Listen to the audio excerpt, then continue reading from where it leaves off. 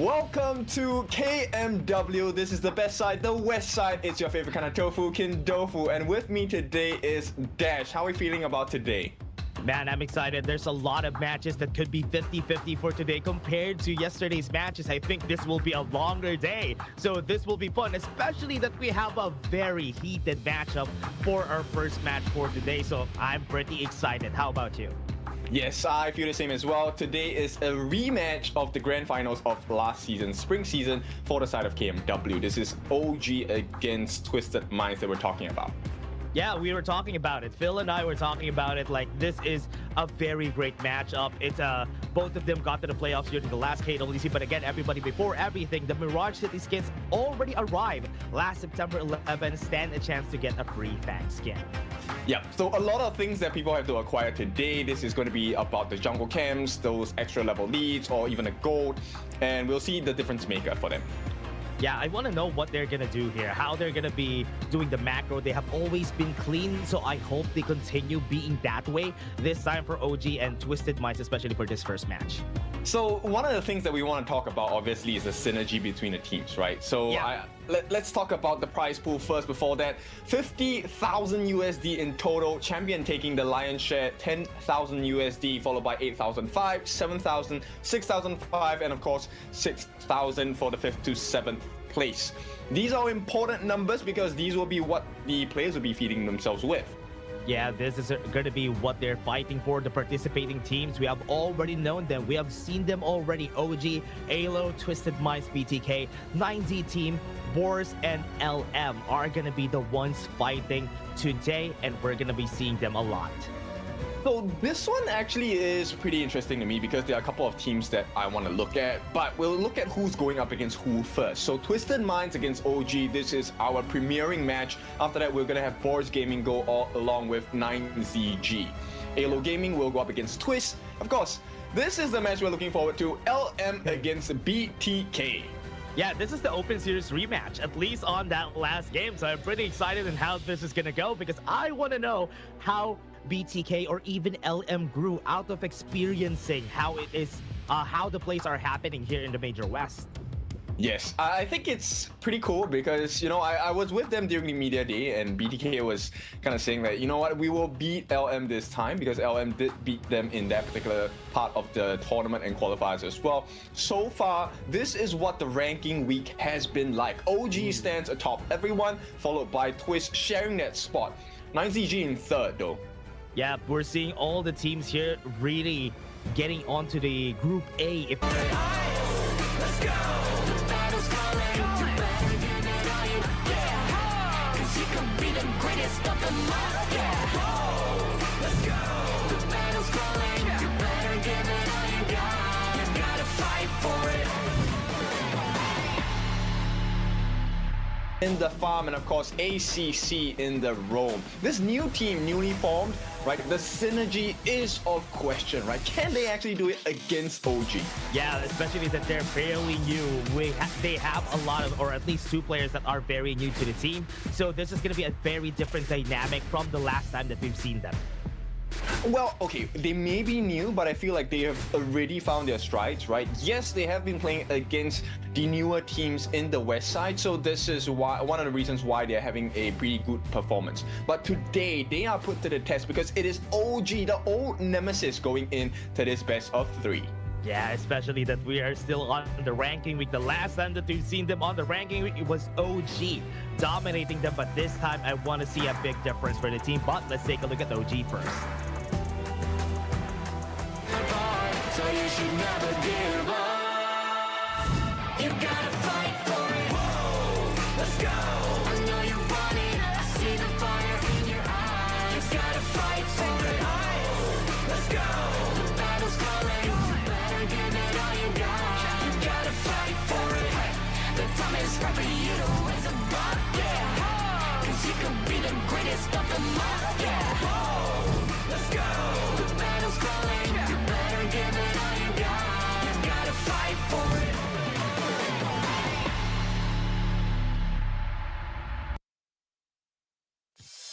And now OG, Dream OG. We have Kaka, we have Dao Dao, Wen On, and Mu Chen on their side. This is a team that we already know, the same team that was here during the last Major West, and this might be their strength coming into the series.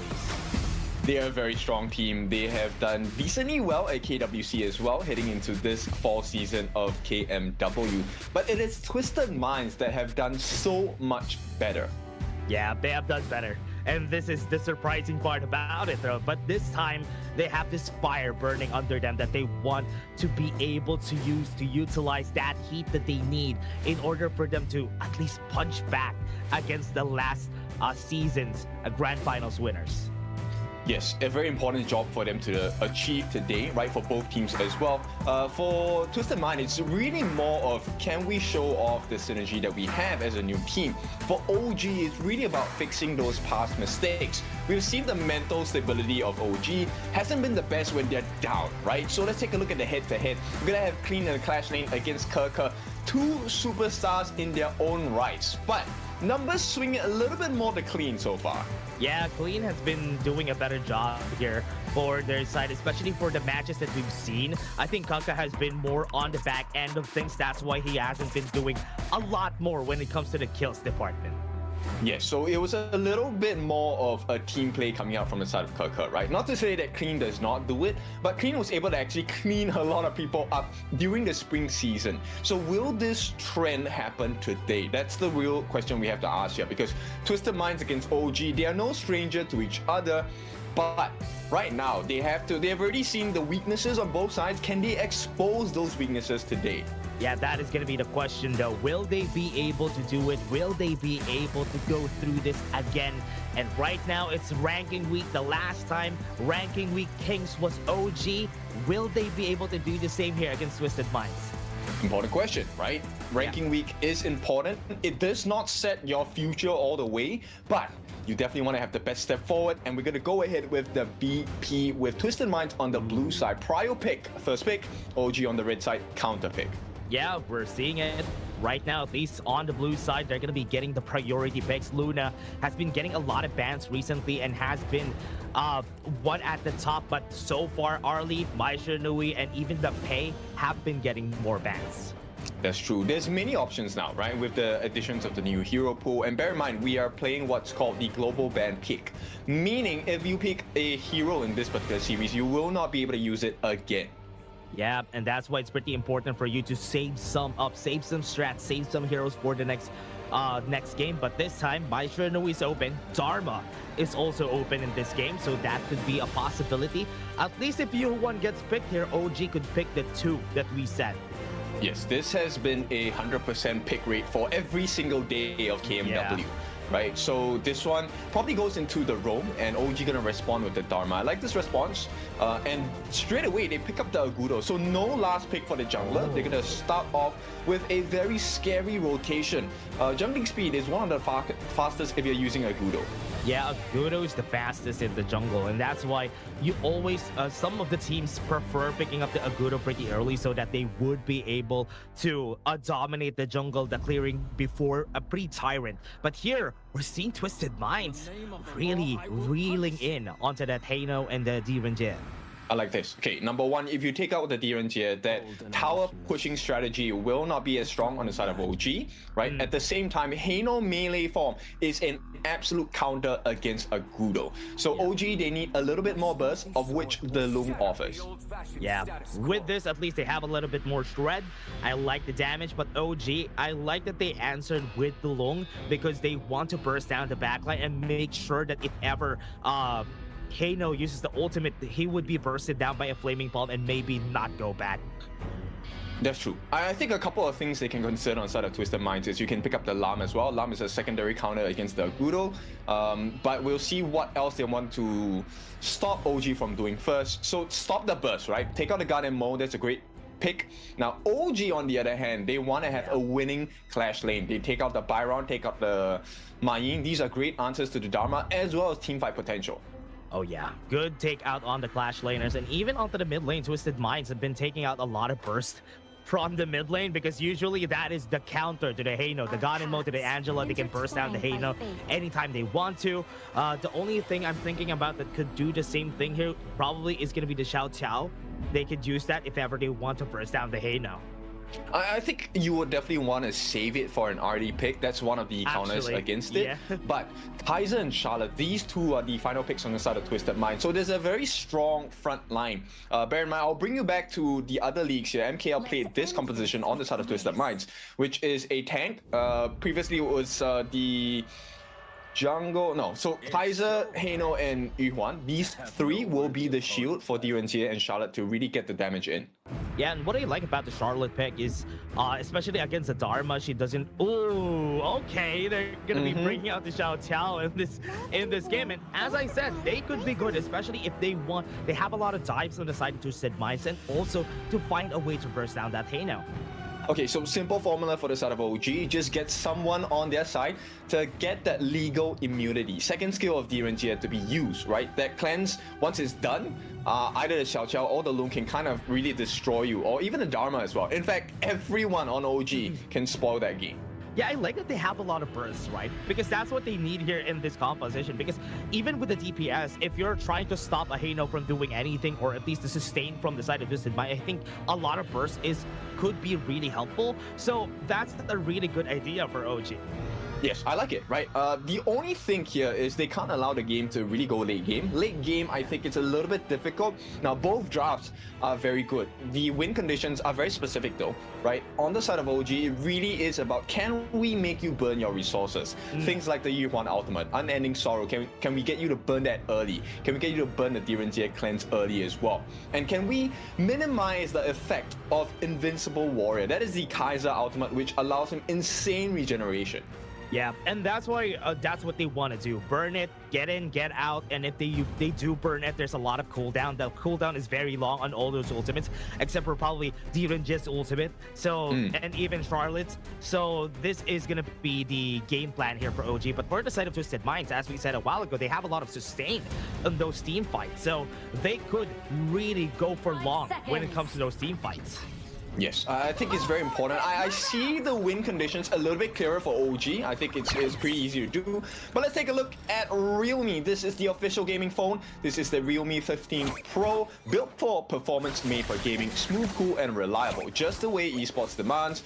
Ready to level up. Get yours now and feel the difference. Yeah, if you have some digital sales, everybody check that out. This is a very, very great gaming phone. But let's go back into the game. OG versus Twisted Minds. This is a very heated matchup, and both of our junglers are starting at the same side of the map. Okay, you see the difference in the decision making, right? Twisted Minds, they know for a fact that, hey, level 1, or just jungling in general, isn't the strongest suit on the side of Xue. He doesn't clear as fast. Dao actually made use of the time to go and spot and scout out where Twisted Minds started their jungle rotation with. Yeah, and that's the reason why they sent out Wen onto the top side of the map, and they were able to see where Xue started. So this time, OG would know where they're going to be ending up, most likely on the bottom side of the map, and try to clear out the mid lane later on. That is already a good spot, but the teleportation circle, Twisted Minds know how to secure it. Yeah, so it's a difference in mindset, right? OG, they don't feel like contesting for that space sprite, which gives that EXP and gold over to the side of Twisted Minds. Now, OG, they have a decent lead simply because they are able to clear it faster. First blood, not on the way yet, but you can start to see, right? Right now is the timing where you want to really burn all the flashes, all the skills coming out. Yeah, and right now Dao is going to do just that for sure. Right now they're going to be throwing out the Gorge Mobilization, but no flash is going to be burned. Shanks knows that they're not going to die though. Yes, but this is... Yeah, and I think what they need to know here for the side of OG is that they really need to just burn something, burn some resources on the other side so that they would be able to get that advantage in this team fight. So now, on the side of Twisted Minds, they are really looking to just wait for this. And now, yeah, we are back right here, everybody. And now, Twisted Minds is just clearing out the wave in the mid lane just as a reaction for OG. True, but OG already having a decent lead, right? It's about 500, half a thousand. It's not the biggest, but it can start to snowball. You can start to see Kirker's already exploring the jungle. That early rotation of check-in rotation timing for the jungle is working out for OG. Yeah, I like it. Even in the bot lane, we're seeing Wen. Wen has been staying there for so long, used the Honey Sweet Breeze, but they know, at least they respect that they're not going to be able to kill them at this point, even with the Meteor Storm. So they're not burning any big resources from their side. Yes, and they're defending their buffs as well as the jungle camps. Hang on. Ooh, force flash out of Muchen. Force mobilization is going to be there. He used the Invincible Warrior just to tank up some damage here from side of OG, but it's going to happen yet. Okay, but this is a big marker. Number one, Shanks burn out his flash. Yep. Muchen as well. So for Shanks, I think it's a little more destructive because he will not be able to enter that Tyrant fight with his flash, which means OG has prio now. Yeah, they have prio. Muchen could get away from the fights pretty easily because you have access to that Park Link. So this time, 30 seconds. Second wave before the Tyrant comes in. Everybody's waiting for that, trying to clear that out. I like that there's a lot of pressure in the bot lane. Shanks is going to be the target that they want to kill him because they know doesn't have any flash, left alone right here. We're seeing this. They can go for a destined encounter, get the slow down, waiting for the Flaming Palm. That's going to be a very dead one. The Flaming Palm fade away. Will get the first blood. Beautiful first blood coming in from R. This is what we expected out of OG, right? But can they snowball this lead? It's about 1,000 at this point with the 4-minute Tyrant coming out. This one should be OG's easily. Yeah, that is going to be an easy Tyrant for them. No presence of Shanks, no Imperial Order to take down some of the resistances of Dao Dao. Hailong is just going to be here just annoying Dao Dao for now, but that's just going to be free for them. But I like the reaction coming in from Twisted Minds that they're trying to get this. With Honey Sweet Breeze onto it, it's just going to be backing off, but Kaka does not have any more.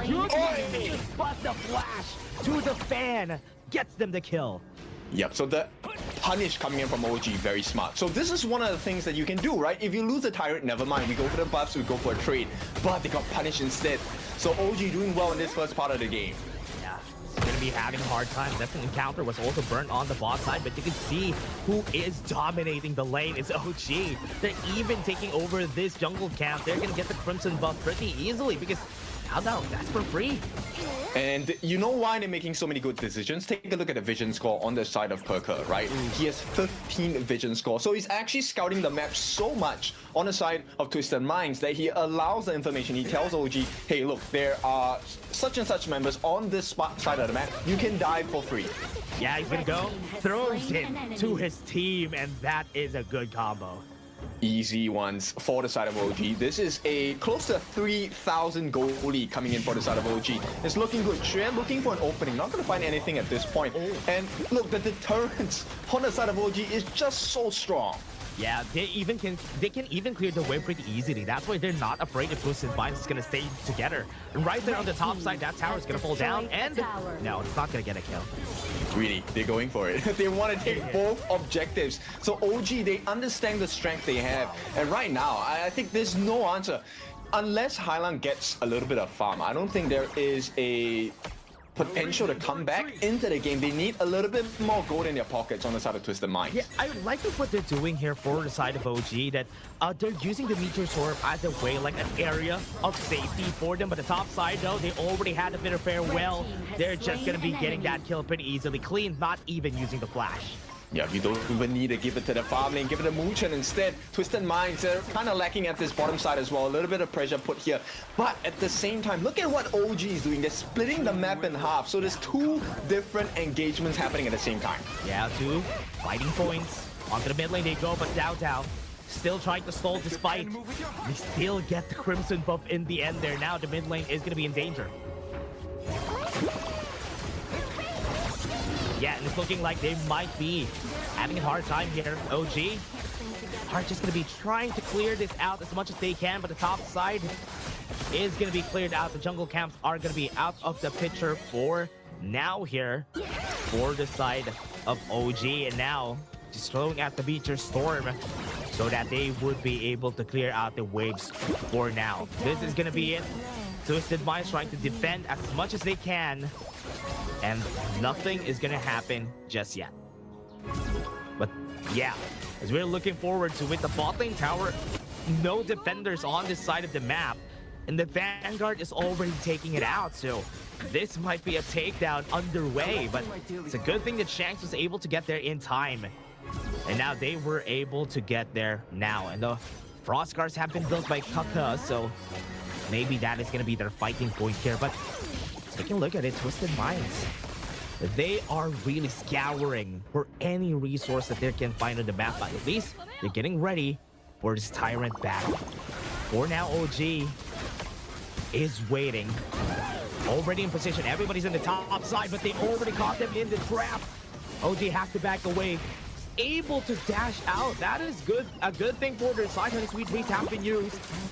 He has to dash away. Highland is going to be in danger if he uses the Fate Rewind. Destiny counter is used for them to just zone out the members right here. Twisted Minds. They already have position. Top side has been taken down. And this mid lane is not going to fall. It's easy for the side of OG, but it is a to nothing. This is really good news for the side of OG. Yeah, they also got the tower right there on the bot lane. That is a good start up here for OG. They're already dominating the map. Yes, the mid lane is still alive. Mikaka has the flash. If somebody moves forward, this could be pretty scary for the side of Twisted Minds. It's a 6,000 gold lead coming in for the side of OG, and I think this is a healthy position to be in. All T1s are gone. Now, this is going to be a free Tyrant before the 10-minute mark, before the Shadow variants come up. Yeah, wasn't even able to use a Fate Rewind a while ago onto the mid lane. Now this is going to be a dangerous position for the side of Twisted Minds. Yes, so for the next 80 seconds, you will have the Tyrant buff on the side of OG. And this is a concerning point of view because take a look at the farm on the side of An. He's already close to 8,000, already has the Starbreaker, already has the Eternity Blade with the Master Sword as well. So he has extra damage after usage of skills, he has extra crit and extra armor pierce as well. Yeah, and he's very scary. I love this. I love this. OG, they have a very fed marksman, and you're gonna be scared whenever you're facing a long like this. But 20 seconds of the clock, we already have our Shadow variant. Yep, Luke is 3,000 ahead. This is the biggest difference so far. Oh yeah, Gorge Mobilization has been thrown. Kaka is in front. They force Highline to use the Fate Rewind. They're gonna move forward. What a great team matchup. On Tree, have to force the flashes away, but OG losing the fight with Clean in front, cleaning up the members. Blue team has slain an enemy. Blue team has slain an enemy. Team. And wow, what a play from the side of Twisted Minds. They still won that fight. And surprisingly, OG was caught in a trap there. They fell through, and nobody survived, or rather, only 2 survived from the side of OG and On. Trying to fight against Clean. Clean is not going to be surviving that for so long because the damage is going to be enough. They actually managed to save the Tyrant for the time being. Now, there is Xue online. He does come back, and with the smite as well, Dao Dao going to follow up as well. And now, nobody wants to contest for Tyrant, right? It's about the buffs at this point.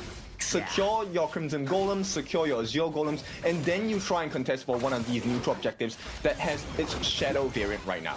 Yeah, I like this punch back coming from Twisted Minds, but without Clean, they wouldn't be able to fight this. He's the most important key part of the fight a while ago, and this time without him, that's going to be an easy take on that Shadow Tyrant for the side of OG.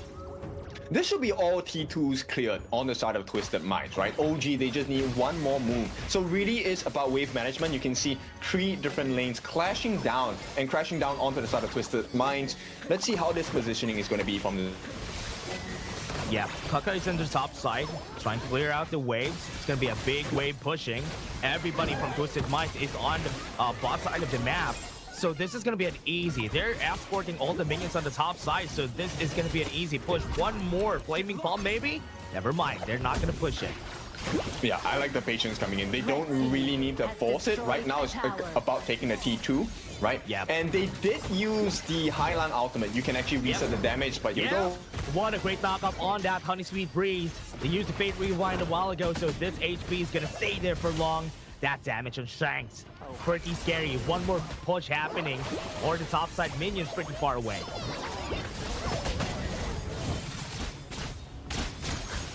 But yeah, with the minions pretty far away, they're not going to be starting anytime soon. Right now, one more shot with a Flaming Palm. That's it. Tower on the top side has been taken down. No Fate Rewind.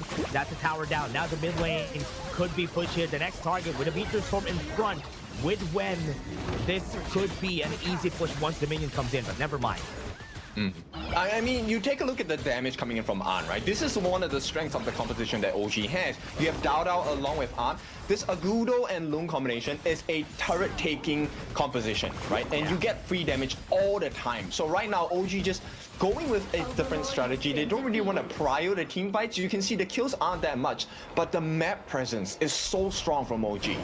Yeah, that's the scary part about what OG is doing, is that the map presence is there, but Clean should be looked at here. The reason why they lost the fight a while ago was that Clean was allowed to go to the back line. When and on should be protected at all times, Shadow Path has been thrown on the bot side. Okay, this is going to be the last bit of defense on the T3s in the mid and the bottom. And OG, you know for a fact they can get free hits in. Yeah, they will be. Shadow Vanguard still not here. Damage gonna be there. You have the Fate Rewind, but they're gonna be saving it for the mid lane tower. Right now, they're gonna use it. It's gonna fall down, but it's still gonna go back up. Use the infinite fastest. They force it to fleece. Kakao move forward. Not gonna be able to hit the right targets, but it's still okay. They got the kill anyway. Double kill on the side of OG. 3 more members staying alive, but a Crystal is not gonna stay for so long, and OG will be taking game number 1. Wonderful execution coming in from the side of OG. We were talking about this beforehand, and we felt like OG, this is their season, right? Yes, they have won spring in the sense where they went undefeated, but what a great showing today. Yeah, great showing. At least we know in game number 1, they're a bit more decisive. They know how to play their draft a lot more. And Twisted Minds was caught in the action a while ago, and they were having a hard time reacting. Very hard, right? Because there's, number one, there's a very big goal difference. Number two, the map is definitely in control on the side of OG, right? They've taken every single objective. They've made sure the buffs are going to the correct people. And what that means is that if you notice the game itself, the farm laner Shanks on the side of Twisted Minds never got a Crimson Golem at the correct time at all.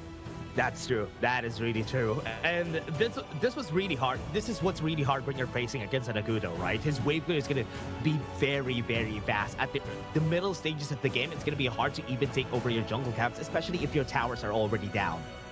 Yes, and the biggest difference maker was the fact that, look, they at a point, they were like 7,000 gold ahead. Yeah. That's OG I'm talking about. Yeah. And majority of this advantage actually was in the hands of An.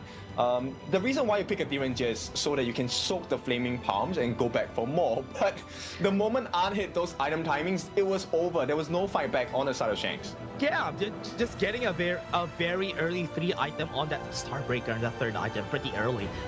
He was able to get it pretty early, and that's the scariest part about alone with that item. He can really shred down even the tankiest of your members, or the not tanky members. The squishy members are easy targets for him. Yes, and we talk about burning that cleanse on the side of Deranger, right? So Yeah. Shanks was always put in a very difficult position. I think OG knew exactly what they were going for, which is also one of the reasons why I felt a little bit more comfortable with their draft. Now, the draft on the side of Twisted Minds, I feel like it's a good one. But you need the goal to complement that composition, because that composition was meant to be able to drag the game, right? Hano out, Fate Rewind, you're supposed to repair towers or get a good team fight base of that. Never happened. Yeah, and that's what they were looking for, because the team composition was made to skirmish. They are made to go on those long drag-on team fights, but it never really happened during that whole game, which is why it was just hard for Twisted Minds to do anything. The Fate Rewinds wasn't used until the second tier, or rather, the second tier turret that we have in the mid lane. That's why it was hard. OG was just playing it pretty well. Yes, and we'll take a look at the stats over here. Let's focus on OG for a little bit. An, obviously the richest member down there, 12,403. This guy was not threatened at all. Yes, there were a couple of times he was close to death's door, but it doesn't matter. He does have his ultimate, the Dragon Form. Infinite Vastness, it works wonders. Now, on the other side, let's take a look at Twisted Minds. Who do you want to talk about? Ooh, Twisted Minds, I just want to see Shanks, what he built here for his items. He went for the Succubus Cloak because he knew that there was 2 threats, Wen and Muchen, that could burst him down, which is why I can kind of understand why he went there. Yes, Wen was actually very consistent in catching them out, right? Yeah. With that being said, 125,000 worth of damage. The MVP, I think, is a contest between Wen as well as An. Ooh, yeah, true, actually. 12.3k gold versus 9.4k, but with 125k damage. So, I don't know, man. I think it's gonna be Wen for me. I think it's gonna be Wen. Okay, I'm gonna stand on the other side. I'm gonna go with sure. An. I think he had very good value, right? The amount of burst he offered in team fights was really a game changer, because it, number one, lessened the number of members on the side of Twisted Minds. At the same time, also getting the free pokes. He was one of the main reasons why OG was also able to take so many turrets across the map. Yeah, it was good. When they were taking down Turret 2 was the most important part of it. And they were able to do so consistently. So I'm really looking forward to see who's going to be MVP here for this game. But for now, we've seen it. OG in form, in shape. Love the performance. Yes, and here we go. This is going to be the MVP. You win. It's going to be Wenya. 2-0-4, close to 40% of the team's total hero damage. Now, why is Xiao Xiao coming up so much in this particular patch itself? It's because many answers. You have wave clear. You also get the big burst as well. And this is one of the compositions that really make life hard for the side of Shanks, because you can't.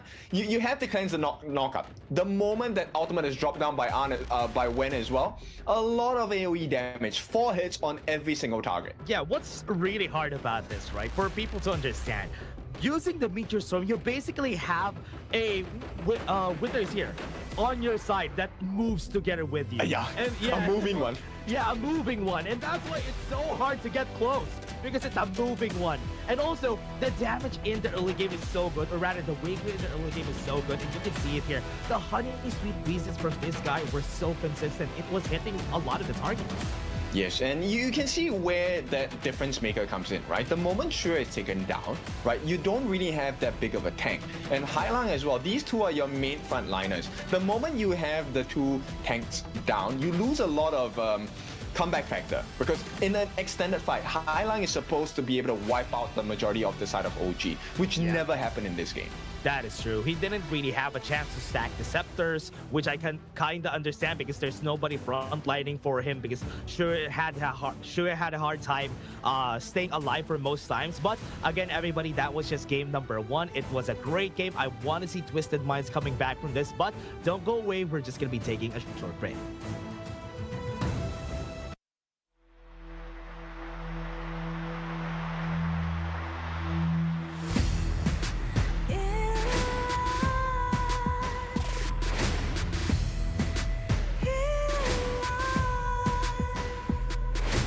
What's a life without its worth?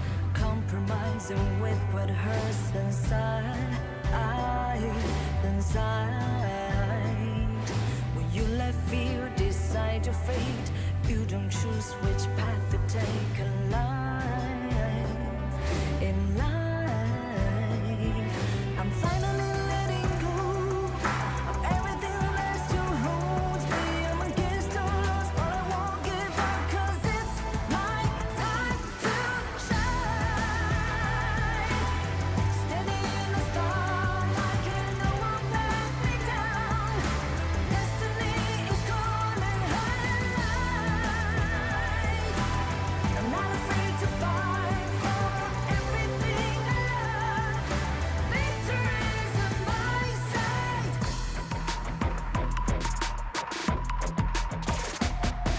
The more we lose, the more we gain. The more that nothing stays the same in time. In time. Can't love ever, can't forget. What you see is what you get sometimes. Sometimes. Gonna show the world tonight. The light that shines inside us. We're against the odds, but we won't give up, 'cause it's our time to shine. Standing in the spotlight.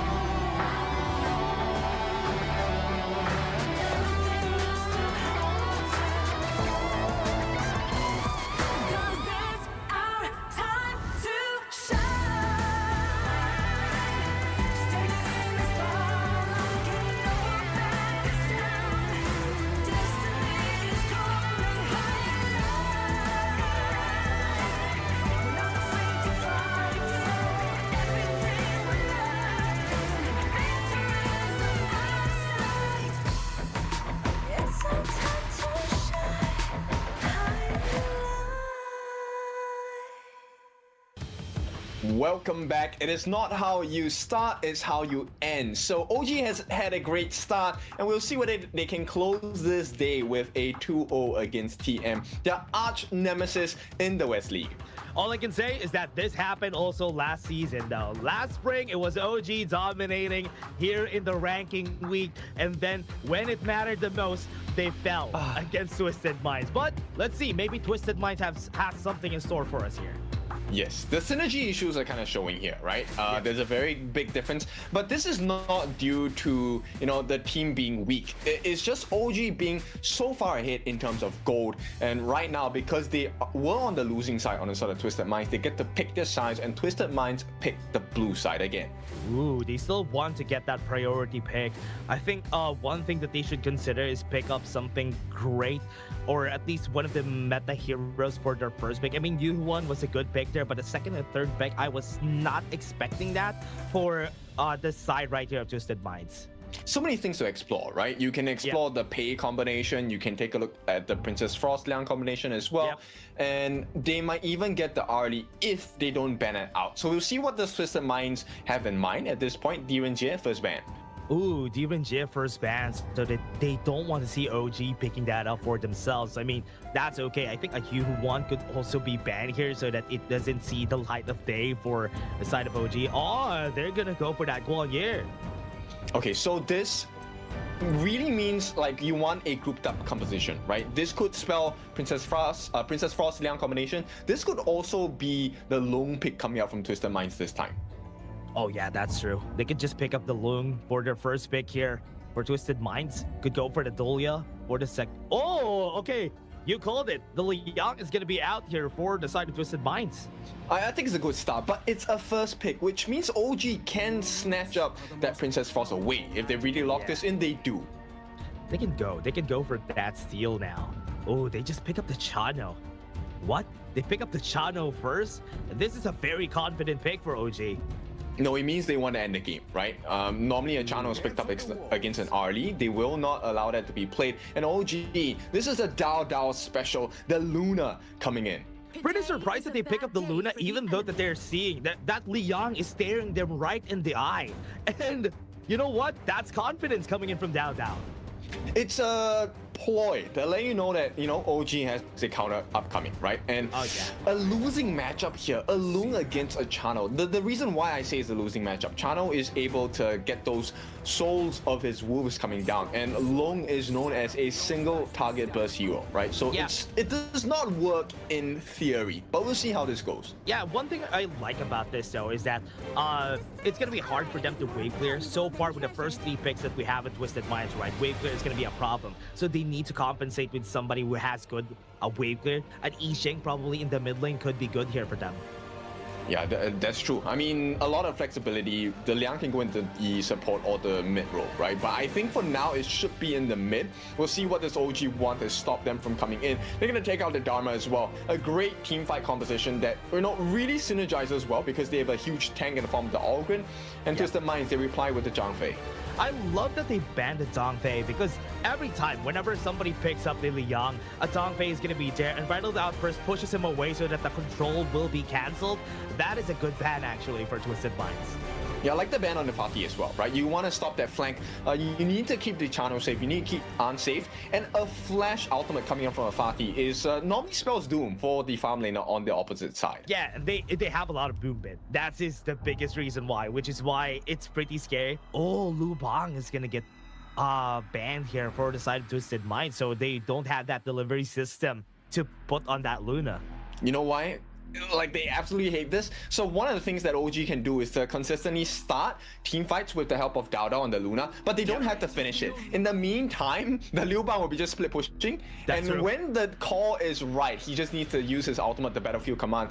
TP, you're done. Yeah, that's true. And I like this, right? Picking up the God and Mo against the Sher. One thing that is good about the God and Mo is that Sher has a lot of a hard time clearing the waves in the mid, or at least in the early stages of the game, but God and Mo doesn't have that problem. So it's easier for the God and Mo to rotate from left and right, from top or bottom. the backline is going to be very scared on the side of OG, right? So much catch potential. You have the Ogren, you have the Loom Burst as well, and you have the Mayin. Now, OG, they respond with the potential Mozi. I'm not sure. Okay, they will actually lock it in. This is going to be quite hard, especially if those cannon blasts are going to be landing from Muchen, and we know he can land those blows. Yeah, one thing that I like about the Molds is that very flexible. Any team composition that you build, especially if there's some dashes, if there's some melee heroes on the other side, the Molds is always going to be a good pick. He's going to be responsible for stopping ACC. At the same time, he is also going to be able to stun up the Lung. This is very scary because OG has two answers to force out the Lung ultimate, the Infinite Fastest, right? Either you get the catch by the Shi, second skill, Silky Beauty, or you get the stun by the Cannon Blast on the side. Also skill 2 on the side of the Mozi. And this then puts you know, Shanks in a very peculiar position because if they don't get the goal lead again in this particular game, it's game over. Series point goes to OG. Yeah, OG has a lot more to lose with the composition that they built here because they do have the Luna, the Chano on their side, but Twisted Minds, it was built to counter OG, especially that Leon pick that they have here. But we're going to be starting right here, everybody. Twisted Minds versus OG, match point for OG. Right, OG, this is a great start to the day, right? Already leading 1-0. And at this point, I think Xue has to be a little bit careful about checking the brushes at this point. Yeah. While he will not be able to, he won't be losing per se. They want to slow down his farm ASAP. Yeah, that is going to be the idea here. Right now, what I like that they're doing is that they're delaying Xue. He was not able to get there. Oh my goodness. That is not good. Yeah, pushback is one thing, but to be taking so much damage is not looking good at all. Now, Twisted Minds, they do get that neutral objective at the bottom, so that's great for them. Silky Empress got hit. Oh, that's good. First blood comes in for OG. Oh, this is not looking good at all for Twisted Minds. Clean gonna come in. This is a 2-on-1. Return kill maybe. Good pullback. Damage gonna be there, but OG still protecting the blue buff of the other side. They don't want them to take this. Yep, there's no buffs being taken by Xue. This is a horrible start on the side of Twisted Minds. OG all over the place and in a good way. Oh man, they are all over the place and we are seeing it. Down. It's just taking all the camps. He's already done clearing his camps. And Twisted Minds, Xue is still just starting. Yes, and if OG takes a little step further down, they'll know that, hey, the Azure Golem is open as well. Now, Dao already at level 4. He's one whole level ahead of Xue. He will get that Azure Golem into his hands, Xue I'm talking about. But for now, this is a very uncomfortable start. Yeah, a whole level advantage from that Luna. Level 5 on this Luna, and he's definitely going to go for this invade if he could. And Dao is in a pretty confident spot for now. Okay, he does not have his Azure buff, so he needs to go and get that now. This is one of the weaknesses on the side of Luna, right? Yeah. Greatest strength is also a greatest weakness. If you have the Azure buff, you're able to really just zip in and zip out of fights. So Dao will be able to get that win for himself. But for now, it's less about aggression. OG need to secure their neutral resources first. Yeah, I like that they compensated with Xue just going to every lane so that he would be compensated with the XP because he needs to be on par with Dao's level before the Tyrant comes in. Level 6 on this guy. The camps haven't respawned yet. He's gonna come out of this clear at level 7 and Xue is still just level 4. And to complement that, one also, he kind of operates like a pseudo roam, a secondary roam, right? He doesn't need too much gold in his kit. He just needs to land his second skill. Once he gets the catch, OG will be able to capitalize. And for now, hang on. That's what you were saying. They would need to find the catch. ACC had used the flash there and the ult. Okay, and it spoils the entire game on the side of OG. You lose the Azure buff. Okay, there is about, what, 50 seconds before the neutral objectives come up in the form of the Tyrant as well as the Overlord. So it's still okay, but nice catch. Nice catch, nice pull. Taking behind the box has been used, and here comes on to clean up. Muchen had to flash away from that Ogren.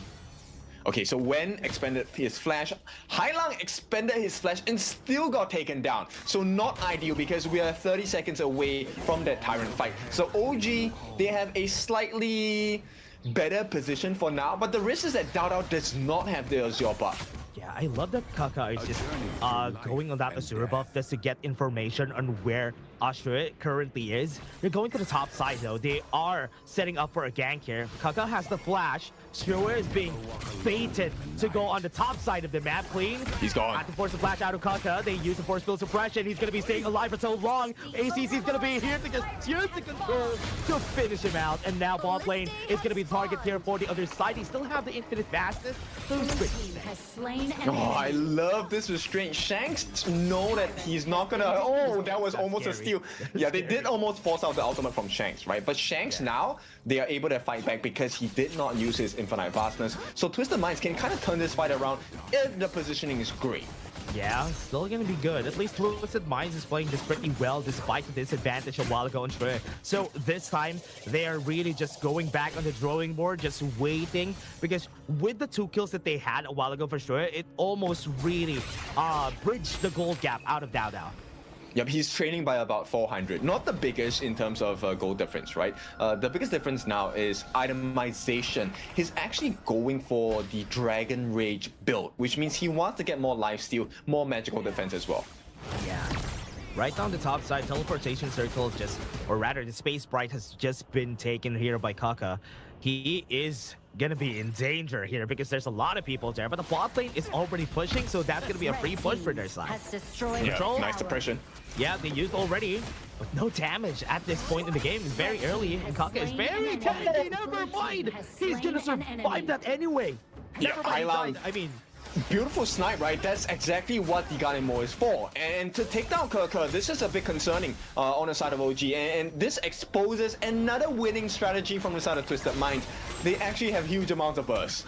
yeah, one thing that happened also is that Clean also died, so it's still a 1-for-1 cross map that happened. So right now they have destroyed the tower on the top side. They defended the bot lane second tier tower, so it's still a safe bet, safe play for Twisted Mind. Yeah, let's take a look at the replay, how this exactly happened. The jump in coming in is a 2-on-1. Nice stun coming in to get that finishing blow. But look, it took them quite a bit of time, An and Muchen specifically. And knowing that, this means Twisted Minds, they actually are in this game very much so. And Twisted Minds, they can turn the script really quickly. Yeah, they can definitely do so, especially for the next neutral objective fight. That is when we're gonna be seeing Twisted Minds just shining more. And I like that ACC has been doing a good job just using his control on the right targets. Yes, and you definitely want to get the CC on the appropriate members, right? ACC is going to be responsible for that. His suppression is so important. Right now, it's a big question, right? If you're on Twisted Minds, who do you want to go and catch? You will have that potential, but ACC needs to catch the correct member. Yeah, I think that you need to catch An or Dao Dao. Those are the best targets here for their side, because Dao Dao, if left alone, is just going to destroy the back line. If not, An is going to be destroying the front line, if ever he's not caught. That's true, and we'll see. Azure buff going to be taken away, and Yeah. it is going to be secured by Dao Dao. Yeah, good steal again. Level 9, Ashura. And Dao Dao is already trailing to go for that level 12. That's scary, man. That's scary. He's almost level 12. And that's a 3-level gap on the show. Howling But now Wind! TP is gonna be coming in. Good flash to just push him away out of the TP circle. Right there in the mid lane, Shui. Gonna be the target. One more shot to the head, and that's a 1-for-1 again. A beautiful response coming in from side of OG. And with this being said, 4-4, but the goal lead slightly in favor on the side of OG, and a T2 open for the taking as well. This is OG map domination once again. Yeah, clearing down the bot lane so that it's easier for them to go for that Tyrant. Very smart here for OG. And we'll take a look at the farm here. 5,500 for the side of Shanks. He is getting there, right? Eternity Blade as well. Trying to go for a little bit more damage. The Master Sword, the next item of choice. He needs a little bit more crit, more burst potential before he can take down members. An is definitely at risk here because he has not built a single defensive item just yet. Yeah, he needs to be careful, especially if Clean goes to the back line. He's going to be the first target that he's going to go through. So now there's 2 targets. Dao Dao is 0-2, so most likely An is going to be the better target here for ACC whenever he goes in. I just want to talk about Xue. I think oh, hang on. Nice stun. Xue has a great understanding on the itemization one-on-one. Yeah, oh, the fight is just happening clean. As I'm saying, he's very, very scary. The Tyrant almost killed An right there, but he survived. They took him cleanly with that one, and they secured themselves another Tyrant. Not the Shadow variant, but for the next 90 seconds. OG have a very strong fighting prowess. Yep, OG. It's really looking to maybe just take them in this next fight. They're clearing the waves on both the side lanes, and Twisted Minds is left to fend for themselves. And not a good news for the side of Twisted Mind fans. Dao has gotten, hang on. Oh, pop the howl. ACC has the flash though. Oh, never mind. No. He doesn't have the flashes yet, so still okay. No, that was the wrong call. Look at what's Yeah, happening now. top side. OG fully open on the top side. T2 should be for the taking as well. An is going to be laying down the structural damage. No. And one bad decision. OG take another turret. Smart play again from OG, and now they're looking to maybe push the mid lane here. Good wave clear coming in from the side of Twisted Minds, with the side lanes are pushing. Silky Emperor just got the hit though. Sure is going to be the target, but no damage just yet. Tower could fall down anytime soon. They use the suppression. He might be killed, and that's it. Onto the backline, they are going to go down. Now he's activated because they don't have any suppressions anymore, and that's a 1-for-1 still. But OG win. This is a great fight for them. You take out the main tank, right? Everyone else is super squishy. One more catch. Backline, they're going to go for Wen. Hat force Silky Emperor is going to get used, pulls him back, and that's a kill. Oh my goodness, Wen is just on a different level today. Dao looking for an opening, right? But for now, OG, they have to be content. It's a 4,000 gold lead with the Shadow variant of the Tyrant available for the taking as well. Yeah, there's gonna be 3 for OG. There's no chance that they will be able to steal this out. On is just gonna be clearing it, while Dao is just zoning everybody away out of this objective. Yep, smart, right? They didn't even allow Dao to go into the pit. It's really An who's doing all the work. Dao is just responsible for being the deterrence, right? Yeah. In that position, if you make a mistake, he can actually dive into the backlines on the side of Twisted Minds. And right now, the punish is so desperate coming in from the side of OG. Number 1, they take the Tyrant. Number 2, they take away the Azure Golem. This one has been fed into An. And An is going to get his own Crimson buff. Yeah, what's important here for Twisted Minds at this point in the game, just find your priorities. Will it be Hailong? Will it be Shanks? Because you need somebody to be the damage dealer for the team currently, because Sure is not going to be doing anything well now just because of this level gap that they have with Dao. Yep, and look, the Cannon Blast has been absolutely irritating on the side of OG. Yeah, Moonshine, this is a good time to be a menace, right? If there's any time to be a problem, HOG is where you need to be at. Yeah, he is. It has always been a problem for the team here because multi-man Cannon Blast has been happening all the time. Not even using the tank inside the box most of the fights because he doesn't need to. Yeah, and right now, you know, Twisted Minds, they have no answers. The concerning thing is they won't be able to burst them down as fast. Kirka is able to tank that freshly forged with the couple blades coming out from Hailong. Not a great side. Onto the backline, they used already. ACC had to flash away though. Moonshine was able to get the Cannon Blast. The backline has been cleared. And look at the position of On. He's clearing everybody out. That's one more shot. Triple kill for this guy. Looking for that Quadra. This is going to be it. Quadra kill. They're looking for the Penta. Silky Imprint was there to pull him back. On is going to be having the kill. Penta kill right here on the Major West. Goodness me, that was a great flank, and this opens a door. This is series point for the side of OG as they take game number 2. OG, the ranking week. Best team is still the best team. This is why West is the best, right? Pentakill, come on! Holler and Blam, come on. You know what's going on. There's a reason why I'm here. And there's a reason why OG are playing so well, because today is their day. West side is the best side, as we say it, and we see the first ever pentakill here in the Major West. It's on the hands of On, and I love how generous OG is that they actually gave it to him, because most of the time, they're gonna take the kill, not give him the penta. I would have taken it, right? Right off the bat. I would be like, are you going to get a pentakill? Okay, hang on, let me help you out. And I take the kill for myself. But look, that flank, super clean. Very good decision, right? Because actually they came in with An and Wen. This time the combination was so much cleaner. Wen was also the safety mechanism for the side of An. If An didn't make it, the Silky Beauty with the catch was able to pull them away. And this was so clean. I have to commend Wen this particular season, fall season of KMW, because I think he has been a little bit more consistent. Amount of flash saves and flash evades he played in this game was very big in making the fights turn so well for the side of OG. Yeah, I like that it's on the same, it's almost on the same concept, right? The Xiao Xiao, the Honey Sweet Breeze, the Sure with the Silky Imprint. he has been hitting all of those on the crucial moments, and that's the reason why they're safe or either they get a kill. I love this performance from One. I hope he gets the MVP, but no, that's impossible. Somebody got a pentakill, so yeah, whoever got the pentakill is gonna get the MVP. We'll see if production proves you wrong, but yes, okay, one of the benefits of having One, okay, on the side of OG's perspective is, okay, great, you use that flash to evade, but on the POV of Twisted Minds, it means that you actually had to commit, and now you're caught in no man's land. And OG always with the punish. I think this is the biggest strength so far in this fall season, which is OG is actually forcing TM into very uncomfortable but unsafe positions, gets the punish, get rewarded with the buffs, get rewarded with the turrets, and with the kills as well.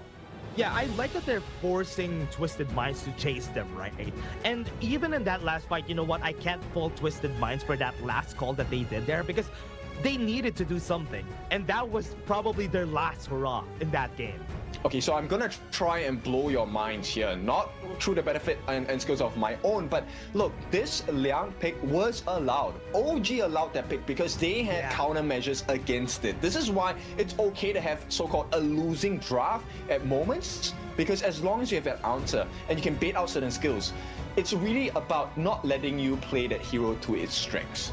Yeah, and we've seen it, right? ACC had a good time in the early game. They were able to get like a couple of kills with the flash ultimate, the suppression that they use it effectively. But that's exactly what you flash ultimate, right? You had to commit so much, and if it didn't happen, you have lost so many different resources. You could see, right? And as well, OG made very clean decisions throughout the game. That one howling wind play coming out from Twisted Minds costed them the T2, potentially the base opening as well. And look, they just had answers for everything on the side of OG. Yeah, that was the scary part about that game, though, because they had to force them to use a lot of things in order for them to guarantee a kill. But look at this, everybody. It was closer than it was just OG the whole time, just taking over the game there. Yeah, I really like this new version of OG. Not that I don't like this new version of TM, I think there's some gaps need to fill, right? End of the day, I think they had identified that Dao was the win condition, but the true win condition, the MVP, Mr. Pentakill, 9-0-1, 33% of the team's hero damage. Look, OG fans, super happy as well, and what a time to do it. Yeah, definitely well-deserved, right? Definitely well-deserved. He really played the flank pretty well. One was there the whole time, just helping him. Look at the imprints, right? Imprints from One was just hitting the right targets and even flashing right there just to get it. This guy is crazy, but On is there to clean up. Yes, I have to really commend Muchen as well. This one, yes, Koko did get taken down, but look, they had to commit so much to get that information, get that kill as well, which opened up doors for the rest of the side of OG to punish them. Couple of nice plays coming in, but once they recognized this behavior, Dao became the actual bait. Yeah, Dao has always been the bait in this game. Like, he was 0-2 at one point. Every time he goes in, he gets hit by the control and can't even move. Yeah, he's not even allowed to play this game. Exactly, and we're very consistent with the catches as well, allowing for the turnaround on OG. Muchen, once again, the cannon blast, so useful, and the stuns, and this one, the big flank coming from the back lines. Arno was already far ahead, he was level 15, he was 6 slotted, and they allowed him open entry. Knock knock, no one's home. Yeah, he went from the red side jungle, right? That's why I was surprised on how they were trailing or passing through the mid, that nobody saw them from the side of Twisted Minds. They were too busy just taking down everyone in front of them that they forgot about the backline. Okay, but with that being said, let's go for a short break before we go into the second series of the day. If I'm not wrong, it should be Boars against Alo Gaming. Yep. We'll see you in a bit.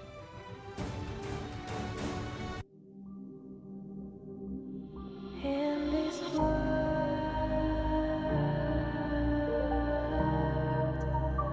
only ones in this world,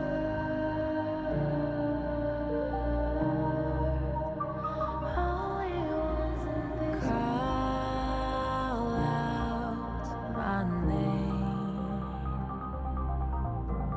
cut through the sound of the rain.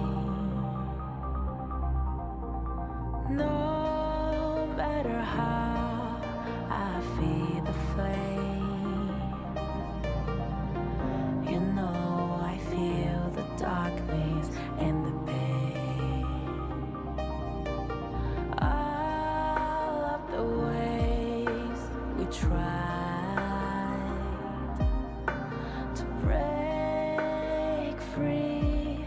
from the night. You know we made it out, we found the light.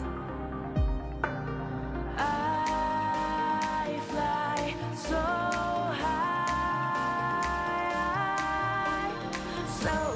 light up the skyline. Let's do it this time, like it's a whole new vibrant world.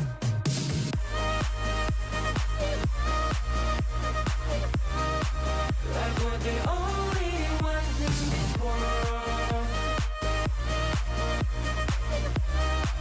Like we're the only ones in this world.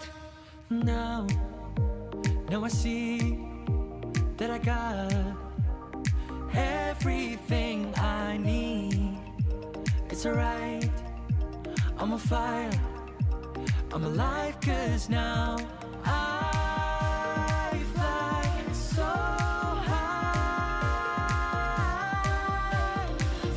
high, light up the skyline. Let's do it this time, like it's a whole new colorful world.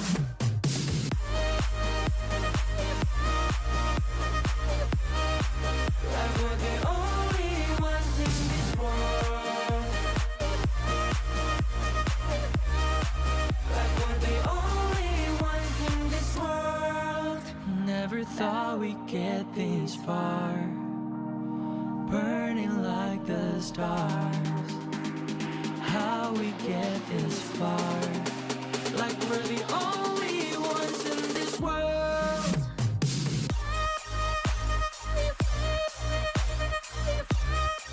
Like we're the only ones in this world. Like we're the only ones in this world.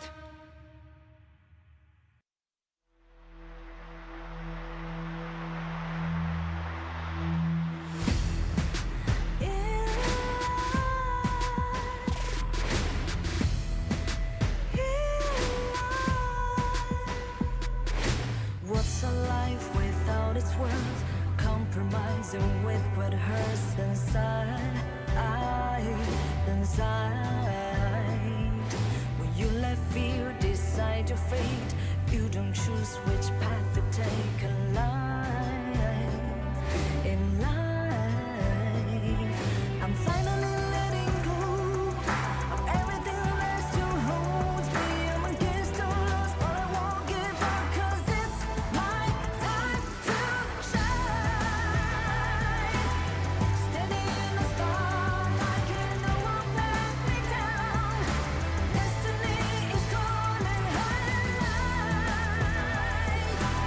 I'm not afraid to fight for everything I love. Victory is on my side.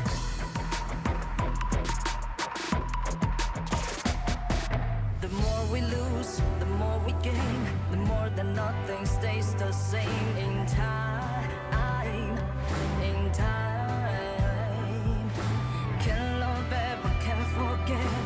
What you see is what you get. Sometimes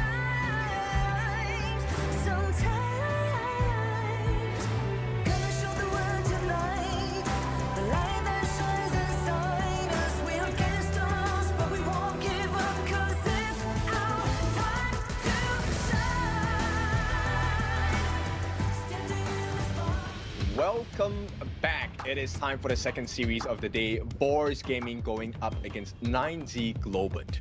Now, this one's a very interesting one because Boars have not gotten a win just yet. Yep, and Boars need to find a win. Maybe this is the time that they will be able to do so. But again, it's against a team that really did a number on the others that they fought from yesterday. But before that, everybody, the Mirage City skins is already here. Stand a chance to get a free Fang skin. You can get the Mayin one for free, right? All you have to do is to log in every day, play a game. So far, I'm on track to get the free skin, but yeah, I need some help, guys. Help me share the code. Yeah, the skin is really good though, especially the Shangwon skin, really good. Everybody, if you can, even if you don't main Shangwon, get that skin. You might main Shangwon after that. Yeah, everything is worth learning, right? And this is the motto for this game number 2. Now, both teams, they have been dealt losses, they have been dealt wins, Maybe not for balls, but hopefully today for balls they can kind of recover and find their footing because it is still ranking week. It does not decide your ultimate fate just yet, but you need to learn fast because next week, survival week, you lose, you go home. Yeah, and that's why it's very important for every team to get to Group S, because at least in Group S, you know that you're going to survive. You just have to know where you're going to be placed after. So right now, that is going to be the challenge here for the teams, because they don't want to get to Group A, because there's only one who will get away from Group A. That's right, and this time you are going to be joined by the WKS region to fight for their slot to the KIC championships happening in Philippines at the end of this year. So you want to be on the top, you don't want to be second feeder. That's true. That's true. You want to be there, and it's very scary to fight against, especially if you place at the second here for everybody watching. If you place first, you get this, you get one slot. If you place second, you're gonna go to last call, and you're fighting against the other side, east side, and also WKS, and it's gonna be. So let's take a look at Boris. To play the part, so you should never give up. You gotta fight for it. Whoa, let's go. I know you want it. I see the fire in your eyes. You gotta fight for it. Let's go. The battle's coming. You better give it all you got. You gotta fight for it. The time is right for you to raise a bar. Yeah. 'Cause you can be the greatest of them all. Yeah. Let's go. The battle's calling. You better give it all you got. You gotta fight for it.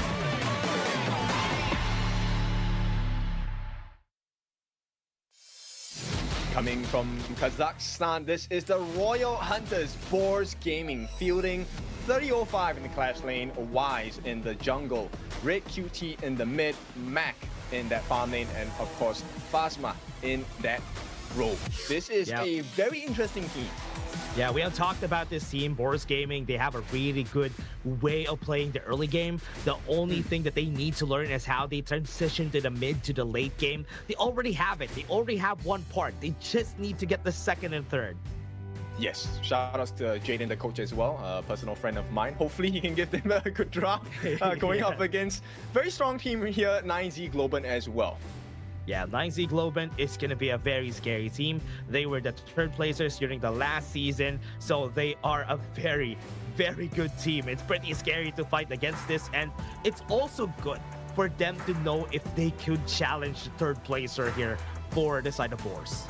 It gives you a good inkling into the growth, right? Boars, of course, they have been landed the hits, but let's take a look at 9Z Globan.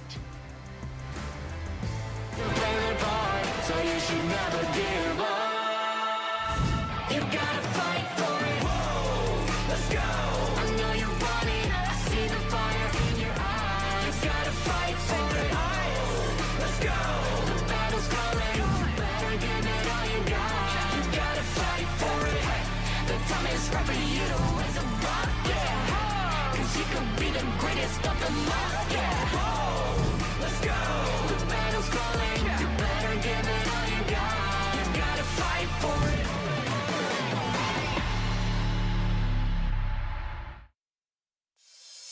Nine Z Globan from Argentina. These guys are called La Violeta. Win RJ on the clash lane, Sick on the jungle, Lefty on the farm lane, Moon onto the mid lane, and Kapusiba for the roamer.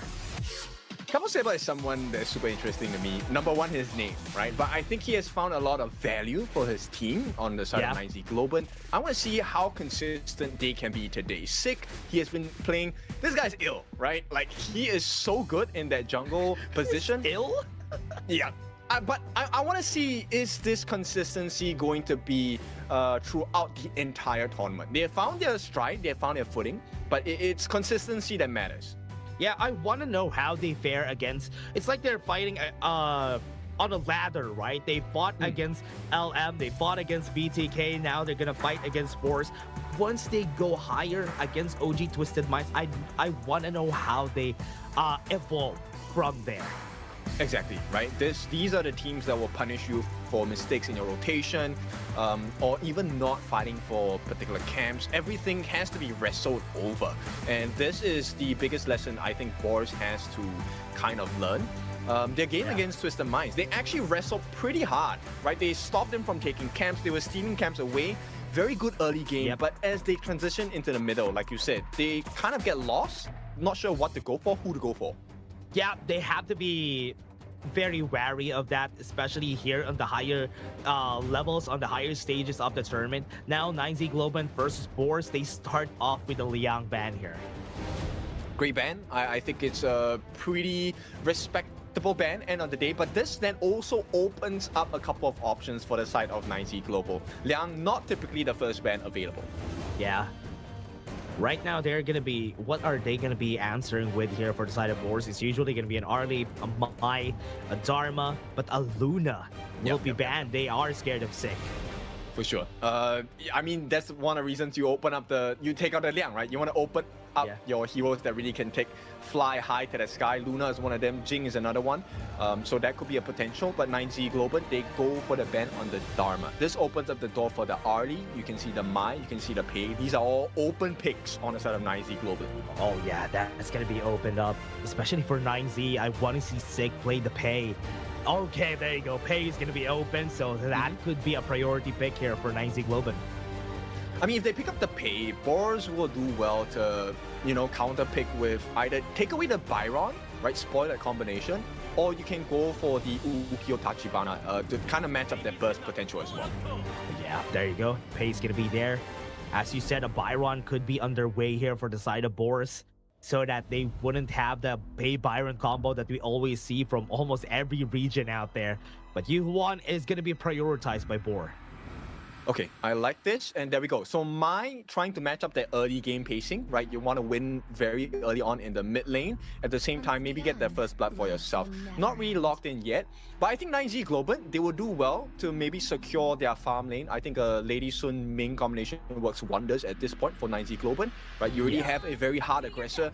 If the Pei is successful, you get a lot of room to farm on your Lady Sun, and the range is going to be extremely scary. But no, 9Z Global, they go for the second form of burst, the Long and Zhang Fei combination. Love this. Yeah, the Long Zhang Fei, good answer whenever somebody dives you in, so good reaction with Unbridled Outburst. But Boars, what do they need here to complete the composition? I do think they can pick up the jungler now that could match the pace here of Pei. I actually would want to stave off that last pick on the jungle. I would save it for the last pick. I would rather secure the farm lane now, because the next pick here determines the bans. But Boars, okay, I like the idea. Agudo going up, right? Jungle for jungle. We're gonna have a zoo in the middle of the gorge here. They're gonna try to outpace each other with the with their clears here for both of our junglers. But now with Boar, they are trying to take out a lot of the mid laners that could potentially have a good time against the Baisha. I think Lady Dun has an easy answer against her, which is the Destructive Deluge. That's why they banned it. Okay, they also take out the Rengier, right? On the side of 9Z Global. So this leaves an option open. Maybe you're looking at a, I don't know, Hou-Yi, but it doesn't work in this composition for now. Yeah. What are they going to be? Oh, they're not banning any of the Clash laners also on the side of Boars. So Mai Yin has been banned. So potentially Boars could take the Byron for themselves, so that they have a very aggressive. Yeah, there you go. They can take the Byron. if I'm 3005, there's no way I'm giving you the Byron, right? So sure. Byron should be locked in. Boars, okay, this is it's like a mix and match of picks. But Fatih coming in for the side of 9Z Global. What do you think about that one? Yeah. One thing about Fatih is that what? What? No. I don't believe that. That's not gonna happen. Leashing mid. That would have been crazy. Oh, they pull out the Milady. Okay, I like that. This is so hard. Now, Boars, this is difficult. If the Milady is locked in, right, then the Mai is going to be essentially kept in the mid lane, because you have to deal with the robot minions, right? At the same time, Pei gets instant access into the clash lane for the potential first blood. You can then access the jungle as well. But Boars, they try to finish this up with a Lady Sun. I like this composition coming up from Boars, but is it good enough? Because the burst potential of Lung is so scary. Yeah, burst potential of Lung. Thought he could chase you down to the ends of the earth when you're playing a Lady Soon. And I like that what you said about the Milady, right? You also have access to where you want to go if the Milady just clears out the lane pretty fast. And you could invade pretty fast with her, which is why it's going to be a better time here for 9Z Global on the invade aspects of the game. This is a very scary game, right? So for this particular best of 3 in this first game, I think it really is decided by who gets prio farm, right? Any team with a goal lead will be able to snowball, end the game in less than 15 minutes. So this first wrestle over the camps, over the space sprite, over the buffs, very important. You have to stop each opponent from coming into your jungle and also to stop them from taking those small camps. Yeah, the question is how they are going to be starting with the tussle here for the team, because for now, this is a very hard invade timings for both of our teams here, but they are really good at clearing their own jungle camps on both sides, so it depends on the speed for both of our junglers. As well as the position. So welcome to game number 1. It's Boars Gaming going up against 9Z Global. Winner of that first 4 minutes is going to decide this game for sure. Yeah, it's going to be a very scary one for both of our teams here, and I would love it. I would love to see who's going to be upgrading out of this one for both. KY is already showing here, and you can see that mid lane clear should be an advantage for the side of Boars because there is backup from Phasma. And for now, which means the robot minions wouldn't have too much value. Yeah. Right now, it's just going to be clearing for that Milady, waiting to get that up level 2 before they go in move. One thing that's good about this is that Red QT will be having a good time at invading the bot side pretty fast for that Maestro Nui as expected. This is my coming in. Oh man, that is just sad. But Galvasiba at least has been punished there by getting him to low HP. But I like this, right? The reason why you take a smite on the jockey as well is that you have the potential to kind of delay the take on the neutral objectives, stun your opponents with your Unbridled Outburst, and then get the smite down for the steal as well. So a very good idea coming out from Kapuseba.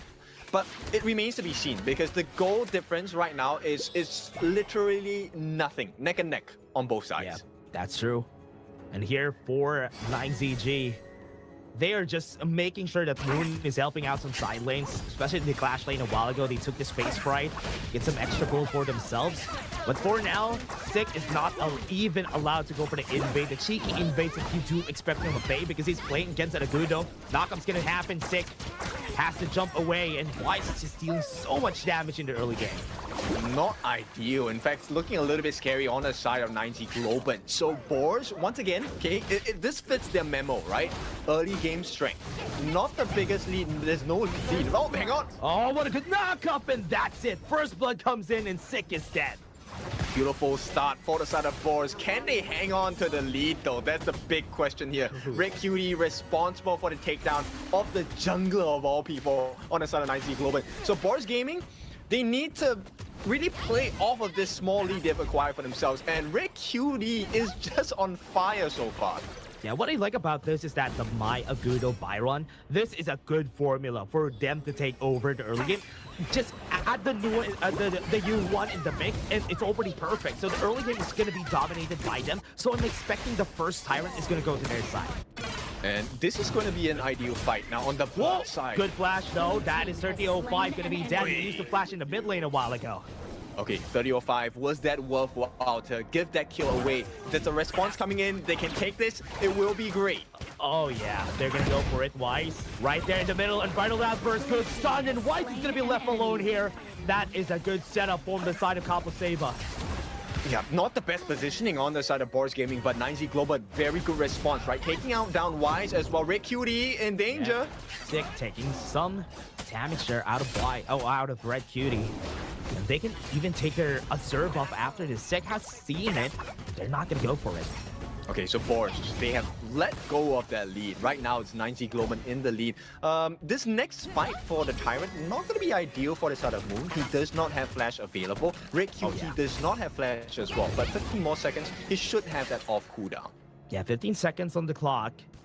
They already have their timings right here. They're going to be clearing the way for sure. TP's going to come out. Space Sprite's going to take in top side. So 5 seconds before that Tyrant. It's a little bit unfortunate because there has been no setup, no help given to 3005 with a Byron on top. And you can clearly tell they're suffering. Yeah, 3005 is having a hard time here. Red Cutie is trying to zone out, being the bodyguard of this Tyrant, because you can see Y still clearing on the top side. Okay, and Bridal Outburst has been used, so this is ideal for both. Yeah, could be a good start. Mournful Tempo just to zone them out. Wise is already in the area. What a steal coming in from this, or rather, what a good secure from the side of 9Z. Yeah, Leffy doing well for the team, and this is going to be the snowball potential, right? Balls Gaming, this is not ideal. They're already trading by close to 1,000 gold. The response here, they want to put numbers and get the T1. Okay, that's good. A lot of their people are already on the bot side. Great use of that TP circle. And this could be dominated. The jungle camps are being taken. This is exactly what they need to do. So force them out at jungle, contest every buff. It goes in the hands of 305, I believe, 3005. And there is no buffs to be stolen on the side of boss. Great play, and now they get the T1 in the mid as well. Oh no, this is going to be a free T1 in the mid lane. On the top side too. Could be a good cutoff here for the side of boss, but never mind. They're not going to see where Sick is. Okay, I love the timing here. Balls doing well to recover right now, trading by about 500 gold. They won't be able to defend the T1 at the bottom though. Yep. Good recovery also for the side of 9Z. Able to take down both the side lane turrets here. So now everybody is equal still. Still a 1k gold lead after all of that.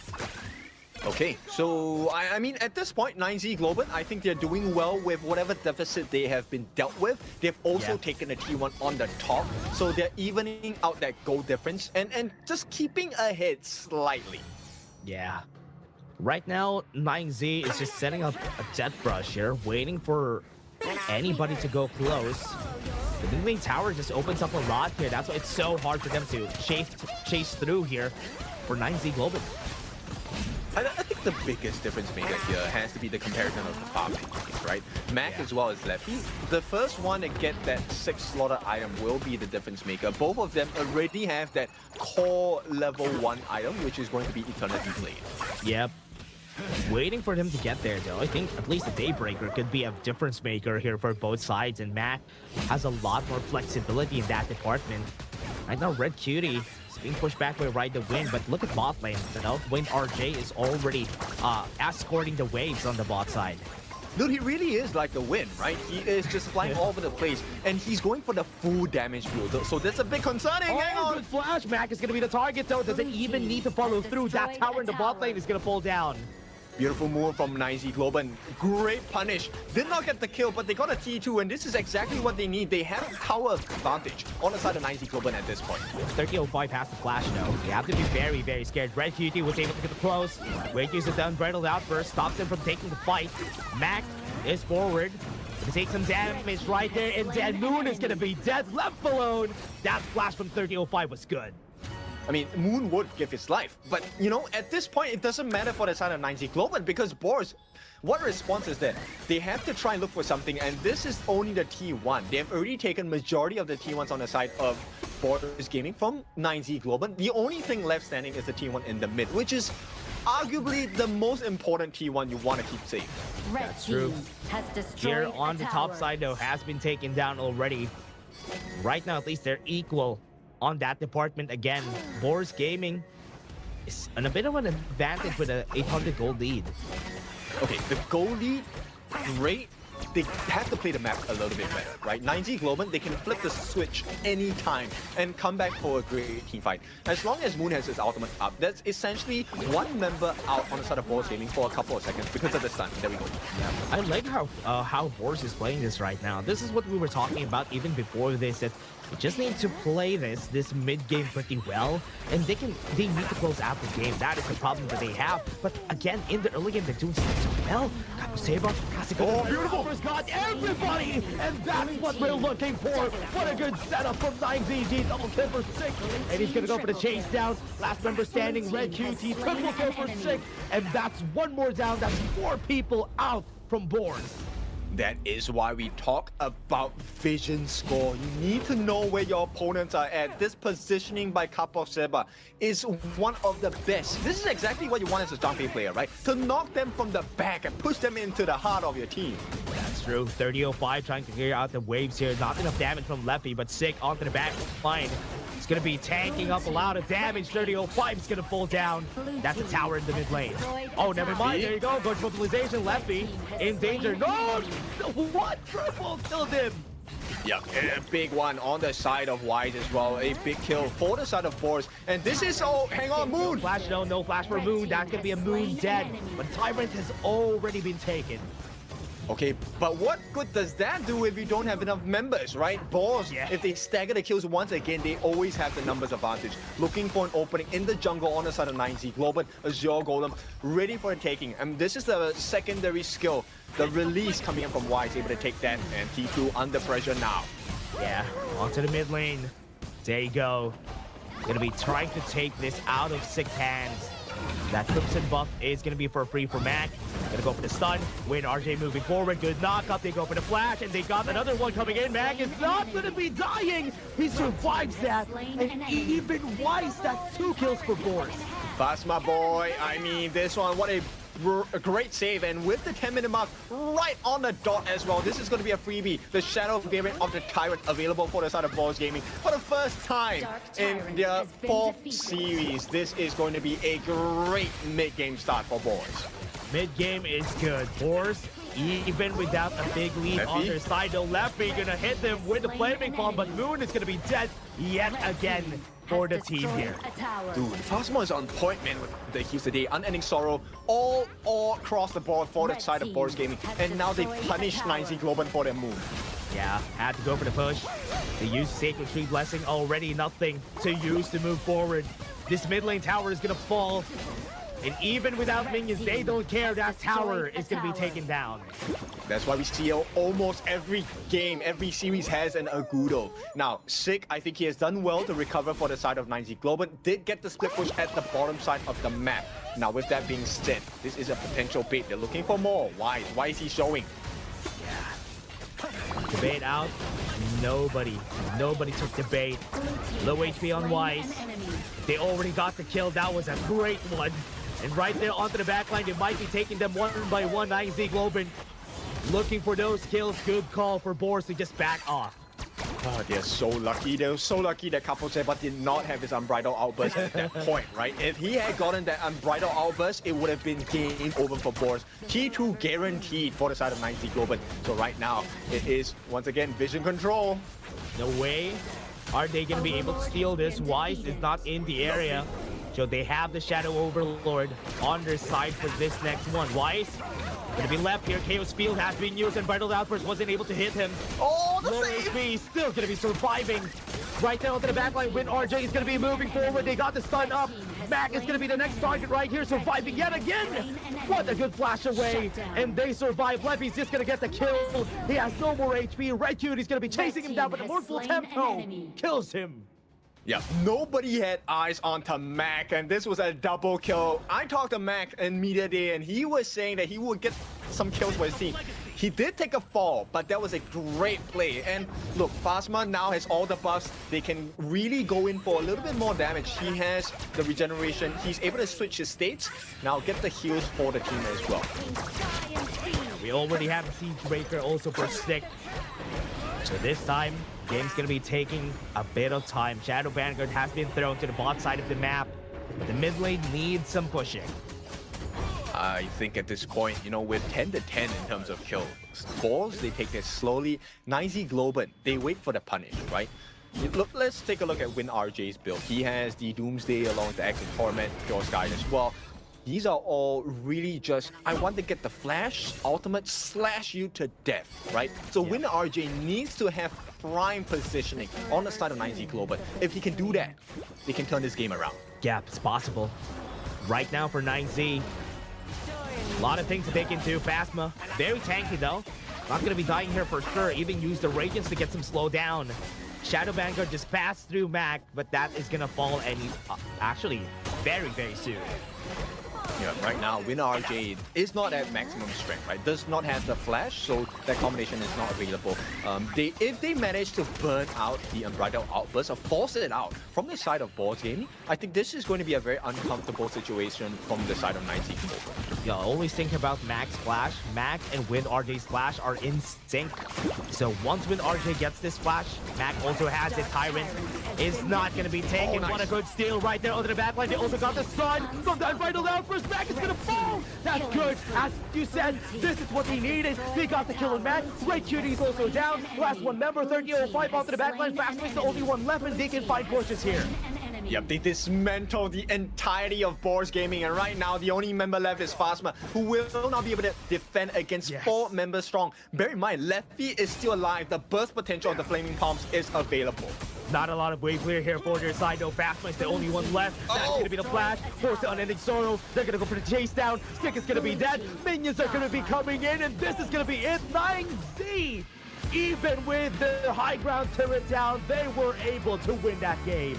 You just need one good play, and 9Z Global was waiting for that one moment, turn that whole game around, and out of options, out of time on the side of Boars Gaming. Game number 1, very nicely done by 9Z Global. Yeah, you can even see that they kind of frustrated themselves, right, with their performance because they were not expecting that to happen. But with just one play, with that one fight, they were able to turn it around. Still, these guys are third placers for a reason because they can play pretty well even under pressure.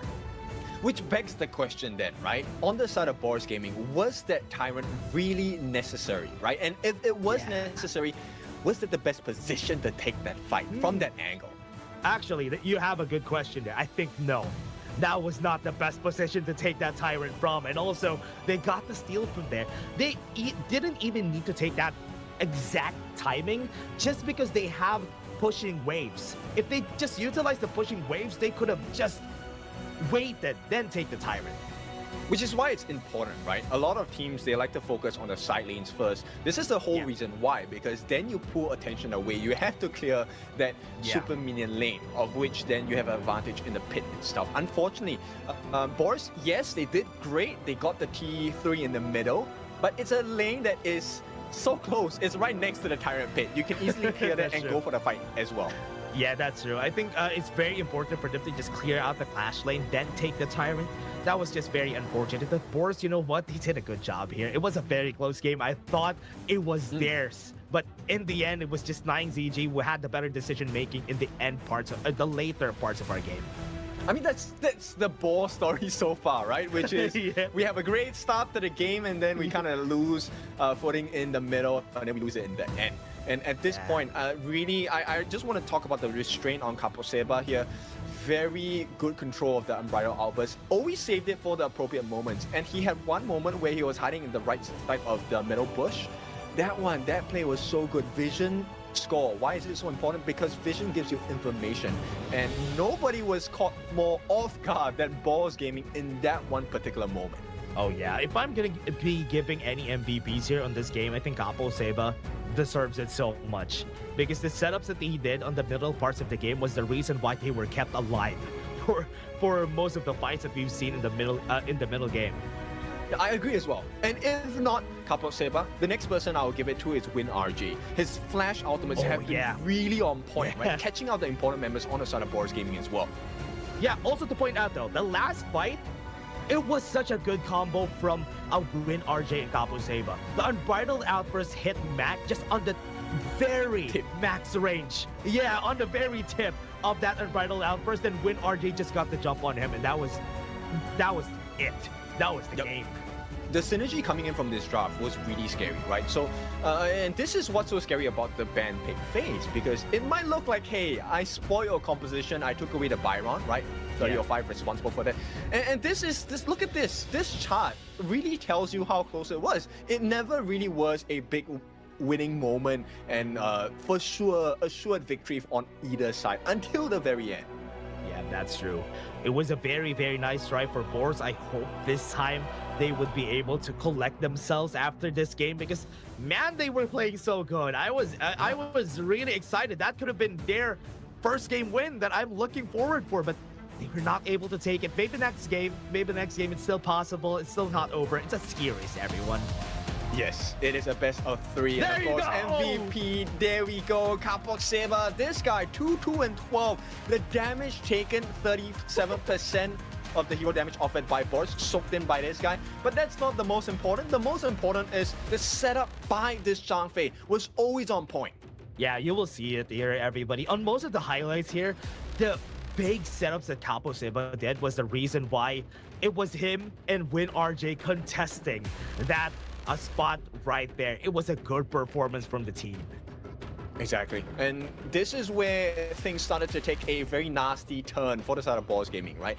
Like we said, the early game, very good, very nice control of the jungle, of the team fights as well. But the moment you allow Capo Seba to get the appropriate setups on the side of 9Z Globan, you lose the fight. This one, beautiful. Yeah, that was crazy. That was the start right there, that the game is going to the side of 9Z. But there were still some comebacks from Boars after this. But if you're going to be looking at the last fight here, everyone, look at the positioning here from these guys, especially, or no, this is not the last fight. There's still This one more was fight. the Mac after this. highlight. Yeah, that was it. That was the Mac highlight. Yes, it dies here, but it doesn't matter. It was already done. Exactly. And Oh, this this one fit. was the last fight, right? So Yeah. so you take a look at the position on the side of Mac. Like you said, the nice ultimate, Unbridled Albus, just catching him at the edge, right? So Mac could not survive with the jumping in by Win RJ. And bear in mind, he did not use his flash as well. What? Yeah, when RJ didn't use his flash there, I thought he needed to use the flash, but never mind. He didn't even need it. Even if he was able to rolling rate away, he's still not going to stay alive there because Win still has his flash. But again, everybody, that was just game number 1. We still have game number 2 after this. We have been your casters. We're just going to take a short break. See you guys in just a bit.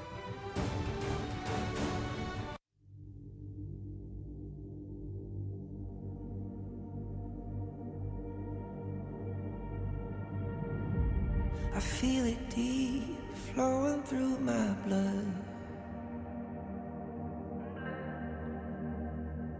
Rising up to become someone. And taking it all on my own. What a sweet victory. And taking all of my control. Awaken something deep in me. Like flames, feel it burning inside. Take a hold in pursuit of the prize. I've been told, ain't no way to survive. Keeping all of this fire that's locked up inside. When this is the time, enter the ring. All those mental chemicals doing their thing. I got flashes of battles inside of my dreams. I was made for this moment. At least now it seems like it's time to come face to face with your fear. Been battling reasons for all of the years, and I learned how to fight them with style and grace no one's ever encountered. You say it's amazing. I'ma come out swinging when they open the gate. Go ahead, call passion, I'm calling it rage. I'm taking what's mine like I already own it. Watch but don't blink, going here to the moment. The sky rained down. Here's to the madness that's all around. Go on, tell 'em who you are, you are, you are. Go on, tell 'em who you are, you are, you are, you are. Here's to the moment, the sky rained down. Here's to the madness that's all around. Go on, tell 'em who you are, you are, you are. Go on, tell 'em who you are, you are.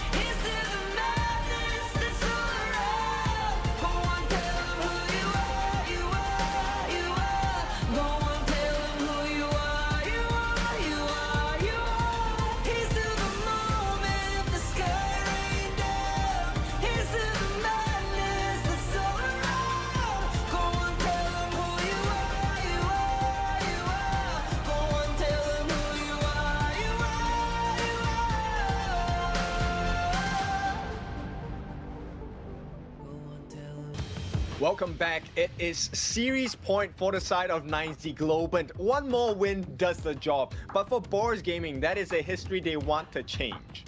Yeah, they need to find a win. I like that they were able to play this.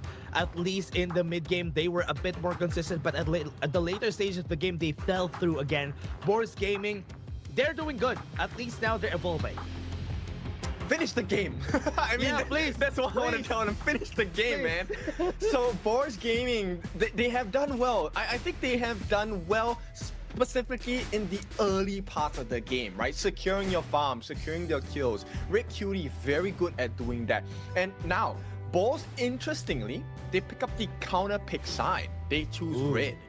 Yeah, they go for the red side. Maybe this time around they are looking for let's just get the 2 picks so that we can already build the composition out of that 2 picks. If they're not going to be picking one, let's pick that, then build from there. But this also puts 9Z Globant in a wonderful position, right? Now, Yep. if you play your BP cards right, you could get your hands on another scary first pick. It could be the Luna, it could be the Arlie. They've already picked up the Pay, so there's so many different options as a Prio blue side, right? But Yeah. I think they are able to execute just a little bit better than Boris Gaming. So 9Z Globant fans, they should be happy.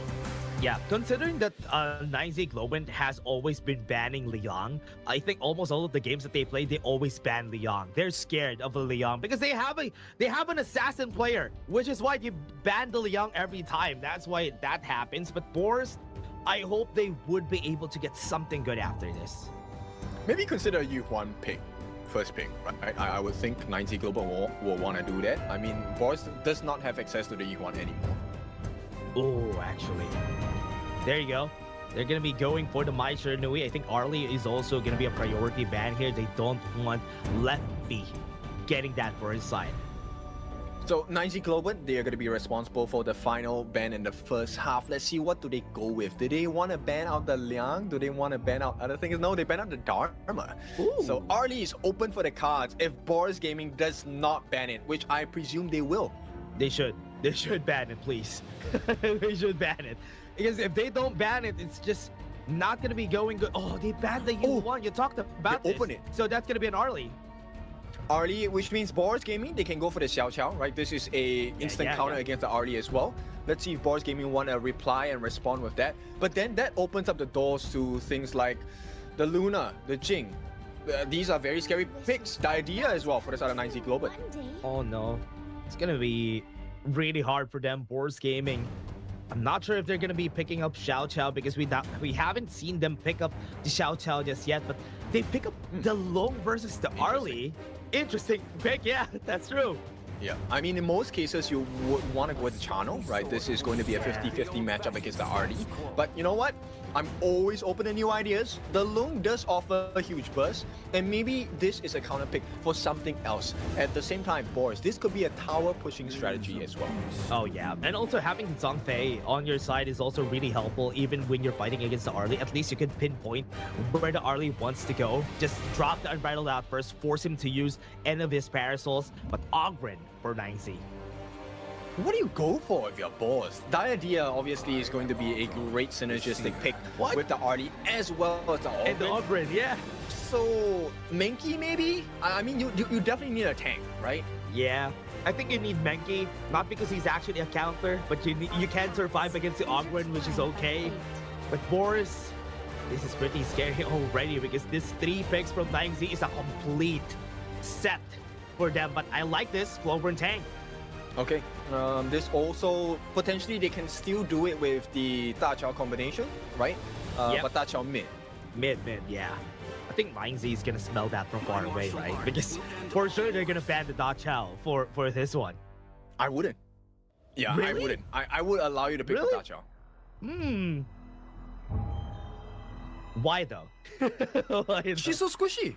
That's So true. what if she gets a couple of stuns? Look, you have an Arlie, you have an Ogren. You have so much mobility. You're able to catch her. If she does not have flash, she's gone, right? Yeah. And Mayin, I like this, right? Backline access is definitely very important on the side of Boris Gaming because 9Z Global, yes, they have the heals, but they need a little bit of time. And Mayin offers the instant backline access, which cuts off that support when Ogren dives. Yeah, one thing that I can see here that Boris could pick up is the Fatih if they want to chase down the Arlie on the back line. And that could be a good pick here because you have the Flowborn tank, you have the never mind. Fatih has been banned. Yeah, there's no way, right? 9Z Global, there's no way they will let Boss Gaming get a comfort pick in the form of the Fatih. I think 3005 has been doing well in the Clash lane. But here we Oh, go, man. Yixing. I like this pick, right? Yeah. If you didn't know, the World of My board, as an Arlie, if you're caught into it and your umbrella or your parasol, it's outside and you try to teleport towards it, you are still caught in the board. Yeah. So- This is a nice pick. I like it. Yeah, good catch if ever you get the catch, though. So that's still a big question mark if ever they will be able to get it. They go with the Nua just to add some extra bit of burst for their side and also a bit of range. So that's good. Getting some range out of the Yixing in the long is a very good spot to be. And also, against the Flowborn tank, is dropping the things, the matrices is also good. Yes, and it's a instant punish, right? If you're able to force Mac to use the infinite fastness, and when he's low on health, it's a free snipe. And you have to commit the flash to escape from that skill, Yeah. which is a test of your player reactions. Now, Yeah. 9Z Global, they go for the Fuzu last pick. I like this pick. Late game Fuzu is so hard to play against, and the moment he gets his first core item, it's over, right? He can go defensive against the Guan Yu if it's locked in. Yeah. Boss, I don't really like this composition. It's gonna be difficult to play. Yeah, you know what? Sometimes, even if a Flowborn tank is a good answer against an Arlie in the Diadea, the problem with the Flowborn tank is that once he goes in, he's basically in. He's not going to be able to get away at that point. You know what? The thing for me is Boris Gaming's lineup. If 3005 fails in his lane, the game is over. Boss does not have an answer. That's true. That's true. And even the Guan Yu is not even that big of a counter against the displacement is not even the best against the Arlie and the Diadea because they can still get away from your line of sight. I mean, it could work, but okay, it's a fairy tale setting, right? Guan Yu catches out, 3005 catches 5 members of 9Z Global, puts them into the middle of the world as my board, and then, you know, the sliding stones, taking liberties, blah, blah, blah. Yep. Yeah, it's a dream state. At this point, I think 9Z Global, they have a very strong draft. In fact, both teams have it. But Yeah. easy execution for 9Z Global. Yeah, very easy. Very straight to the point. But here he goes, everybody. 9Z Global versus Boars. Game number 2, and it's match point for 9Z. 9Z Global, this initial invasion is going to be very strong. Look, if Boris Gaming falter in the first part of the game, then I don't think they recover from this. Yeah, one thing that I can see here, at least a bit of a caveat for the team, is what they can do is find a way. Man, I'm just losing on the damage department. All the damage that is going to come from Boars is going to come from Mac. This is going to be taken for sure, right? Sick is going to take it. Path of passing away. Taking liberties is just going to pull him away for a bit. But he's still going to survive because they still have a lot of dashes. And they're very, very safe. They're going to go for the chase down. Wise wants to go for it. The taking liberties was able to hit. The first blood comes in. And that's good. Boars is able to get one. Yeah, but they need more. And at this point, getting Leffy... Oh, wait. They got Leffy? Okay, that's great. Maybe not more. That's good enough. But they are going to go for the Azure buff, though, so this is still going to be good. At least they're going to be pushing down, pushing up. They're doing good. At least Wise is slowed down. They're going to go for the chase down. 3005. Heals are going to come out. They're trying to push them back away. What a good push. Wise, how are you going to get away from this? He's going to fall down, and that's a kill with a free Azure buff.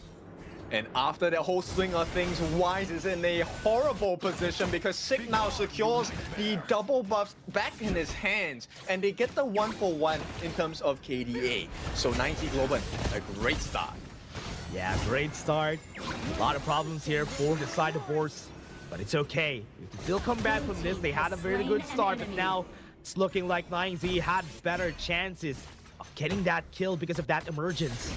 Completely recovered here on the side of Leffy. I mean, he wasn't down too bad. He gave away the first blood, but now with a kill back in his hands, he's able to get some more farm. He does have that gold advantage against Mac already. Yeah, it's gonna be hard for Mac here. He's also being pushed away, and we all know, every time the Arlie is a very big counter against the Lung, so that is where this guts from Leffy just to move in and out of the fights is coming from. And Sick, he's gonna try again. Oh man, he's gonna try again. Spite is gonna be there. They do have the board. Got caught into Leffy on the back line, trying to zone out 30-05, and on the front though, Conductor Souls has been used. Wise is gonna be put up in the air, and he's not gonna go back down. That is 2 kills for the side of 9Z. Yep, no follow-up at all for the side of Boris, and 9Z Global, they oblige a double kill for the side of Sick, and 4-1 in terms of kill score, but not only that, they have close to a 2,000 gold advantage coming in from 9Z Global. Good positioning, good place, 9Z. Sick is just going there, man. He doesn't even care if 30-05 is gonna go, if Red is gonna go, he doesn't care. You guys don't have damage, so I'll just take this. He's one whole, half an item ahead, and I'm talking about the junglers here. Sick is 1,000 gold ahead of Wise. Yeah. And the biggest thing here, it's not about the jungle matchup. It's the fact that now Sick is able to enter into fights Blue team very has beautifully. slain an enemy. Oh yeah, Emergence. Great again. Moon just going to the side lanes, doing Sick's job, and he's doing a good job at it. And this is not looking good. There is no response, and you can't blame Boss. They can't do anything. Phasma is at level 4 only. Sick is 3 levels ahead of him. So this tank is not gonna tank. Man, it's so hard. For Boris Gaming, everything needs to align in order for this composition to work. 5 seconds on the Tyrant. And they're trying. I can see that they're trying, but right now, Leffy, look at that. No HP on Mac. The Tyrant is open, but 9Z doesn't even care. They're on the top side of the map. They don't want to even get the Tyrant. Yep, it's a risk. In fact, Wise might fall here. Yep, drops the board. Right now, they're gonna go. Moon might have Emergence in order for them to see where the enemy is. Sick on the back line. The pushback from the Resplendence is just gonna push away Wise. Right now, they have the timing. Phasma had to use it. And the Infinite Bosses has also been popped. And Mac is out of the way. They're not gonna contest this for sure.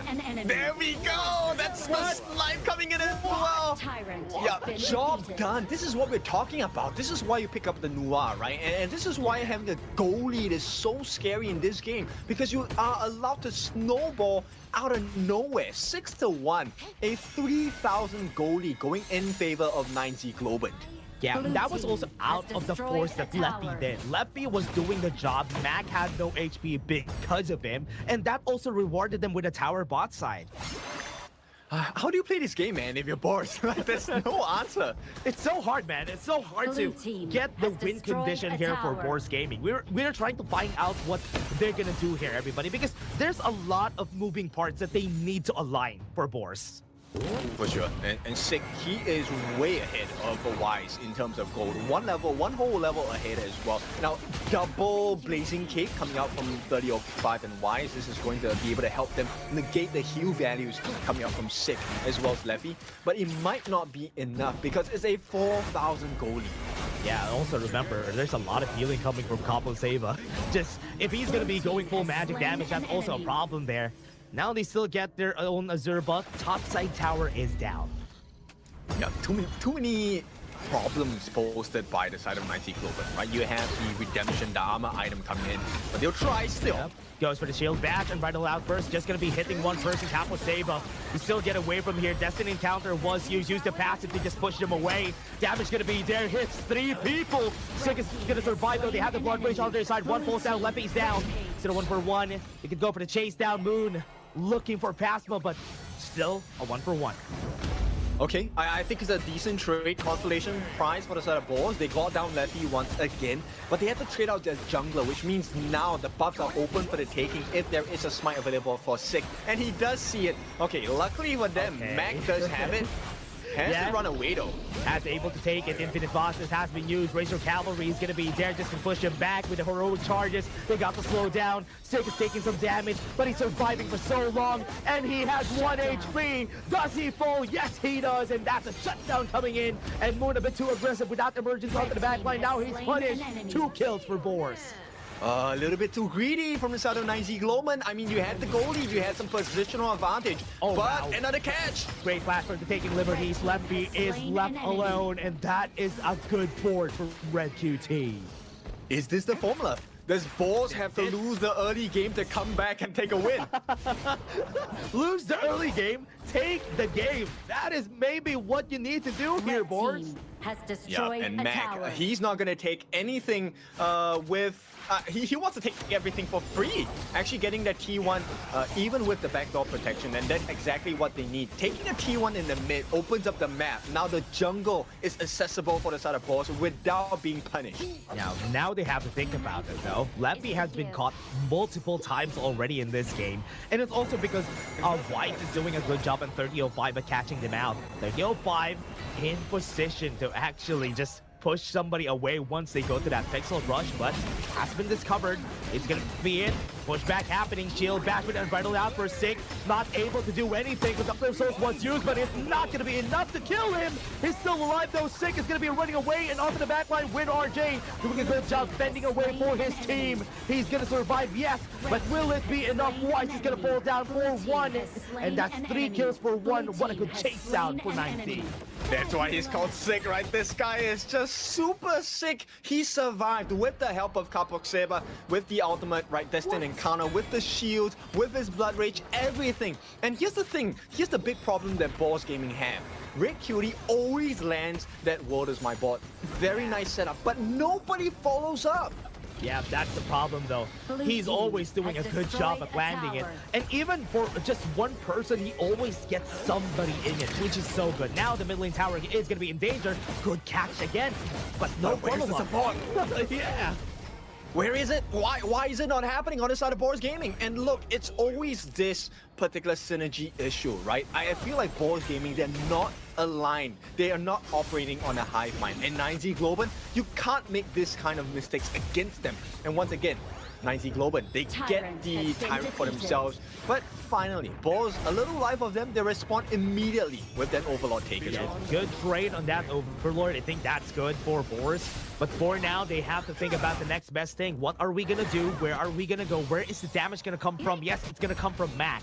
But what are we gonna do with that piece of damage from Mac that he currently has? Yeah, you need everything to come into Fall, right? Everything needs to work into one fell swoop on the side of 9Z Globan. Now, Boars, this is an important fight. I don't think they want to fight right now. Clear the waves because the 10-minute mark is coming up. The Shadow variants are out. And I like this decision making from 9Z Globan, going straight for that Shadow Overlord. Weiss tanking up some damage just so he can see what's happening onto the Overlord. Sick is going to be resetting this because they know that somebody's in the area. They don't want to risk it. They could actually find something else here. While this is happening, they could go for the split push here for the side of 9Z. They are really positioning themselves pretty well here. 30-05 has a very scary position though. This could go for a good flank, and that's what I'm looking for. A good push from their side. Hold him out, and he's not going to be able to move. With the Destiny Encounter just pushing back away a lot of the members right here at Boars. Infinite Vastus right there in front of everybody. Just push them away. You need to go to safety, Boards, so that they can survive another day. That's why you don't take a fight when teams have that advantage. The Tyrant buff, it's huge. Not the Shadow variant, but once again, it's now expired. Boars, maybe they want to try again. Yeah, Sick pops the Blood Rage already. Doesn't have a lot of HP, even on Leffy. So Boars could wait for them to take the Tyrant and try to contest it. There is no smite though. Yeah, they might be able to get this though. Weiss is just gonna move forward. Low HP on this guy, as you said, no smite. So they're just trying to bait them out, try to reset the Tyrant. Oh, no. So that is time wasted also on the side of 9Z. Yep. Weiss actually goes for the smite on the Azure Golem. They can't fight this anymore. But 9Z Globan does not know they back off. They reset the Tyrant again. Boars, another chance for them. Oh, Could be a good position though. You can see the bot lane. Sick might be in danger here once he goes to the Tyrant side. He doesn't know the 30-05 is in the area, but he's not going to be pushing him forward to his team. they need a little bit more support. Red Cutie is still far away. Phasma is here, but no follow-up, bro. That's an Unbridled Outburst wasted. And now this is not good. Now they can't contest it. Yep, they have to go for a trade elsewhere, right? Take a buff, take that Shadow Overlord as well. This is where they need to be. But right away, Win RJ catches wind of what's happening. And very good and smart positioning, right? So he actually deters Boars just by being there. Yeah, he positioned himself in where everybody could see him, so that Boris would like, oh, the Futsa's here, so we should not go to this area. And now this is a problem. No objective trades. Advantage on the side of 9Z, and they are really just struggling to find that opportunity to fight. And this really is the difference maker, right? So if you take a look at how 9Z Global is playing, it's the vision. Oh yeah, there you go. Board is gonna be catching up a lot of people on their side though. Infinite fastest in front. No follow-up whatsoever. Use the Annihilation just to get them damage on Mac, but nothing. Yeah, the synergy is lacking, man, on the side of Boris. They need something else. 9Z Global, they have an advantage, and here they want to push it. Good pushback. Wise, Unbridled Outburst misses. Good pushback. At least pump the brakes. But here comes 3005. Might be able to get the push right there onto the back line. He's pushing a lot of the members. Sig is going to be dead here. Was able to get killed, but it doesn't encounter. What a good bait coming in from the side of 9Z, and they catch 4 people down on the side of Boris. Blue team Almost has an slain ace, but it does not matter because a double kill for Leffy. The farm laner gets more farm. At the same time, they get the Joe Golem for Sick as well. Will be able to lifesteal his way back into the success on the side of 9Z Global. And Boris Gaming once again, final T3 on the bot, taken down. Board is going to get used. Last defense that they are looking for. Red QT is going to fall down. Minions are still not here. We still have it. Never mind. That's a game. Crystal 2-0 for 9Z Globin. What a way to end it with an ace as well. And you can start to see the gaps on the side of Boris Gaming. 9Z Global, well-deserved win as they take this series 2-0. What a game from these guys. They were able to perform really, really well from this game. Compared to game number 1, this is a lot cleaner for 9Z. Yes, which is why I really preferred their draft in comparison to what Boss Gaming offered, right? You can see the synergy was a little bit lacking because they were so reliant on the fact that 3005 needed to have his Razor Cavalry, right? That ultimate, that dash, that push in. But even when that combination was fulfilled, there was no follow-up damage. Mac could not get it in because he's a single target hero. It does not work. Yep, and one thing also, whenever you're picking up a long, you always need to think about where is the other damage source gonna come from. It's not gonna come from the I Ching. It's not gonna come from their jungler on that Flowborn tank, which is why there's only one damage source, and your damage source is on a cooldown most of the time, which is why it was hard for them to do anything after the board, after the Razor Cavalry push. It could have come from the Yixing, right? It could have come from Red Cutie, but he was so far behind on farm. But, you know, difficult situation for Boss, but I have an even more difficult situation for you, which is who's your MVP on the side of 9Z Global? Actually, who do I think? Is it Sick? I think I'm gonna be... Sick. I can put it on Sick for this game. He got away a lot of times though in this game, and he probably tanked up a lot of damage. So just thinking about the system, I think it's gonna be Sick. How about you? I am going to go with Capo Seba. I think he was one of the main reasons why they got the turnaround in the fights in the first place, right? Oh yeah, that's true. The usage of the redemption, giving them the extra armor, Destined Encounter, the ultimate by the Diadea, which allows you to heal anyone that you touch, but also debuff anyone else on the opponent's side. So that really swung the fight into the favor of 9Z Global so many times. And I think, yes, if it's not Sick, it has to be Capo Seba. Yeah, I do think Capo Seba was the reason why they survived that last fight. Everybody was low HP. Then I saw the Destined Encounter come out, and everybody stayed alive just after that. And he's even building a lot of magic damage on his side. That's why it was a lot of healing. Yes, and also defensive, right? Augur's Word, that purple wand actually allows him to stoke a little bit more damage because he does have armor based on the amount of magic damage he has. But then a silent member, Mr. Moon here, 4-1 and 10. Actually, he was quite monumental in the fights as well. Let's take a look at his damage. 98,000 worth of hero damage dealt. And he got a couple of very nice snipes on the Mac as well, bear in mind. That's true. That's true. The annihilations on Mac, every time he uses the infinite fastness, Mac always has to worry about the annihilation, because most of the times that he used it, the annihilation was ready for him. Yes, and the Matrix, right, were formed by creation with the coalescence as well. Very nice positioning, but I think overall, it has to go into the hands of Sig. I think he really was very consistent in this game. Soaked up about 120,000 worth of hero damage from the side of Boris. Yeah, I think that's it. If ever Sig could be able to take this, or some other member here, everybody is deserving of this 40 MVP. In 9Z doing a good job here, but Boris, I thought this was the time, man. I thought this was the time that we're gonna see Boris actually get a win, but so far it's still not enough. Almost is never enough, as we say in esports, right? So unfortunate for them. But the fortunate one is the MVP. There we go. Almost slept on this guy. Mr. Moon, 4-1 and 10. This guy dealt a total of 27% of the team's hero damage over to the side of Boris, and his snipes were definitely on point. Literally slept on. That was the best position to describe right there on what Moon did in this game. And you could definitely see here, everyone, this first fight was very scrappy. Boris had a really good start there, but after they fell through, after they didn't know what to do after that, that was where they started to fall. Yeah, true heartbreak, right? Talking to the Moon here on the side of Boris Gaming, as they were looking, clamoring for more. They got the nice pushes from the Razor Cavalry, they got the nice boards from Red Cutie, but it was so difficult to finish the fight because there was so much disruption coming in as well, right? Moon consistently with the creation, with the coalescence, creating the matrices, kind of separating the lineup of Boris Gaming as well. And this is aided on by the movement on the side of Sig, the heals coming in from Capo Saber. Look, everything looked horrible for the side of 9Z Global, but the turnaround was so huge.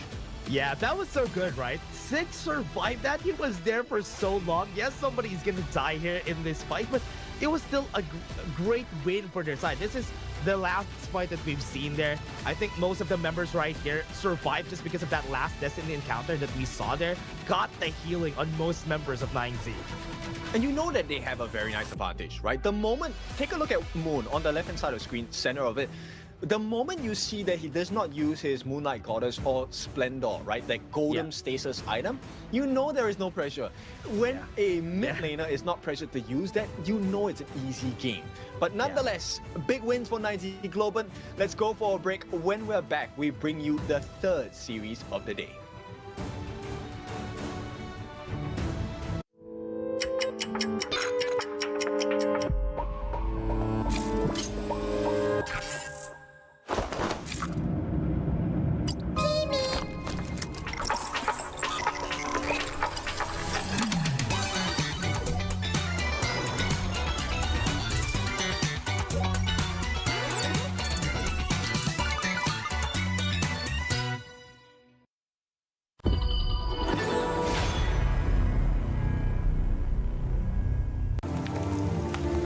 The elders say the seers have guarded the misty marshes for generations. We are the forest's future. For families to gather in joy. For dear friends to stay together. For the peace of the bird tribe and the forest. Even if my feathers burn away, I will never fear. Even if the sky falls and the earth shatters, as long as we stand together, as long as we endure, we will surely, losing everything. Just as I did. Sinking into darkness. My old self is already buried. How amusing. This eternal, blissful heaven. What a beautiful little bubble. I can't wait to pop it with my own hands.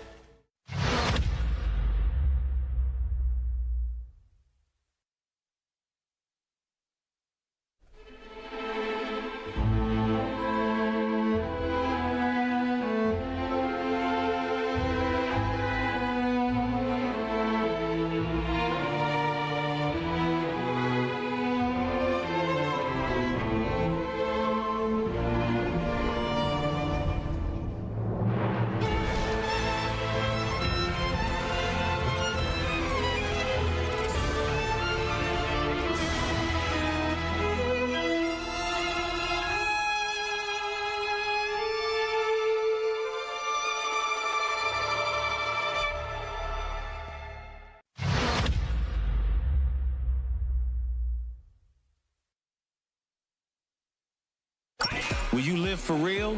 Join the party.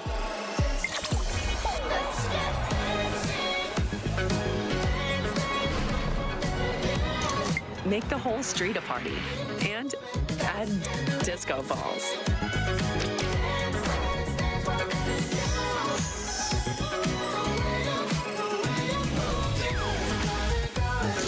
Real Me 15 series. Live real in every shot. Life's growth has always been bound to conflict. How long can today's peace truly last?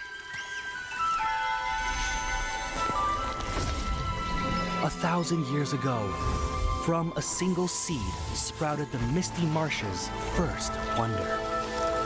Born of wood, growing into a forest, gathering countless living beings within.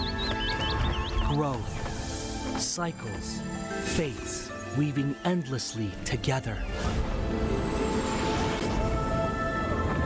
With the deities came the first enforcers, becoming the Misty Marsh's first protectors.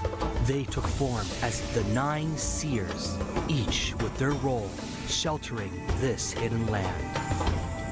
All things eventually come to an end, and a new beginning does not always follow the old path. Today's inheritors of the seer's legacy long for a different future. Their followers, too, drift further apart. The Order of the Seers and Omniscients are like 2 branches growing in opposite directions.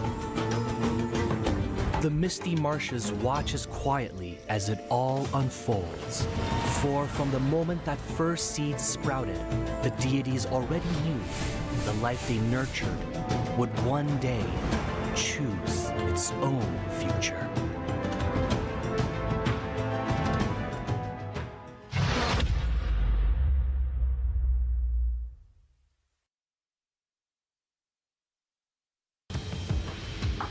Welcome back. It is time for our 3rd series of the day. It's going to take a little bit of time before we reach that marker, so let's reintroduce ourselves. It's your favorite kind of tofu, Kindofu. And with me, the man that ends games in a flash, it is Dash. Oh yeah, everybody, this is going to be an interesting matchup. It's Twisted Minds versus Halo Gaming, because this time, it's another David versus Goliath matchup. Anybody who matches up with OG or Twisted Minds, it's a David versus Goliath matchup. So this time, Mirage City skins arrive on September 11. Actually, already arrived, everybody. Stand a chance to get a free Fang skin. I like the skins, right? If you are a skin collector of any sort, right, this is one series of skins you do not want to miss. We also have I think we have Ma Yin, we have Fang, we have Shangguan. These are the 3 different skins you have access to. The Ma Yin one you can get for free. All you have to do is kind of share the code, share with everyone. Put it in the comments, man. Yeah, put the codes in the comments, everybody. This is gonna be good. At least you get more. And yes, for everybody in the comments, put your codes there. Even us will do it for you. So let's help each other out. Let's help each other out, right? Yeah, we have like what, 4 different platforms, so you can definitely put your codes on 4 different platforms. Try to get as many of those codes in as possible. I mean, you only have to get what, 888 points to be able to redeem that for free. Yeah. So yeah. If you want to get the Shangguan skin too, you can also buy it, everybody. A lot of my friends, a lot of my caster friends also went and bought it. But again, everybody, before everything else, let's take a look at Halo Gaming. So you should never give up. You gotta fight for it. Whoa, let's go. I know you want it. I see the fire in your eyes. You gotta fight for it. Let's go. The battle's calling. You better give it all you got. You gotta fight for it. The time is right for you to raise a bar. Yeah. 'Cause you could be the greatest of them all. Yeah. Let's go. The battle's calling. You better give it all you got. You gotta fight for it.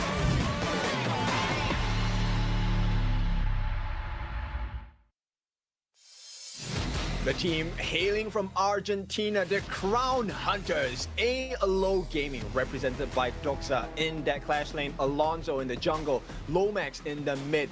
you in that farm lane, and Roba Alma coming in for the side of the Rome. So Alo Gaming, I think pretty impressive performances so far, right?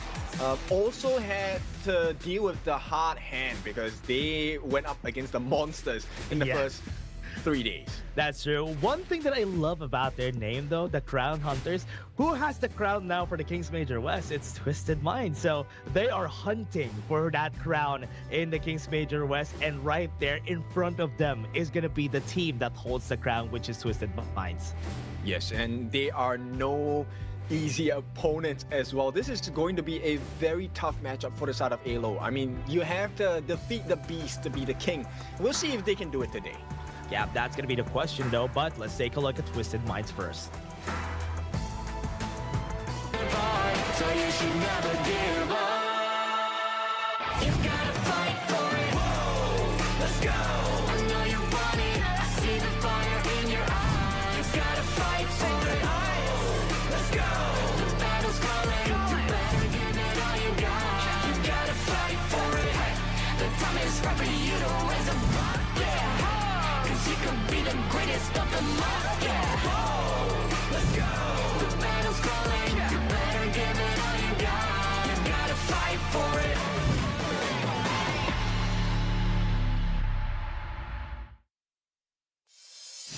And now we can see it right now. Twisted Minds with Clean on the Clash lane, Chue on the jungle, Hailang on the mid, Shanks on farm lane, ACC on roam. The masterminds, we've seen them a while ago, came out from a loss against OG.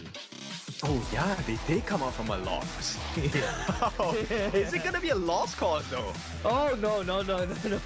I think right now they're hungry to get that win, right? Because of that loss from a while ago. I guess you could say a lost. Wow, okay. I'll take it. I'll give it to you. Yeah, that was the lamest joke ever, but anyway, thanks for entertaining me. Yeah, so Alo might be able to put their best foot forward against TM. Now, Twisted Minds, I'm not sure how they deal with losses, right? Does this affect their mental psyche? And we know HOK is not just a game of physical prowess where you need to be really consistent with your movements. It's also a mental game. Yeah, it's all about how they after a loss, what are they gonna do? And most of the time they do this, especially if they came from the Open Series. Most of the teams there are playing a lot of games every day, and that's why, or on most matches, and that's why this is gonna be hard. But again, the head-to-head, look at how close this is right now, Kin, because we have almost the same kills for Hailang and Lomax. Interesting. All right, so these are the players of the mid lane for both respective teams. And I'm so curious because Lomax, the stats are a little bit better in his favor. Yeah, I think this is also because Alo has been doing a good job even against stronger teams. OG, they lost against them, but against BTK, they lost one game, probably because they have more games. Probably that's why. No, these are the stats from Spring, right? So even though they have better stats, Twisted Minds, at the end of the day, they won the entire season of Spring for KMW. So this is interesting. Not to say that stats don't matter, although that is kind of my motto here. But this does mean that there is a chance they can outperform TM in the game. So let's see. Twisted Minds, they're going to start off with the blue side, Prio pick. Alo on the red side, counter pick. Does Lomax and Hailang have a nice matchup? Oh yeah, this is gonna be it. Guan Yu is gonna be prioritized here for the side of Twisted Minds. Very interesting first ban here, Ken. Princess Frost down.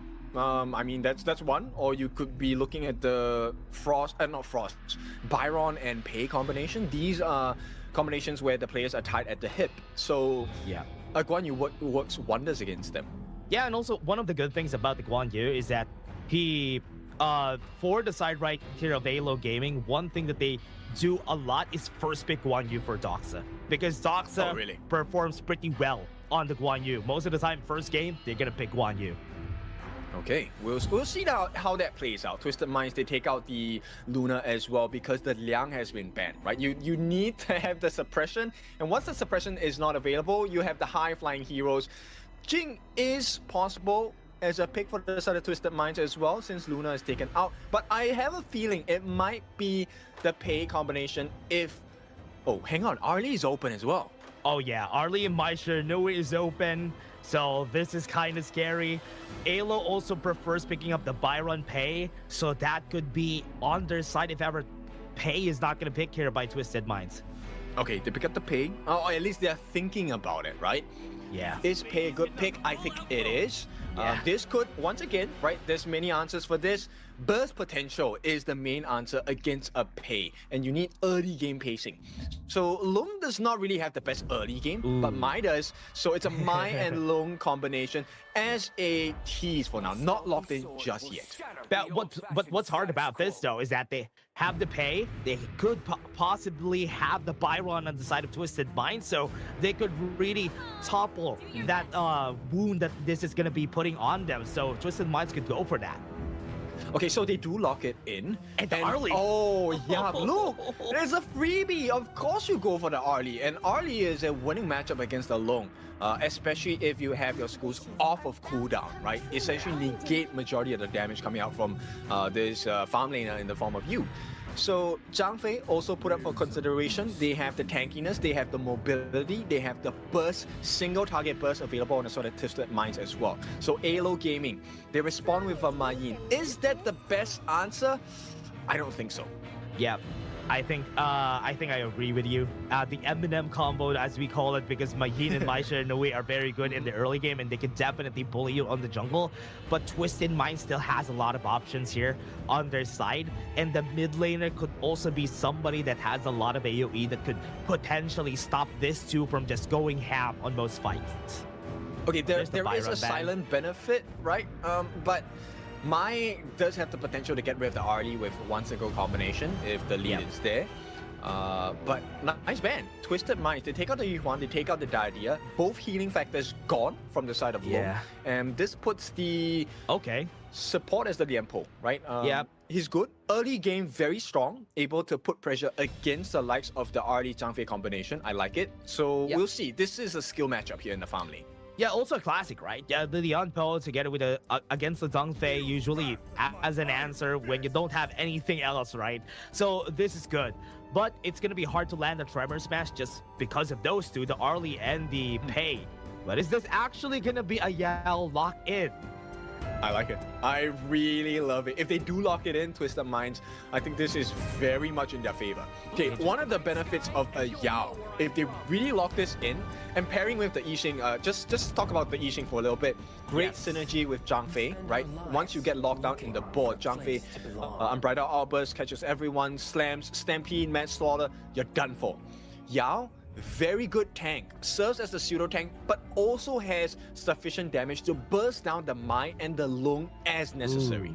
Oh, I thought they're gonna be locking in the Musashi though, because one time they fought against an Arlie, Alo Gaming that is, they fought against an Arlie, locked in a Musashi, and that Musashi became a menace that game because Alonso did a good job, Alonso and Doxa did a good job at stopping the Arlie from going in and out, but they went in for the safer route, which is the Ogren. I think it goes both ways, right? Benefits for the side of the pick onto the Musashi. I think actually I would prefer Musashi at this point, but Alo Gaming, they need a big tank, right? So Ogren needs to fit that bill. Provide as much space as possible. It's a nice poking composition coming out from Alo, but at the same time, it's also what is offered on the side of Twist. There's a lot of poke potential from the Yao, a lot of poke potential from the Yixing and the Arlie and Pei as well. So difficult situation though. Very nice draft for both teams. What do you think is the dynamic of the Yao in this composition that they drafted though? For to help out the Pei at least. He has absolutely insane mobility, right? Very fast rotation speeds, so he can kind of operate on his own as well, get out of jail safely for free. And at the same time, he can help you burn out a lot of resources from the opponent team, right? You can kind of force out the Lone ultimates, you can force out the mid lane flash from Lomax as well. A lot of situations available.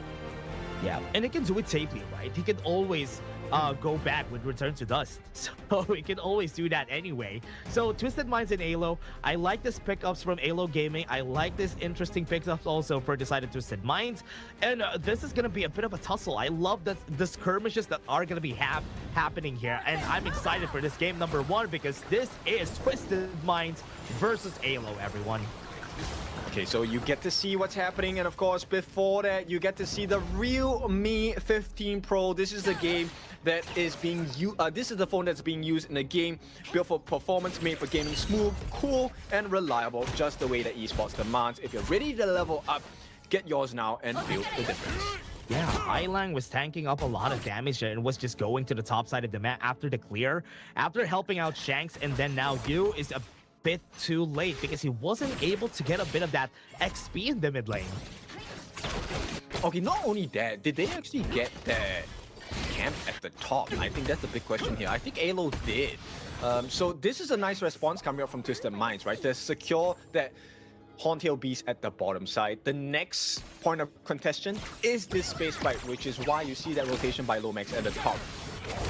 Yeah, I like this. I like this upgrade from Alo. I think they're a little bit more fast on taking up the space on the space right and just giving more time for Lomax to just move in and out of the fight. So you need to really give Lomax a level 4 so that you can secure a kill in the early game. Yes, and also the extra rotation. Gold sharing is so monumental. It is a big part of HOK now, right? Learning from the KBL region as well. And this is where you start to see maximum value extracted out of the map. Now, at the bottom side, it's a 3-on-2, not ideal for the side of Alo, but they will be able to survive for now. Yeah, you can always see, right? Twisted Minds, whenever they rotate, there's always like a three member standing there because the gold share just gives you a lot more gold, which is really helpful for you in the long run, and which is why sometimes you don't understand why the team has more gold. It's because they're doing that constantly. And now Shanks and try to get dived here. He's gonna go in. Yu still doesn't have any ultimate though. Does have the flash, but no! That is gonna be a kill for Shanks. That was a 1v1 with bystanders there. Robot Elma could not do anything. And I mean, ACC as well. He didn't need to do so. TB comes down. Lomax looking for an opening, should not be able to find it. And this is the value of the Jungle, right? That need being said, that the shield so great. And you can see Clean as well, displaying to you the potential of what the Yao can do. He can get those free hits in and get out for free. Oh yeah. And one thing also, I think Yu is thinking that he might get the level 4 while he's moving towards the minions, but he didn't get the level 4 because he didn't use the flash there. Yep, let's take a look at how that went down, right? So the initial jump, it felt like, hey, we caught you out, but then this dive with the Frenzy. This is why Frenzy is so critical on an early. You get extra damage, you get extra lifesteal as well, but there is a punishment coming in. Yeah, and Unbridled Outburst gonna be hitting him on the edge. What was that? And now he had to use the infinite fastness because of it. Oh, his heartbeat must be going skyrocketing at this point. That was a bit scary. Yeah, I thought he was gonna die there. Yu had to force it. Still has the flash though. At least if he gets dove here, it's he's down. Okay. Might be able to dive some skill shots. Right now, dodging a little bit of it. Had to use the flash and still dead. There was no way he was gonna get out, especially after you use your infinite fastness. This is why it's important to really burn the resources of your opponent. And Twisted Minds, a team that shows you consistently how to do that. They're so good at being very, very consistent. 1.4k gold lead this early in the game is still a very, very much decisive lead. 5 seconds before the Tyrant, and we're waiting for it to clear, and now they're on position for this Tyrant. The pain point here is the majority of the gold lead actually is in the hands of Shanks against the likes of you. He is 1,000 gold at least ahead, and this already has Doomsday at the 4-minute mark. Not ideal against you. Yeah, you have a Doomsday already at this point in the game. It's going to be scary, though. Robo Alma is not going to stay for long in this fight. Good knock-up, though. Good punish, and Unbridled Outburst was used to push everybody back. That's good. Now this is their time to go in, and you might fall down. Doesn't have the infinite fastness. That's going to be one down, but Clean is going to be next. Right there, and then Tyrant is still alive and still not over. The Tyrant could be taken. It doesn't matter, right? Twisted Minds, they take this trade all day. I get you, I get Roba Elma, so I get the Lung, I get the Lianpo as well. No tank, no damage. I get a freebie in the form of a Tyrant at the 4-minute mark by Shanks. And I don't even have to have Xue over there, right? He is just going to be free farming, increasing the rotation and jungling speed. So this is going to be snowball factor number 1. Yeah, they have to be looking at it that way. I think Xue is going to be important here, especially when he's getting a lot more gold here compared to the Ogren. But Shanks is in a very sizable lead. I love that he's in this spot right now because they could use just him. Throw him forward and he's going to be doing everything. And you want to find him, right? If there's any other member, look, you can't catch Clean. You need to drop a lot of stuns to get him down. Yep, the Sun, the knockup didn't hit Clean, still alive. Return to Dust is still available, but the board is going to be hitting 3 of them. No follow-ups whatsoever for the side of Twisted Minds. And this is so difficult, right? So Alo now is suffering with that gold deficit. It's about close to 2,000 gold advantage for the side of Twisted Minds. They also have the Tyrant buff. So fighting prowess is all for them. And you can tell, Twisted Minds, they know what's going on. They make that rotation. They send Clean down. They don't mind giving you the T1. Take it, take it. We'll take your T2 at the bottom. They were here even before everybody on Alo was on the top side. So this mid lane is going to be taken for free. They got the knockup from Highland. Passive has been popped. He's not going to survive that for sure. But the tower in the mid lane, mission complete for the side of Twisted Minds. They're still going to be going in for a re-engage. Onto the back lane they go. Clean is looking for the back. Damage going to be there, but he's not going to survive that for sure. The Infinite Blast is going to push him back. And that's 2 kills for the side of Alo. No more follow-ups. Yeah, Alo, they get a consolation prize. Why do I say consolation prize? Because take a look at the turrets on the side of both ends. T1 on the top, close to falling. But T2 on the bottom for Alo, also close to death. So everything working in favor of Twisted Minds. 5-3, they maintain the goal lead. They also maintain that map pressure. Yeah, look at what they're doing. All the side lanes are pushed. There's nothing that... Look at Clean. Clean is also going to be cleaning up the bot lane. Once that wave pushes, he could just let the wave go through the second tier tower because everybody from Alo is on the top side of the map. The knockup is going to be there. Low HP already onto their side. Board is not going to catch anybody, but it's okay. This is going to be a very dead Shanks. What a good combo from their side. ACC tried his best to survive, but he's not going to survive. 2 people fall from the side of Twisted Minds. Beautiful fight coming in from the side of Alo. There is some life on the side of this Argentinian squad. But at the same time, they need to save the T2. The TP did not make it in time. And now T3 open for some damage. But I think Clean, he wants to play this safe. The tower fell when he was using the teleportation circle too, which is really sad. It cancelled Lomax from getting there. Yes, exactly. And this one hurts them a bit because they need to recover in terms of gold. They're still trailing by about 1,000. And we are still a ways away from that 10-minute mark, right? So 2 minutes away, Alo Gaming, they need to get more kills in this form or just more value, right? Maybe get an invade, get a kill, get a turret. Anything to even out the favor because they have only taken a T1 on the top. Yeah, you know what? They're doing a good job here. Still a 1k gold lead, and they're fighting against Twisted Minds. Alo is keeping their composure, even when they're losing a bit of the towers here. But they're using too much of the death ball strat with their comp. I think they need to spread everybody more out across the map because Twisted Minds is winning because of that. They're making all the good trades, right? So they traded T2 in the mid as well. And T2 on the top should be gone, but hope. Yeah, almost a kill there. Toxa not going to survive this. T3 on the bottom. It's going to fall. That's not good. Twisted Minds has already taken over. Here's the punish that we're looking for. And Battle Darkness was able to save him. Shen survived because of it. And now onto the backline they go. They're not going to be able to chase him down. A lot of people are falling on the side of Alo. One fight. The minions are here. This game is over. A quadra kill happened. And this is game the Crystal Falls. And Twisted Minds, out of 1 mistake, was able to win. Pre-10 minutes, Twisted in the minds, this team. Truly the masterminds. And it was looking great. That rotation by Alo, it was meant to be the punish. But they couldn't get the kill on the Shanks. They split the fight. They split Alo apart. They divided their strength and conquered them piece by piece. Bro, before that happened, I was glazing Alo. I was glazing Alo because they were doing a good job at surviving this game.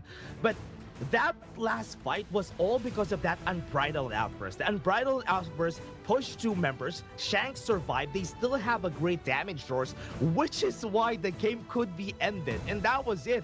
That was the story of that last fight.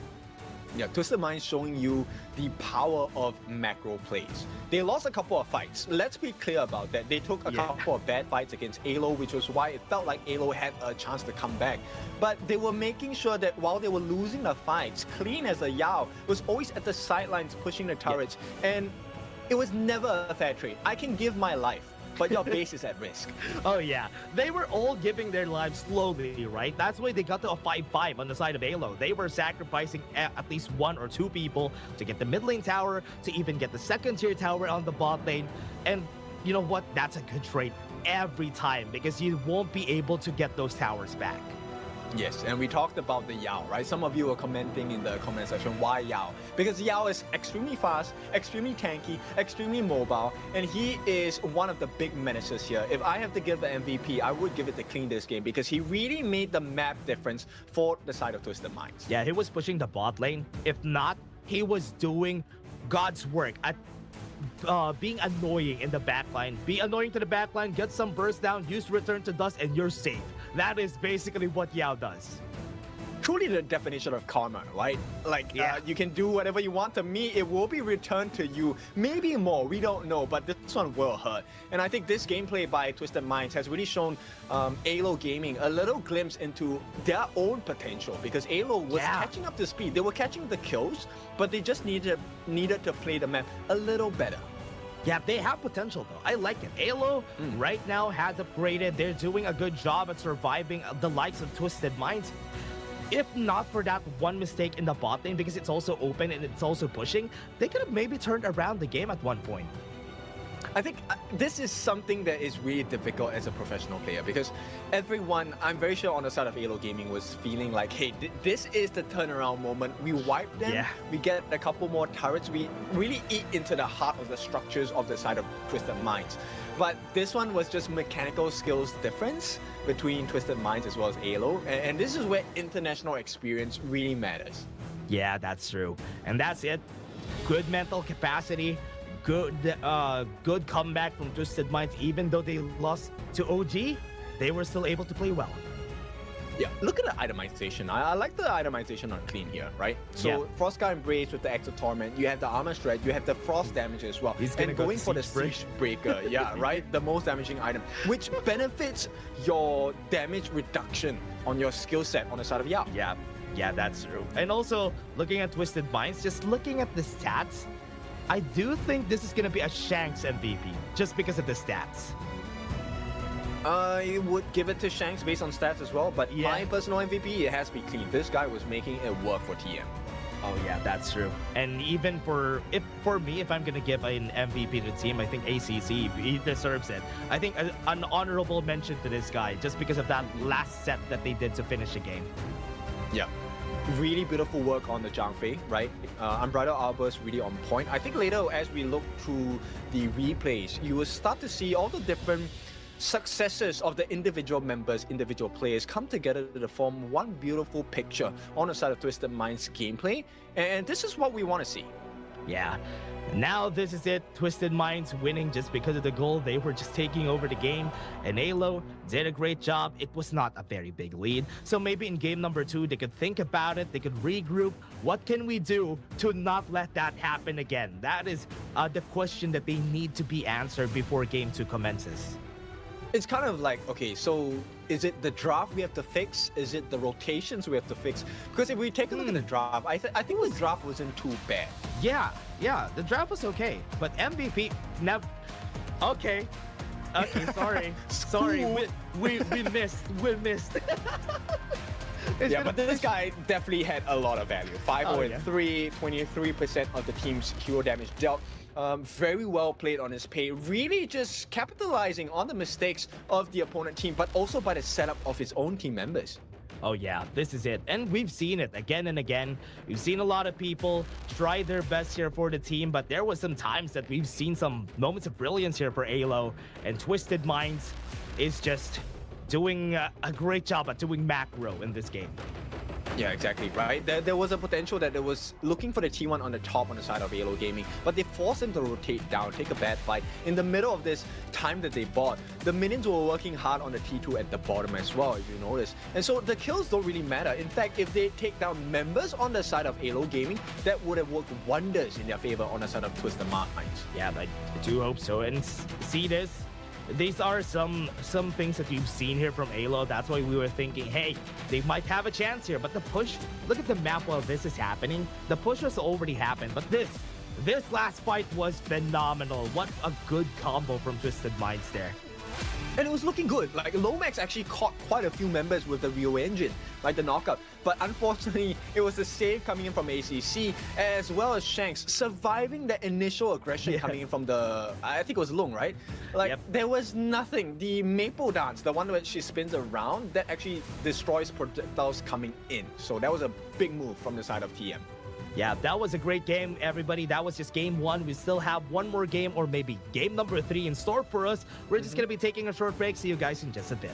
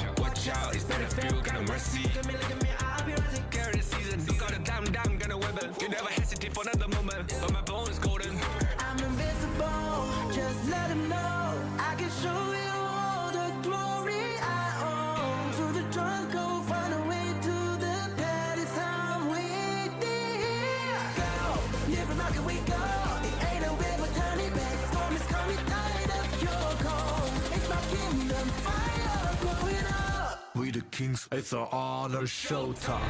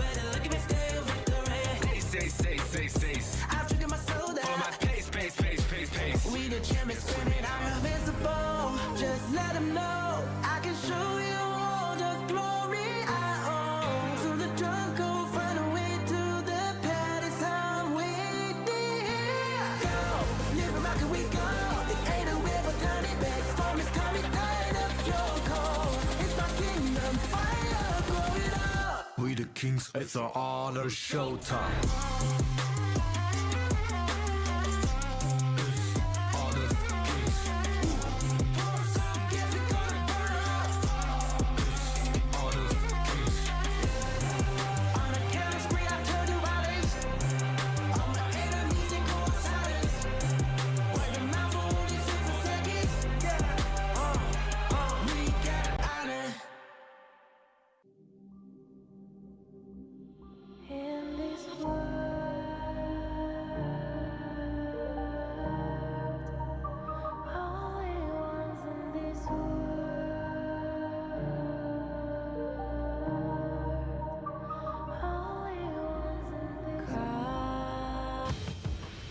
Series point for the side of Twisted Minds. Are they going to be able to do it against Halo Gaming? What are your thoughts, Dash? Ooh, you know what? Halo Gaming was very, very close during that last game. So there's a possibility that maybe they can hold on for more in this game. It was just one mistake, then they lost the game. But maybe there was a chance there. I am looking for that one chance, that one future that they're going to win. True, but close. But no cigar, right? So far for the side of Halo Gaming. Let's see how they're gonna start this second game of the day for the series. Look, I think we have to take a look at the BP here. Alo actually opting to go for the red side. They want the counter pick again. Interesting. Yeah, they want to go for the red side again. Really surprised about this. I hope this is worth it for the team. They want to get the composition. I can see them picking now, so maybe we're gonna get the draft in a bit though. So we're waiting for the players to go for the draft. I want to see what they're gonna be banning. Most likely, it's gonna be what they picked during game number 1. Okay, so here are the things teams will consider when you're on the red side, right? So number 1 on the red side, you are playing on the counter pick side. That's the known knowledge. But you're also playing with your prior buff being your blue buff. So this opens up the doors for Luna picks, Jing picks, Hanxing picks, of which you can play as a last pick on the side of Alo. Oh yeah, let's see.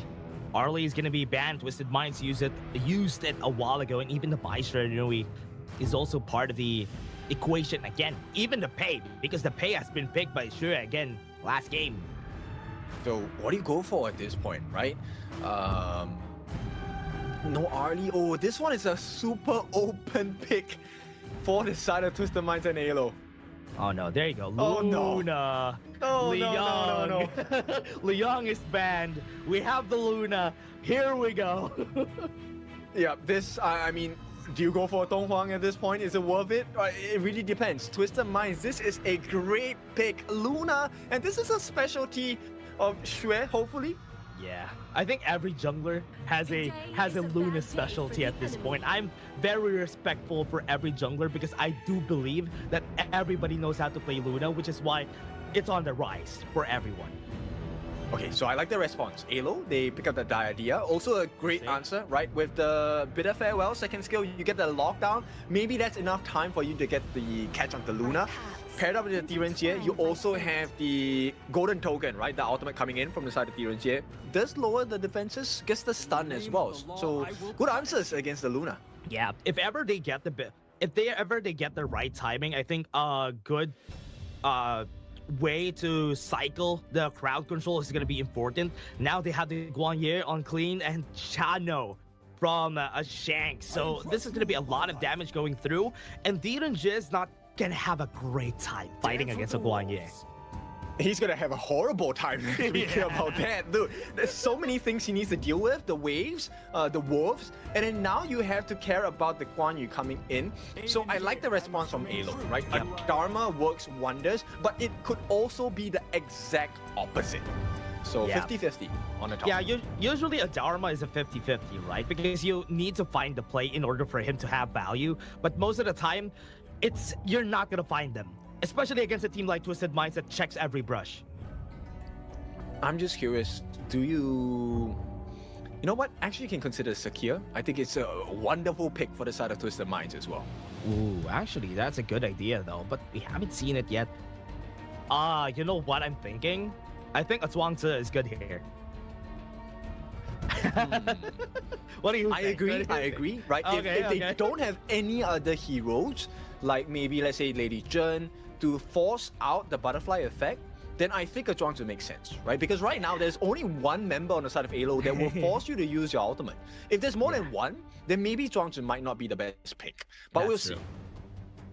Alo, what are they thinking here? Because they do have the jungler still, if ever they want a tank. Oh, they banned the Flowborn tank because, you know, against the Luna is very good. But Alo still has the Musashi on their side because Alonso has played the Musashi and has been successful so far. Oh, never mind. Yeah, it's banned. Never mind. Oh, no. I decide. Not ideal. Not ideal at all. Okay, Alo, they take up the Nua. I like this. With the creation blocks, you are actually able to push members back, which does wonders against the Guan Yu, right? And also insane burst damage. You should be able to have a great game. But this only comes in the mid to late game stages. Level 1 to 4, it's really hard to play on the Nua. She doesn't have enough damage. She cannot clear the waves really quickly. And I like this. This is looking like a mid lane Yuan with a double ultimate refresh. Oh no, it's not looking good at all for the side of Alo. Oh yeah, what I like about the Yu1 and Doya on the same team is they have a lot of ways to get river vision, and that's what I love about this. They can get to the river pretty fast, they can move along pretty fast, and they can get vision on brushes pretty easily. Are we gonna lock this in? It would be great.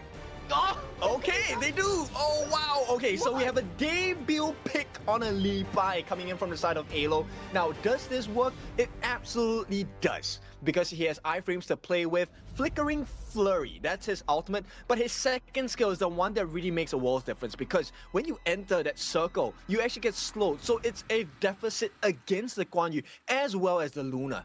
So Yeah. the idea is there, but we have to take a look at the execution though. Yeah, I hope they will be able to execute this, because one of the things that could be a problem here for their side is there's nobody to help him out unless Doxa goes in. But if ever he finds a way to get to any of these people except for the Guan Yu, he could definitely kill them. That's true. I think we have to look at how does Levi plays, right? Because Levi has insane reach. Yes, he's melee, Yes. but with his first skill, the double dash. In fact, it's a triple dash if you count that clawback, right? But he's able to force you to use your ultimates and skills without even being there. Yeah, he even forces you to use your flash though, if he gets close. Exactly. That's why it's gonna be scary for Shanks, because Shanks is gonna be the main target here. But now everybody, match point for Twisted Minds versus Alo. Will Alo be able to punch back in this game number 2? That's the question, but let's see what's gonna happen. Yes, all eyes on Alonso for this one. If he has a freaking good game, Alonso is number 1 going to be MVP. He's going to be the bane of existence to a lot of the members on the side of Twisted Minds. Yeah, they have to look at it. They have to be very open-minded about what's gonna happen here in this game, because maybe they didn't play much against a Levi. So this could be a challenge also for Twisted Minds. But Twisted Minds already winning the lane matchup, right? So they knew that, hey, look, they traded the farm lane advantage for the mid lane advantage. What I mean by that is Shanks gets that advantage on the bottom side with the neutral objective take on that Firehawk. But they lost the mid lane because Highland was not able to clear as fast as Robot Alma along with Lomax as well. So good trade. Yeah, their Resplendence isn't very fast, especially at level 1. Good thing that they're going to be taking the Space Sprite and are going to be faster, a bit faster, and where they're not going to be able to clear the mid lane that fast because Noah is still not there. Yeah, but that's where you want to get the space right? So the TP, but unfortunately, it's Twisted Minds that occupy that at this point. So Xue will have that initial change, but for now, he cannot go there because Alonso is in the mid waiting for him. Yeah, Hailong is also pushing the lane, or rather, holding the lane so that once they go for the TP, Xue will get a lot of golden XP here, but Shank's being chased down by you, zeroing in on him, but Lomax might be able to get something, but no. Alonso is here. Go forward. 2 dashes on this side. Flickering Flurry is not available though, so they have to back off. Here it comes. Here they come. Mournful Tempo is going to be here on the back. Oh! Will they pushing 4 people? What a good setup from the team. Will they kill someone? Yes, they will. That's 2 kills on the board for their side. Make that 4 because they are going to kill everybody on their side. Doxa got one in the back line, so that's a 4 for 2. It was supposed to be the success of Alo. That was supposed to be a guaranteed first blood. But now 42 Twisted Minds also has access into the Azure Golem. Doxa, he can't do much here. Yeah, he did a Truth Mantra, but that's gonna matter because Shanks was still able to get the Azure buff here for Twisted Minds. Oh, this one is heartbreak, dude, for the side of Alo Gaming. But okay, I like the response. It doesn't matter if you fall. Stumble a bit, get back up, go for more. Yeah, it's a good thing that Alonso answers back with an Azure buff steal here on the top side. And remember, Xue was not able to get that Azure buff a while ago, so he doesn't have an Azure buff this time. Yes, and this one is very important, right? So let's take a look at the replay. This movement by Clean, goodness me, catching 4 different people out. And even with the ultimate used by the side of Alonso, he could not survive. And this is where the synergy, Highland coming in with the AoE stuns, AoE Tragic Beauty, a lot of damage off him. Yeah, right now Alo gonna be lagging behind on that gold because of that 1k gold lead that they have. And this is going to be a pretty scary matchup for now because not being able to win that first few fights is going to be very tough for Alo. Okay, so let's take a look at resource check for now. Nobody has flashed on the side of Alo. We are 15 seconds away from that first timer of the game. Highland does not have flash, but Shanks will have it in time for the fight. Yeah, right now they might have the timing. 5 seconds on that Tyrant. They're going to be clearing this wave on both sides. what I like about the Zolia is that it's easier to get river vision with her, and also the healing is just super helpful, so they're gonna get there way faster compared to the other team. And look at this, Shue is already starting, and they're a bit too late on that one, and Alonso tried, but he was not able to do anything much. And Morphle Tempo's gonna hit, and that's gonna be enough though. So this is gonna be it, the chase down is gonna happen. They're gonna be zeroing in on the targets, but at the back line, there you go. Nice, a man-shot from Doxa, but nobody dies on the board. That's 2 kills for the side of Twisted Minds. They're gonna be looking for more. That's not 2 kills, maybe make it 4, because here it comes. Shue is gonna kill 4, and that is a double kill on his side. Yeah, there is no individual play. Twisted Mind just going all in. One more for the taking here, as Lomax will punish Shanks for the time being. But so what? It's a 2,000 goal lead going to the side of Twisted Minds. They have won the map. They've taken a Tyrant. Everything in favor of Twisted Minds. Yeah, still a good trade. At least Lomax was able to get something, stopping the push from happening at the bot side. So that is a very small win, but very needed for Alo. Yeah, very needed. It is, look, consolation prizes across the board. Thailand is waiting, gets scouted out by the emergence here. Beautiful teamwork on the side of Lomax to help protect the jungle for Alonso. Yeah. They already sniffed it from a mile away. They've seen through it a while ago, so they had to do something there. And a good thing they still got the Crimson buff. And now they're just going to be clearing out the mid lane, but the bot lane is going to get pushed, so Alo is winning something. Yeah, I like the fact that they learned the lesson, right? Like, look, map control definitely important in game number 1. But here's the real issue. Nobody is controlling Shue. Oh yeah, on the top side, Doxa left alone, no flash, no anything. He's gonna be dead. That's godlike for Shue. Not a situation you want to give to the side of Twisted Minds, but Twisted Minds, as known as the masterminds, they are in full control of every single thing. They give the T2 away to Alo, but they want to take something in return.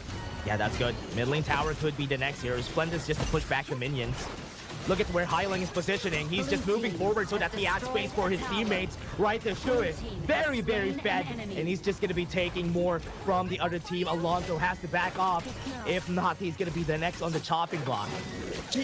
Look, Highlight has provided so much value. He tanked up the turret shot so that number 1, the minions don't get taken down. There is no backdoor protection for that mid T1. At the same time, baits out the different members on the side of Alo, gets a stun in, sets everything up for Shue, and Shue just had to press buttons to finish the kills. Yeah, it was so smart. The play that he was doing there is just so good, especially on those types of moments.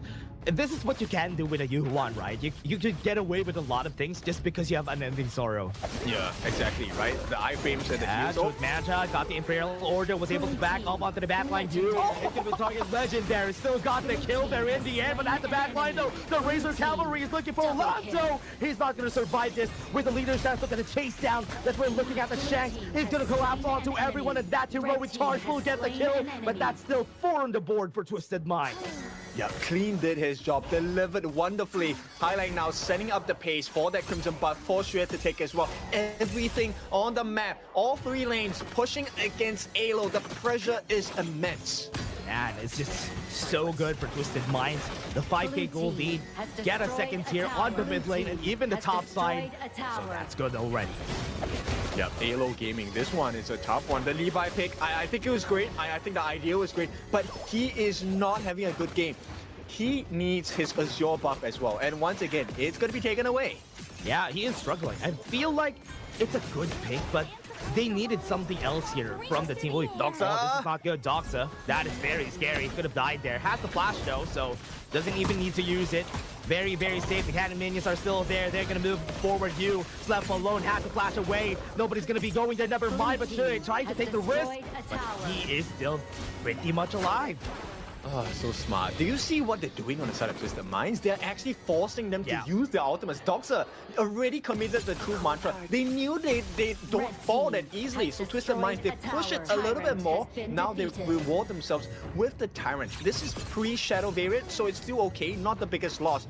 But for the next 80 seconds, you can't fight against Twisted Minds without having a huge risk. They're playing the same theme as they did during Game 1, right? They're putting bodies forward so that nobody would be able to contest the tower takedown. And that's how you're supposed to be playing this game, because you need to take a risk in order for you to get something. But Twisted Minds are getting everything, even with taking risks.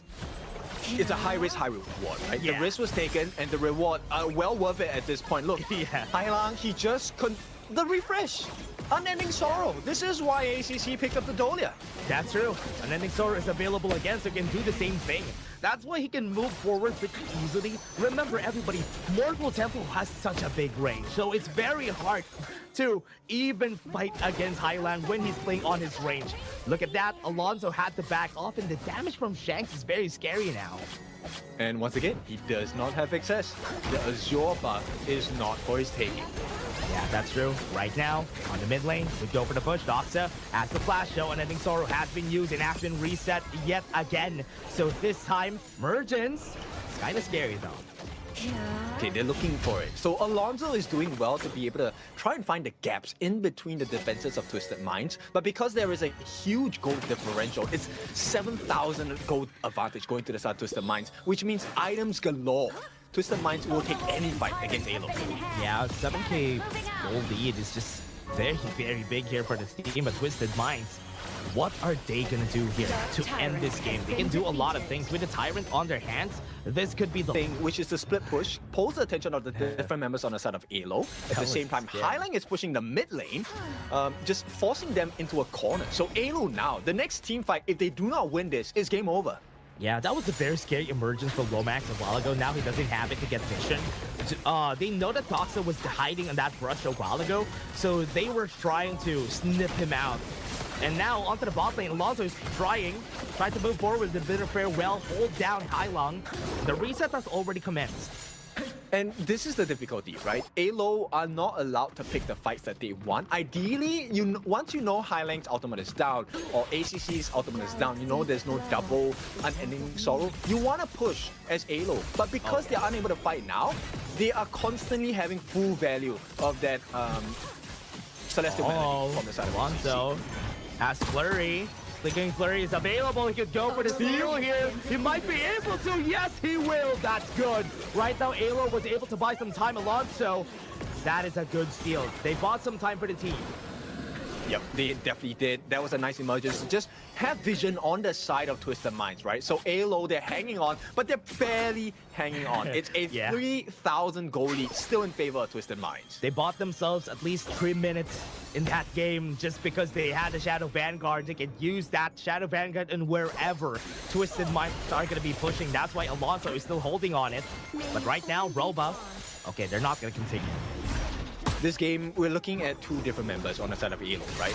But let's take a look at the replay first. This one, the last hit came from that jungle item. Very nice smite as well attempted. But yeah, bear in mind, I believe that was done with Primal Bond on the side of Twisted Minds. Oh yeah, that was also why Alo got it.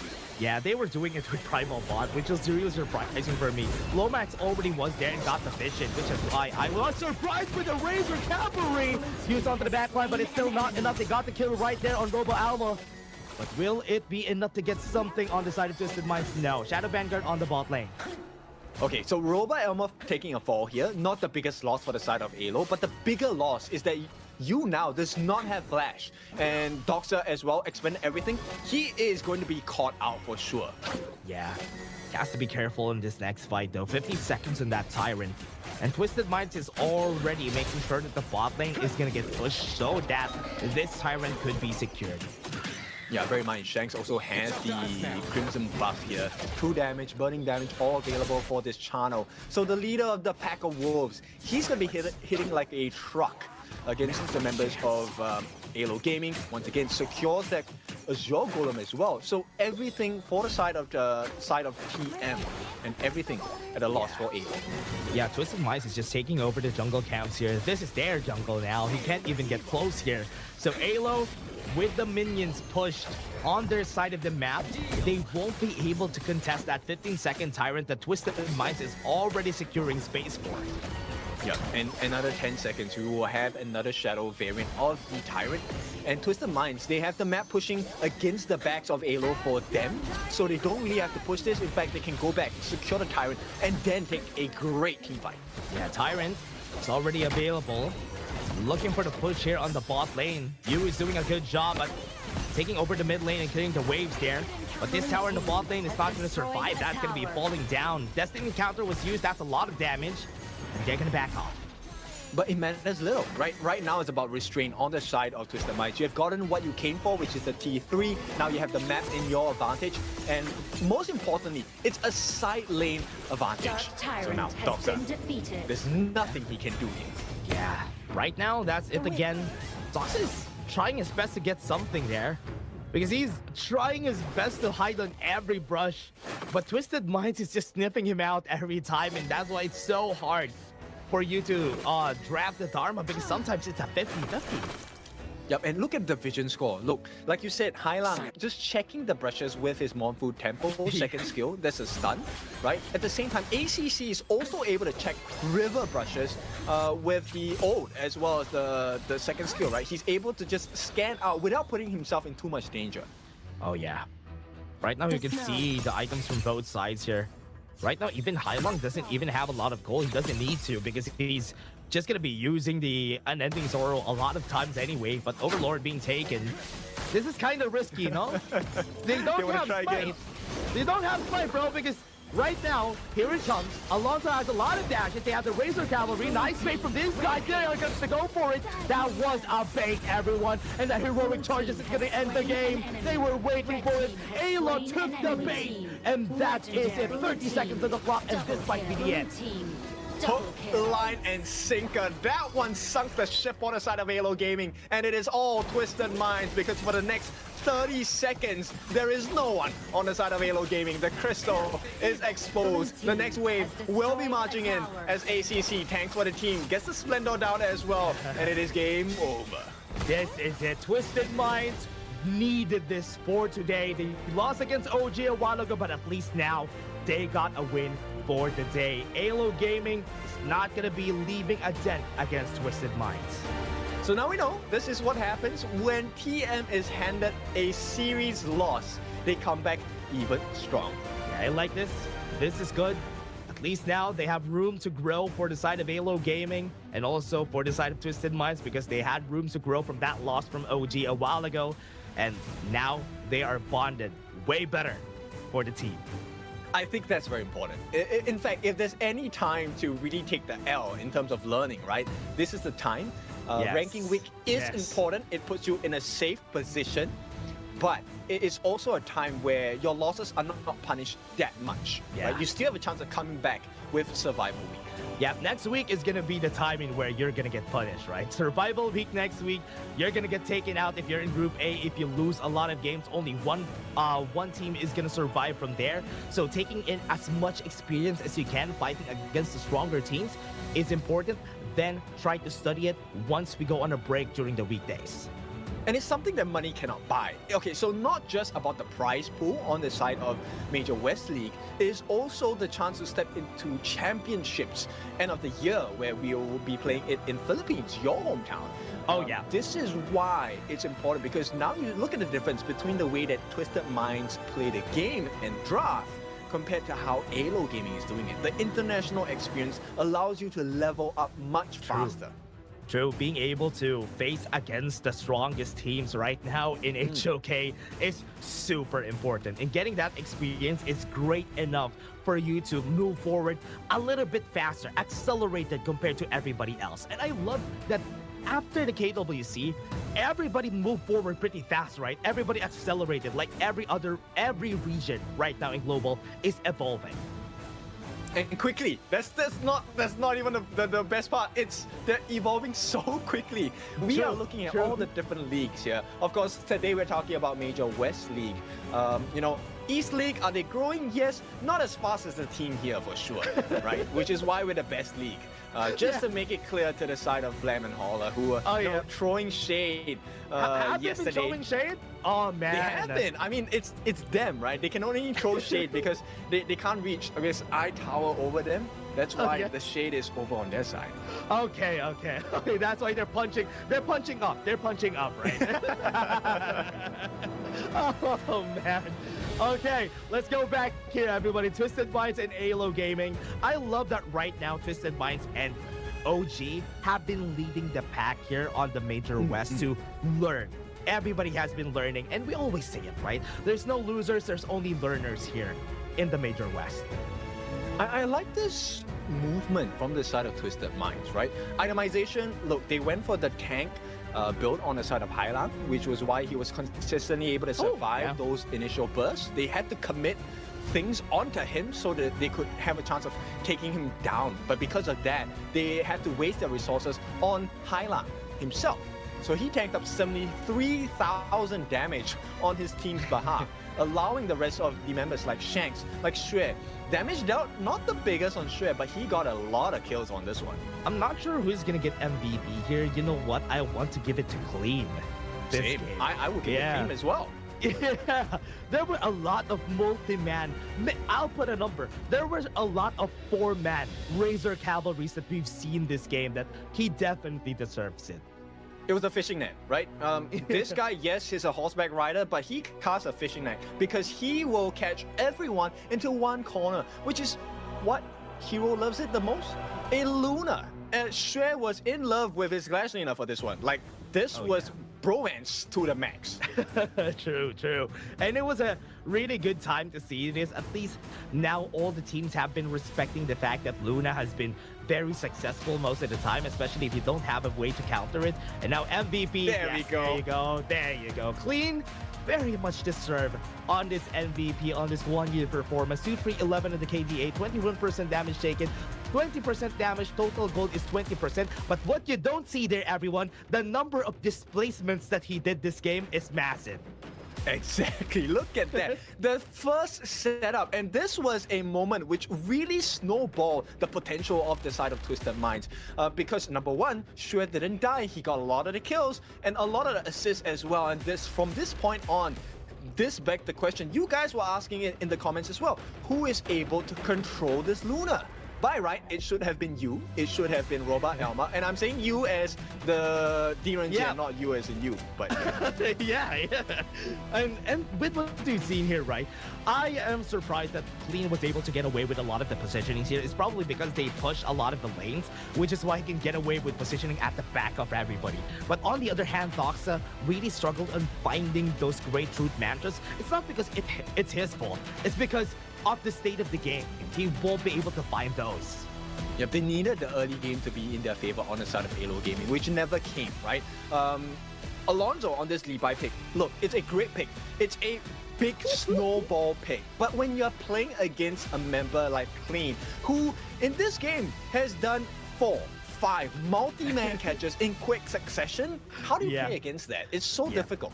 It was so hard. Even Alonso was the primary target. That was the most important thing that they had to do there in order for them to succeed for the side of Twisted Minds. But again, everybody, that was just another match number 3. Next match is going to be our last match. But before that, we're going to be taking a short break. See you guys in just a bit.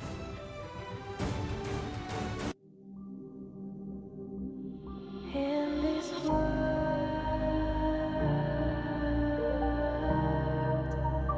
only ones in this world,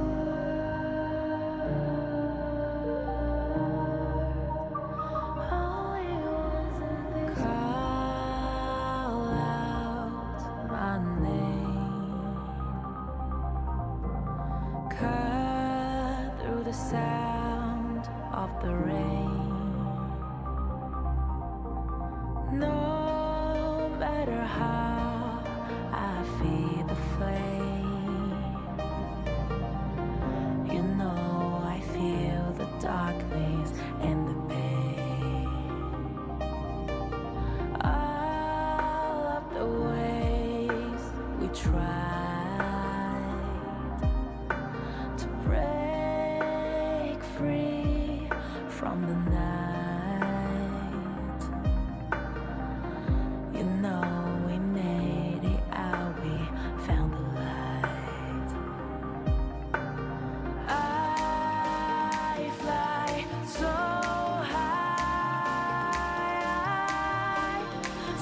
high, light up the skyline. Let's do it this time, like it's a whole new vibrant world.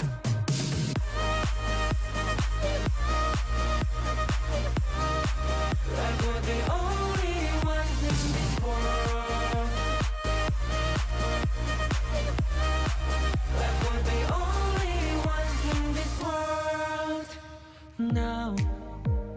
Now I see that I got everything I need. It's alright, I'm on fire, I'm alive, cause now I fly so high, so high. Light up the skyline, let's do it this time, like it's a whole new colorful world.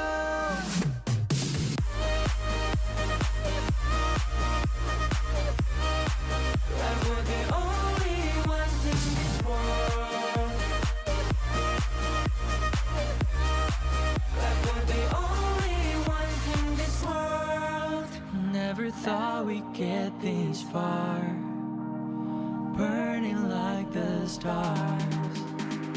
How we get this far, like we're the only ones in this world.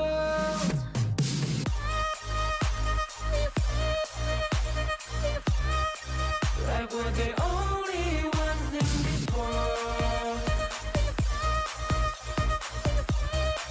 Like we're the only ones in this world.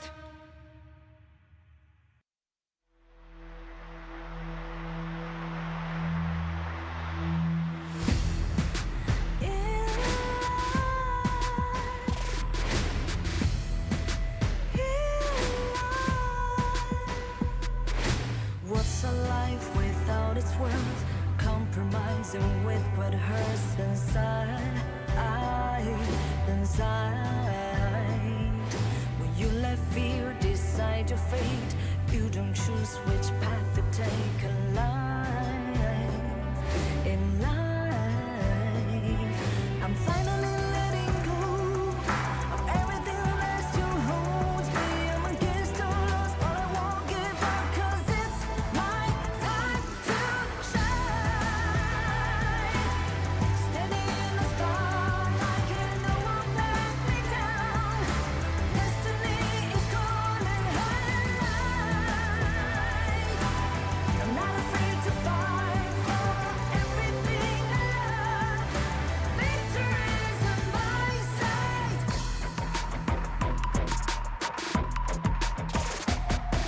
The more we lose, the more we gain. The more that nothing stays the same. In time, can't love ever, can't forget. What you see is what you get. Sometimes,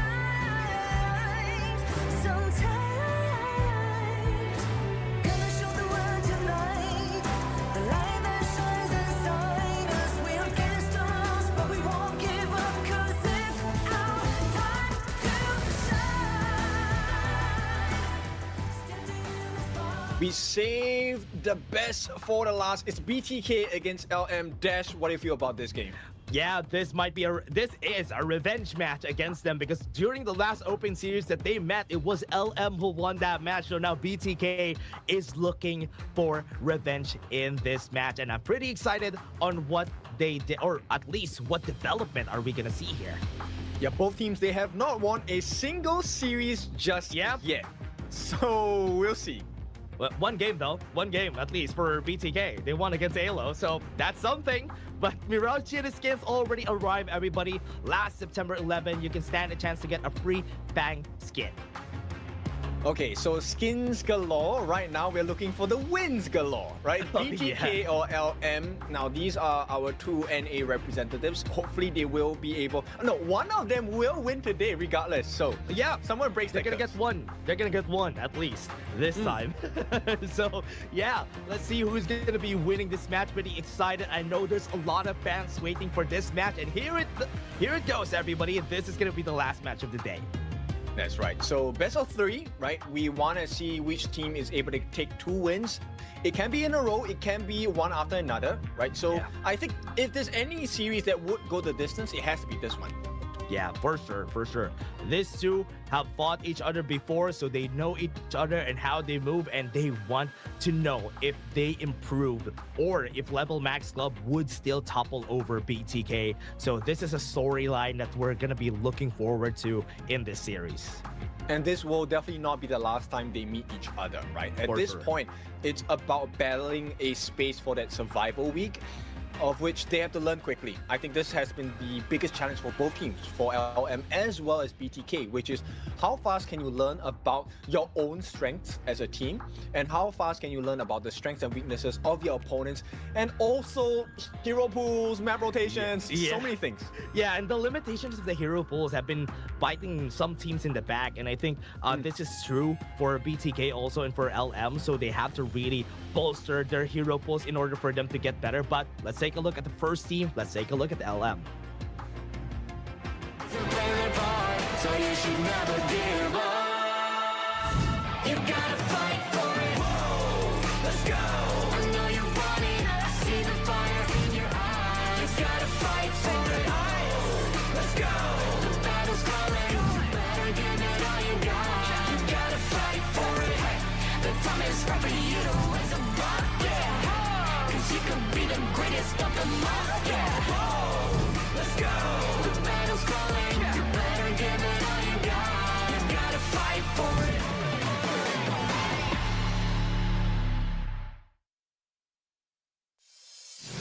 Level Max Club, Limit Breakers, and they are represented by Uching on the Clash lane, Noor in the jungle, now in that mid lane, a Legend in the farm lane, and of course Ash in that roam position. Thoughts on LM so far? Yeah, so far LM hasn't been winning and hasn't been showing up a lot from our games. Usually their games are off stream. The only time that we've seen them was their fight against OG, and they lost heavily in that game. So I hope this time against BTK, they would pose a threat against them. That's true. And look, BTK may be a new team, LM may be a new team, but the thing is, it's still not an easy task, right? It's no easy feat because you have to learn about the different heroes. I hope they have a good and deep hero pool because it is required as we head on into the later stages of Survival Week. Oh yeah, let's see who's gonna be here. But again, let's take a look first at BTK. Play the part, so you should never give up.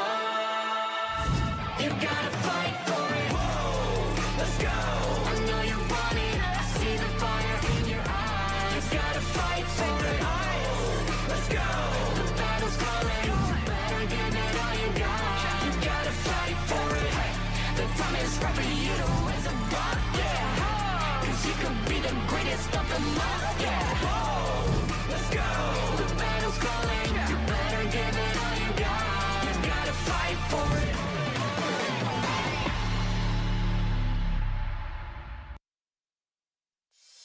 The bloodthirsty kings, the challengers. Fried chicken on that Clash lane, best player one on jungle, Mobazane on farm lane, Shark on that roamer, and Hoon on that mid lane. What are your thoughts about them, Kindofu? I think they need to grow a little bit more in terms of the hero pool. We did see Mobazane pick up his early for the first time, right? It was a decent performance for a new player, and I think the sky's the limit for them at this point, BTK, right? And this one I think is a grudge match because during my conversations with them during media day, they definitely felt the loss of against LM, and this one is an important series for them. They want to make sure they are the better of the two representatives. Yeah, they really want to win here, right? They want to get the win here. They are very thirsty for that win against this team, and they're not gonna let them up for this series. So I'm also pretty excited on how they're gonna do this, on how they're also gonna be drafting this game. I think it's very important to give maybe best player a tank jungle. I think the running comments, you know, we have read is that he performs better on a tank jungler. Now I think that seems to be the case. Now on this side, LM, they're going to be on the blue side, so prior pick for them. This opens up doors where you get a very big first pick. It could be the Dharma, it could be the Arlie, it could also be the Ogren or depends, right? I want to see what does LM put in the tank against BTK. Yeah, I am expecting a Meister Nui being a win. I remember during the OG match, they picked up the Heino on the side of LM, so that could also be an option, even the God and Mo. So at least seeing that from their side, I'm very I have a lot of expectations because they have those picks in their pockets. I think the winning strategy coming out from LM, let's not talk about the hero picks first. I think if you want to win BTK, you take their most stable player, which is Fried Chicken. Destroy the clash lane, I think you win BTK. Yeah, Fried Chicken has been performing pretty well, especially when he holds on to those clash laners that could actually carry like a Charlotte. Charlotte, he is very good at that, especially understanding that if they won't win the fight, let's just find something around the map that we can utilize, and that's split pushing with that Charlotte. I think this is one of the weaknesses on the side of BTK, right? Which if they fix, I think it will be great, which is map rotations. They haven't been playing the split push game too well. And I think LM has been capitalizing on it. So for now, we get the stock standard first few meta bans. No Mai, no Liang, no Pei, and no Arlie. Oh yeah, that is the standard. We're not going to be seeing Mai here. Hoon is not going to be able to pick that up, but Dharma is open, and LM is going to be taking that. Okay, so does this put... do you instantly counter if you're BTK? In terms of clash lane, looks like they won't. They will pick up the Lung first. Oh yeah. Gonna go with the Long. Are they gonna be picking up the Dolia for safety? But Yu Huan is way better. This is usually the opening, right? On the red side, you usually see a Long and a Yu Huan getting picked.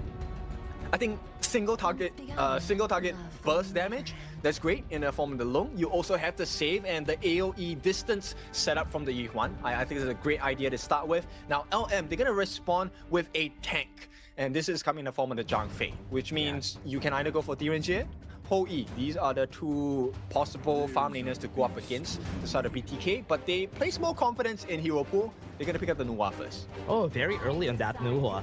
And I was kind of expecting that they secured their jungler this time around, but BTK still has the option to go for that Dolia, but the Oghren after this. This is stock standard, right? The U1, Long, and Oghren on that third pick. We have seen this on one match today. Yes, and we definitely know it works. So this one gives, I think it takes a little bit more stress away from the mind of best player. It is really just then, can I get the heals and how much of a limit can I push against the side of LM? Oh yeah, and we can see it. They need to take a look at what clash laners could be open here for Level Max Club, because they know that some of the picks here, like a Charlotte, is one of the strong picks here of Fried Chicken. So they could focus on that, ban that out, so there's no option of that for BTK. You know what? LM, Musashi works wonders. The fact that Luna has been banned out for the side of BTK, this is great. LM, if they pick up Musashi here, I think it could really spoil the game for the side of BTK. Oh yeah, true. They're threatening on that Dolia. Fatih and Charlotte could be the only picks that I'm looking at here for Fried Chicken. That's right. Byron, I don't think this is the game to pull out the Byron. Yeah. Maybe a Guan Yu if you know, Fried Chicken's up to it, maybe. Is he ready? Is he ready for the Guan Yu? I do think it's just one of those, what I said though, could be the only options that we're gonna see here, but the Guan Yu could have been good here, right? Yeah. With this comp, I think a Guan Yu is perfect for BTK. Yes, you need to match up pacing because LM has actually pretty insane rotation speeds. The Nuwa is going to be able to help you split push lanes, also put pressure on either one of your lanes with the emergence, but it feels like they want to make sure that Shark does not give maximum value to BTK. Take out the Diadea, take out the Dolia, no infinite vastness refresh for you, and no heals.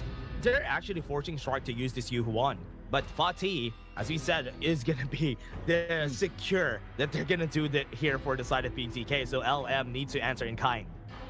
Good answer. One of the strengths of Fatih is if he's able to survive your initial burst, then you know you're gonna get smacked in the face. He is gonna come and slice you to bits. Yeah, and that's the scary part about this though, especially with this concert here, is something that we see as a counter for Long, but usually struggles. Wow! Fade! Okay, wait! I like this. Yeah. Yes, this combination is so good. Yeah. Oh, never mind. Spoiled, they lose. Nah, I'm just kidding.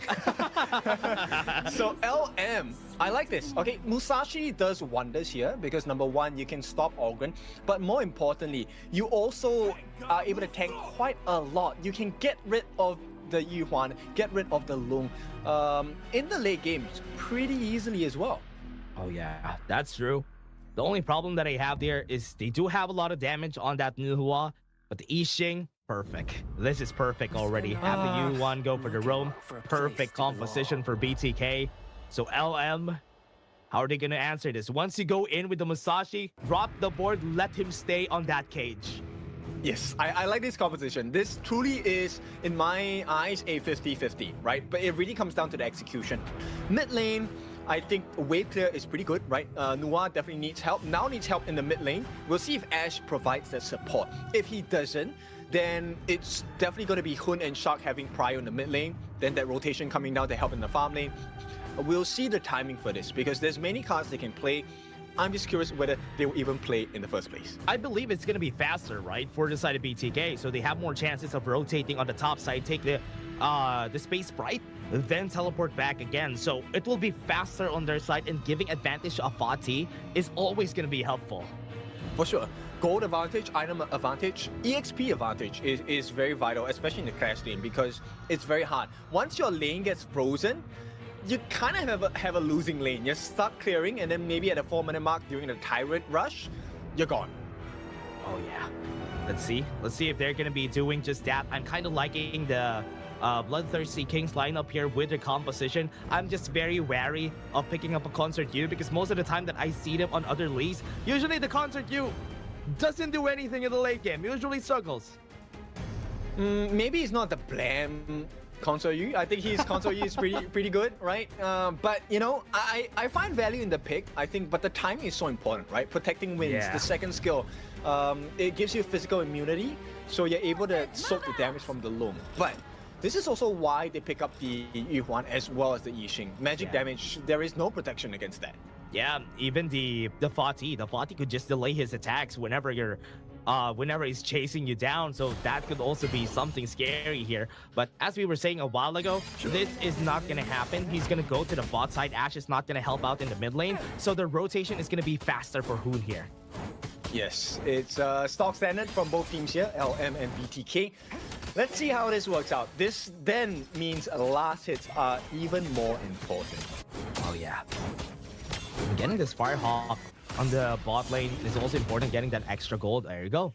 And now, Yixing Hoon is just going to be going to the bot side and maybe try to steal this on the other side. Remember, taking liberties has a lot of damage though, so they can secure this pretty easily. If he gets stolen, LM are not going to have a good time. There you go. And it does! Oh no! Hoon does get it!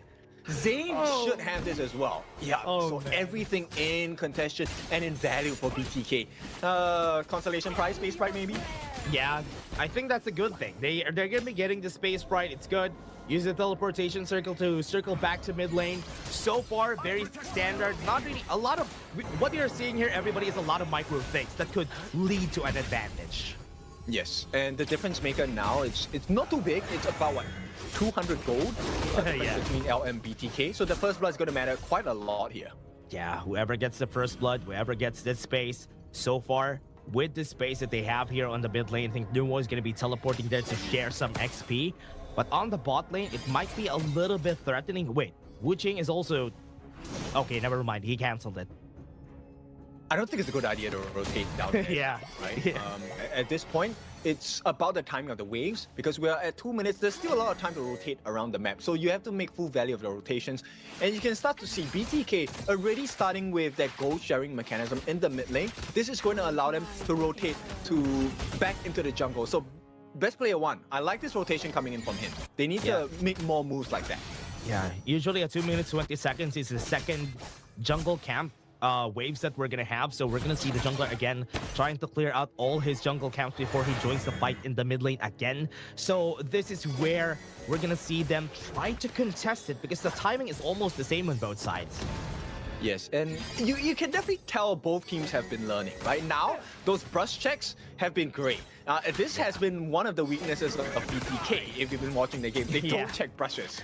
So they need to stop doing that. And if they do that, I think that puts them in a much better position because BTK actually having a decent lead.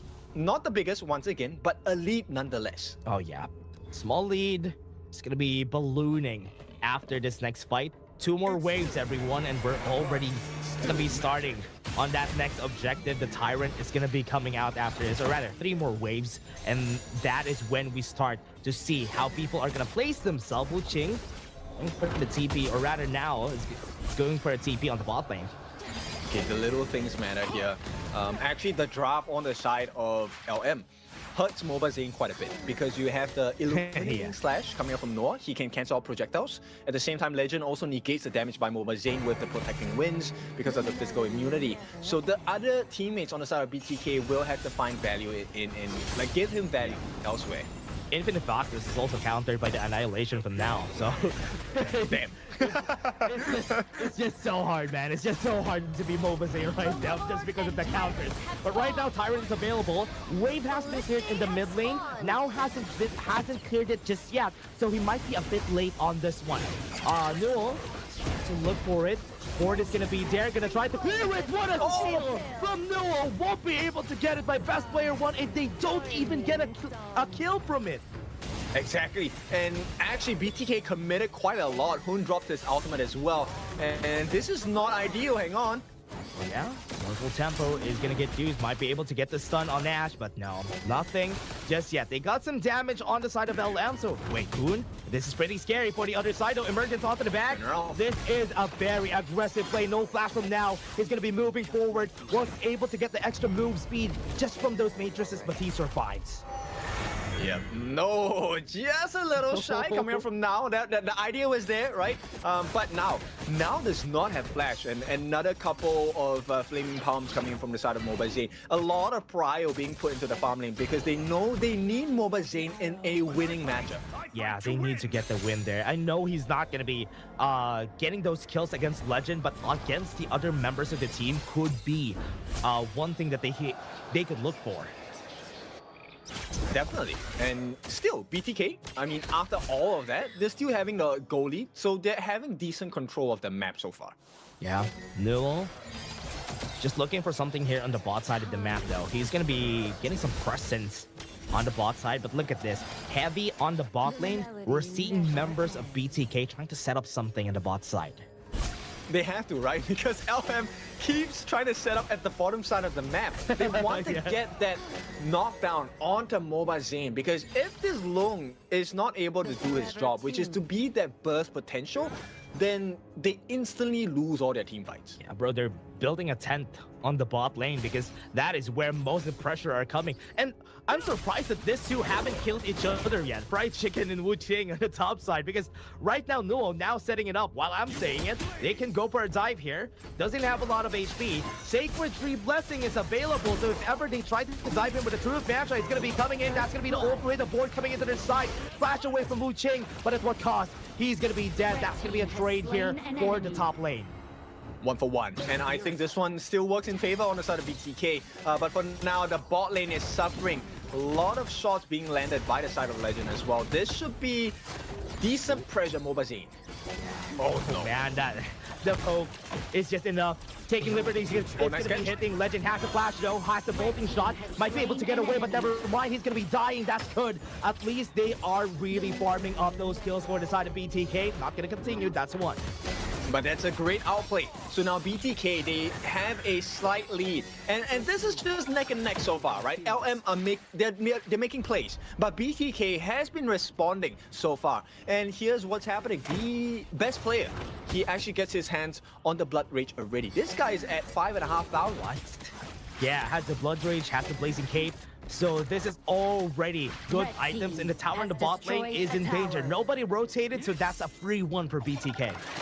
Yep, 1,000 gold ahead. They have full control of their own jungle. The next step here on both sides is, can we invade your jungle instead, right? Yeah. So LM and BTK, this is the next step for them. Let's see whether they can achieve it. Because the next few fights, not say they're not important, but I don't think they want to fight. You don't want to give any more of a lead to BTK. Yeah, and they also have to learn how to manage the side waves, and that's good for BTK because they manage the bot lane wave, force Newell to go for the teleportation circle, and that rotation is going to be good because they're letting members of LM follow to whatever they want to do on the map. Yeah, they're really influencing their movements. Oh yeah, best player one. Yeah, it's going to be in danger. Annihilation already used. 6 seconds on the Tyrant, so no Annihilation in that fight. Not the biggest loss. I mean, these are not the Shadow variants, and I don't think BTK will oblige to a fight right now, which is very rare, right? Because we know BTK as the fighting team, they want to wrestle with you all the time. And this time, BTK actually going for objectives. Yeah, just going for the Tyrant because you know what, man? They want to fight and the Tyrant helps them fight. So they want to take anything that they can get. Yeah, okay. Then maybe now is the time, right? 80 seconds. Do you want to put up a fist fight? Right now, this is the invitation. Yeah, this might be it. Okay, good steal for the side of LM. But topside tower is going to get taken down. Nobody's there. Nobody's home. But bot lane also. Nobody's home, so this is free. This is a very different BTK. They are pushing turrets. They take the T2. They're winning the macro game. Oh, yeah. And even the top side, look at this. Hoon is also rotating on the top side at this point, so that's already good. LM could have pushed further, but they were looking for that Overlord. That's why they didn't push further on the top side. Okay, so LM now, they have a slight wave advantage because the Vanguards naturally win the 3 minions, 2 minions in the ballista. But 10 minutes, 30 seconds before the neutral objectives come up with the Shadow variants. If there is a time to fight, that would be the time. Yeah, Not great. Yeah, force the infinite dances out of Mobile Zane. Annihilation almost kills him though. That was very scary. Yep, this is not a great position for BTK. In fact, LM, this is exactly what they want, right? Right before that 10-minute mark, you don't have the infinite vastness, you don't have your unending sorrow. Yeah, let's see. Right now for LM, currently looking for any space they can take. Shadow variants already here. Both of them posturing for that Tyrant. Everybody's trying to seal a path in order for them to take it. Yeah, patience is very key here. You don't want to overcommit. And best player, he's going to try and just push them away, right? Timing is very important because the buffs are going to be coming up on both sides as well. Yeah, they were waiting for that stump though. Maybe they could get the damage now. Reset on this Tyrant. It's so far away. So for sure, they're going to be reset. And this could actually go for a second win here for BTK. Yeah, both teams, this is great growth, right? Knowing that, hey, this might not be the time they go in though. Duel to the death has been used already, but Unbridled Outburst, the board is going to catch 2. Right there onto the backline, they want to go for the Legend because he's going to be dead for sure. What a great clapback from BTK. And now the Tyrant is going to be in their eyes. That's taking liberties, was able to get the knock up, and Nuwa is going to fall down. And this Tyrant is going to go to their side, and BTK just won that fight. And they have improved. This is the BTK we're looking for. The dive comes in on the back, but it's not going to work. Actually going to be getting the kill there. That's surprising. Noon able to get the knock up, and Fried Chicken is going to get the cleanup in the end. Yeah, it doesn't matter. You can give the life of Shark. Shark is a roam. Roam lives do matter, by the way, but like, it's Shark. Yeah. Right? So as a Yuhuan, you give the kills. Why? Because now you have instant access. Crimson buff in the hands of Mobile Zane. You have the Zero Golem for best player. You're able to walk the map and now escort the minions in the mid lane into that T2. And there's very little that LM want to do about that now. That's a lot of damage from now. And it's very scary. Right now, bot lane is pushing. Look at that, though. That is free damage on the tower. It is. And now, T3, they have the force of response. LM Wuxing is going to try and make a defense. This means BTK, they stop that potential take on that Overlord as well. Yeah, they're looking for the Overlord a while ago, but because of that push, that's good. Investments right here on the side lane is going to be important for Shark. Going to be target here for Nuwo. Remember, he has an ending sorrow, so not really the best target. And things are going to get more difficult for LM because now you have to make a choice as Nuo, right? Musashi, your duel to the death. You can't hit everyone unless they're grouped up together, right? Yeah. If you use it on Best Player 1, Hoon and Mobile Zane are just going to wreck you. Shark's going to get the heals. Fried Chicken's going to jump on your backlines. So who do you want to actually use your duel to the death for? That's an important question that needs to be answered for LM. That's true. And right now, LM are really looking for it. I think Wu Qing really needs to find a good truth mantra here in order to turn the tides around and get this in their favor. A 5k gold lead is a very big lead. No more Primal Bond for BTK, so they're already starting on that Overlord. It's going to be for free. Yeah, it's a buff of a new team, the Bloodthirsty Kings. Rightly aptly named at this point. Shadow Overlord going to be secure. They get themselves the Azure buff as well. No contest coming in from LM. And this is a rarity. But BTK, they are looking strong. Yeah, they're looking really good. Shadow Vanguard onto the top side. BTK positioning to cut them off so that they won't be able to go to the second tier tower. Yes, that's good. That's exactly what you need to do in order for you to get the push here. And BTK is going to get a 2-for-1, or rather a 2-for-2 on those towers. Yeah, and look at what they're doing. They're trying to go for the catch. The flash out of Wuching. This is horrible for them. BTK, they play their cards right. They get another T3. Yeah, they're gonna force the board. Shadow Vanguard is gonna be here. Start it right now. Now, 1/3 and that HP is already down. They can start this. Shadow Vanguard onto the top side, and Vital Outburst could be used anytime by Ash. The knockup is gonna be coming in. Gotta push him back. Right there, far forward. Best player 1 is gonna get caught up in the back, and he's gonna be dead. They're trying to space out for the side of BTK. What a great annihilation. Was able to hit 3 people. Fried Chicken in the far forward with the Sacred Tree blessing, but not enough to survive. It's a 2-for-1, and BTK has to fall back. They take 2 on the side of BTK. LM, they survived that initial aggression. But this is not looking that bad for BTK. Number 1, Momazane is still alive, has his hands on the Crimson Golem, and they can continually poke down the T3s. If you take a look at the map, LM has only taken the T1s on the top and the bottom. There is still a lot of work to do. Yeah, 5 more seconds on the Tyrant. LM, as you said, they have to clear a lot of things before they would be able to contest this. Enough time for BTK to have Fried Chicken in this fight. Yeah, Shark is just going to hold this here and make sure that there is enough time bought, right? BTK, I love this improvement, right? Yes, the goal lead has kind of shrunk a little bit. It is now just 3,000 goal ahead for BTK, but it's an advantage nonetheless. Yeah, still a good thing. Find a way to collapse on the right target. LM has the right idea here. You just need to collapse on the right target, then kill them as fast as you can because they have the burst. They just have to utilize it perfectly. Yes, Ash, I think he has done really well. Right now, it's about can he land his perfect ultimate. Bro, he's already half HP. Oh man, I know, that's not a good fight to take at this point. He needs to back off. Somebody needs to stall for time so that Ash can regenerate. Now you have to back away. Yeah, Momazane, look at that. He is just getting the punches in. The Flaming Palms definitely hurt. And like you said, Ash was low before. Ash is low now. Yeah. There is still a potential for a steal though. Right now does have his annihilation. They just need vision. And also there is the Unbridled Outburst available for Ash. Good positioning for Wuching, but he has been discovered by Shark. Right there on the mid lane and the bot lane is where the fights are gonna be. And Wuching, the target. Right now, Ash is not in the area anymore. They don't know that he backed off. So now this is a good time for BTK to try and risk this. It's gonna be a bit fast, half HP already. They're gonna go for this Tyrant. Gonna take some time, and this is not gonna be seen. LM doesn't know that it was happening. Yep, they didn't know for sure. Now the catch. Okay, Board is gonna be here. Tyrant is already on their side, and we're able to catch backline. What a great stun onto Momazane. Wuching is cooking, and he was able to get the right target. And now this is it. Best player 1 is gonna be the next target on the chopping block. Tools did that, got them to low HP. Fried Chicken is gonna be next, but that's another 2 kills for LM.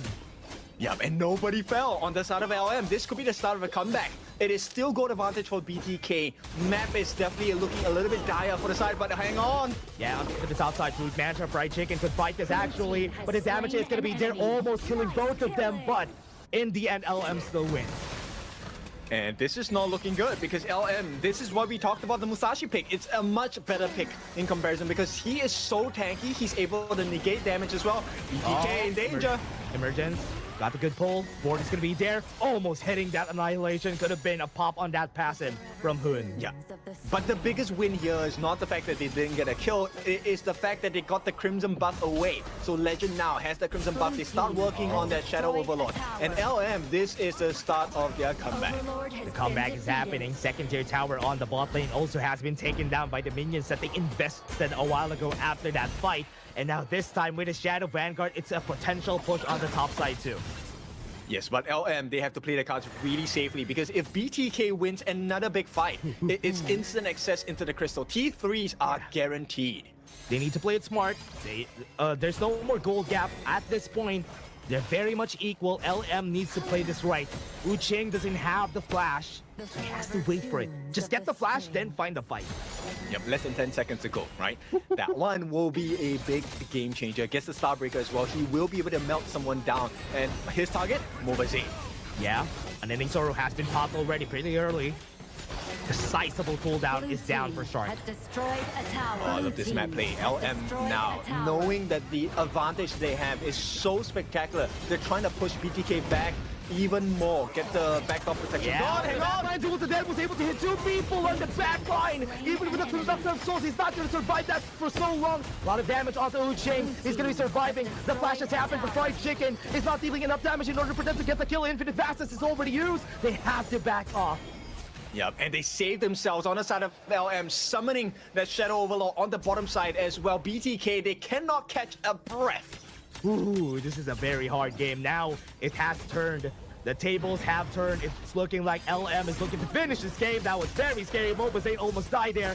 Now Fried Chicken needs to defend this himself. No ult just yet. Sacred Tree Blessing has been used right now, but he dies. The third tier tower is now down and the bot lane is in danger.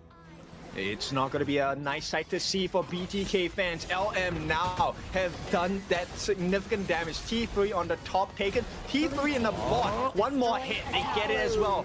Yeah, under the tower, Shadow Vanguard still there. Mid lane is pushing. LM looking to get this push onto the mid lane too. Now all third tier towers are down and the Tempest Dragon is coming in a bit. Oh, I was thinking, you know what? LM was going to be greedy. They could end the game at that point. I like the restraint coming out from LM. There is much to fight for. Tempest Dragon, 20 seconds away. This is crazy, man. This is crazy because it's looking like it's the comeback that we're looking for LM. Just a second win that they were looking for. One mistake, and that was it. And this time, one mistake, and this game could end on the side of BTK. They need more vision control. So take a look at Shock. 64 points of vision control, 55 for Ash as the corresponding roam. They just need to find out where Wuching is on the side of BTK. But for the side of LM, it's about where is Mobazane, where is Fried Chicken. You get rid of these two, you win the fight instantly. Yeah, that's true. Remember, once they go in, Uching is the most important key to this fight. Once he gets in and one annihilation, Mobazane is dead. So that's the combo that they're looking for here. It's on the back lines. There is vision there, so he won't be able to get there pretty easily. So LM is just trying to bait them out. Yeah, and they don't really have to fight, right? Right now it's about, okay, let's drag the fight. We will naturally have the waves in our favor anyway. And then BTK, one wrong choice. You will lose your life, you lose your crystal. Yeah, they just have to force something. Force an ult out of anybody. Those are big cooldowns on the other side, but they're already starting here very sneakily. Shark has caught wind of it. They see the HP falling down. Fried Chicken is also in the area. They have some flashes and bridled out for Fried Chicken onto the back though. Was able to flash in. Will they be able to get the Oh, they got it! They will! Best player one was able to get the steal, and that's exactly what they're looking for. This might be it. Fried Chicken onto the back line. This might be the fight that they are gonna be winning, and that is the ender for now. Legend and Ash are down, and everybody needs to back off and recall back to their base.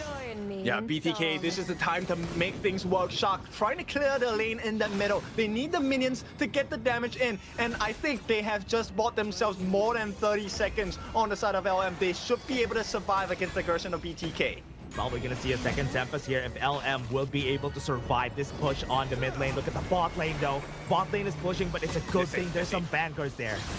Yeah, they're safe for now, but they can't take a team fight. LM, if they take a team fight now and lose, it is game set for the side of BTK.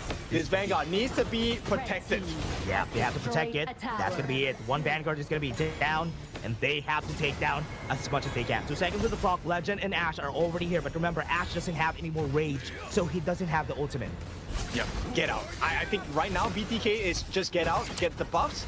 Play safe. Oh, hang on, they go in. Did it onto the back line though. That damage is going to be what they're looking for. Best player one is in front. Uching still not using his ultimate, so he's trying to play it safe. Half HP already on Mobazane.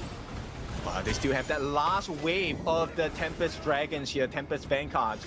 There is a T3 on the top and the bottom right now. Mobazane does get that Crimson buff in his hands. True damage available. BTK, can they win this fight? Yeah, last wave. BTK, they have to win this. Half HP on most of their members. It's not going to be good if ever they fight this. They have to back away though. Best player one doesn't have any HP anymore onto the back line though. Look at it. Nomo was able to force infinite fastness out of Mobazane. The push is happening. Bot lane tower is going to fall down. It doesn't matter because if this fight it doesn't end, best player one gets the conductor assault in front and nobody is going to die on both sides. It doesn't matter. It all works out for BTK, right? The T3 on the top taken down by the Tempest Vanguard. So this is a great situation for BTK. They have come back into this game amidst all of the advantage that LM have gotten for themselves. But the job is not done yet because LM does have majority advantage. They still have their T3 in the mid. It is one lane they cannot ignore on the side of BTK. 40 seconds on the clock. They have to wait for the waves. Wave on the top side is a little bit bigger on the side of LM, so that could be an advantage that they could look for before they fight on that 30-second Tempest. And finally, you know, BTK and LM, the two teams, they're finally playing with vision, right? Playing with the brushes as well. The vision score is insane. Wow. 59 onto Ash, 80 plus for Shark. Shark has provided so much information for the team. Yeah, very, very helpful. 13 seconds. Fried Chicken already pushing on the top side though. This is good investment so that they can pull away attention onto the bot side of the map and where the Tempest is. Yeah, right now it's about wave management, right? They need to clear the waves, make sure they have an advantage. And you can see, now it's just throwing annihilation after annihilation, trying to make sure that they get their prior, but BTK have the prior here, and now it's about pulling the waves in their favor. Yeah, remember, minions are very fast at this point in the game, so missing out on the minions is gonna be big. They can finish the game for you. Right now, Shark, walking in very untested waters, and both of the waves actually on both sides are equal again, except for that mid lane that Fried Chicken is pushing. Yeah, you don't want to take too much damage on either side, right? So BTK and LM, this now becomes a poking game. Who is able to put the other in a very uncomfortable position, of which when the dive finally happens, it would cost you the game here. Oh yeah, both of them trying to go for this. In the top side, even Fried Chicken is having the 1v1 against them. Right now, this is still scary. Uching needs to look for that big truth mantra to win this fight. Yeah, you can tell. LM is trying to scout for information about where the different members on the side of BTK are at. At the same time, they want to see whether they can take prior over this Tempest Pit or not. And for now, map control is a little bit better for the side of BTK. Yeah, Uching could be in danger though. Mobazane is looking for him. Good thing he had another dash. That could have been in. Good thing he sniffed that from a mile away, because if not, he could have been dead. Yeah, but they are giving away the Zero buff. Best player has it. Yeah, that's true. It's not good though, because right now LM has been putting a lot more people on the bot side of the map. The top side is where it should be at, because that is where it's so far away from the Tempest and where you can pull attention. And Fried Chicken has been doing a good job. Uching is going to be late in this fight. And wait, it's a Baron base for LM as well. Yeah, so this this is the most. Yeah, this is the most 50-50 you will ever get. Baron bases on both ends. We are at the point where gold doesn't really matter. It's about item switching at this point. And here we go, one-on-one. Fried Chicken against Uching. Yeah, not even popping the ultimate though. They still have a lot of damage, so it's still okay. Half HP on Shark. Still has it. The duel to the death onto the back line though. Sacred Tree Blessing was overused by Fried Chicken, but he's in onto now. Good thing they had the Splendor there. They're gonna get the kill. Sage's Sanctuary is already up, so this is still good. That Destiny, that buy was perfect. Right there in front. Best player one, but the truth matchup from Uching as we were looking for. Best player one is now down, and Hoon is being chased down. Emergence is gonna be there. He's gonna be dead, but he took some time, so it's still okay. Noah in front. Shark getting chased. Doesn't have the ult anymore. If it falls here, it could be over. Unending sorrow is still there.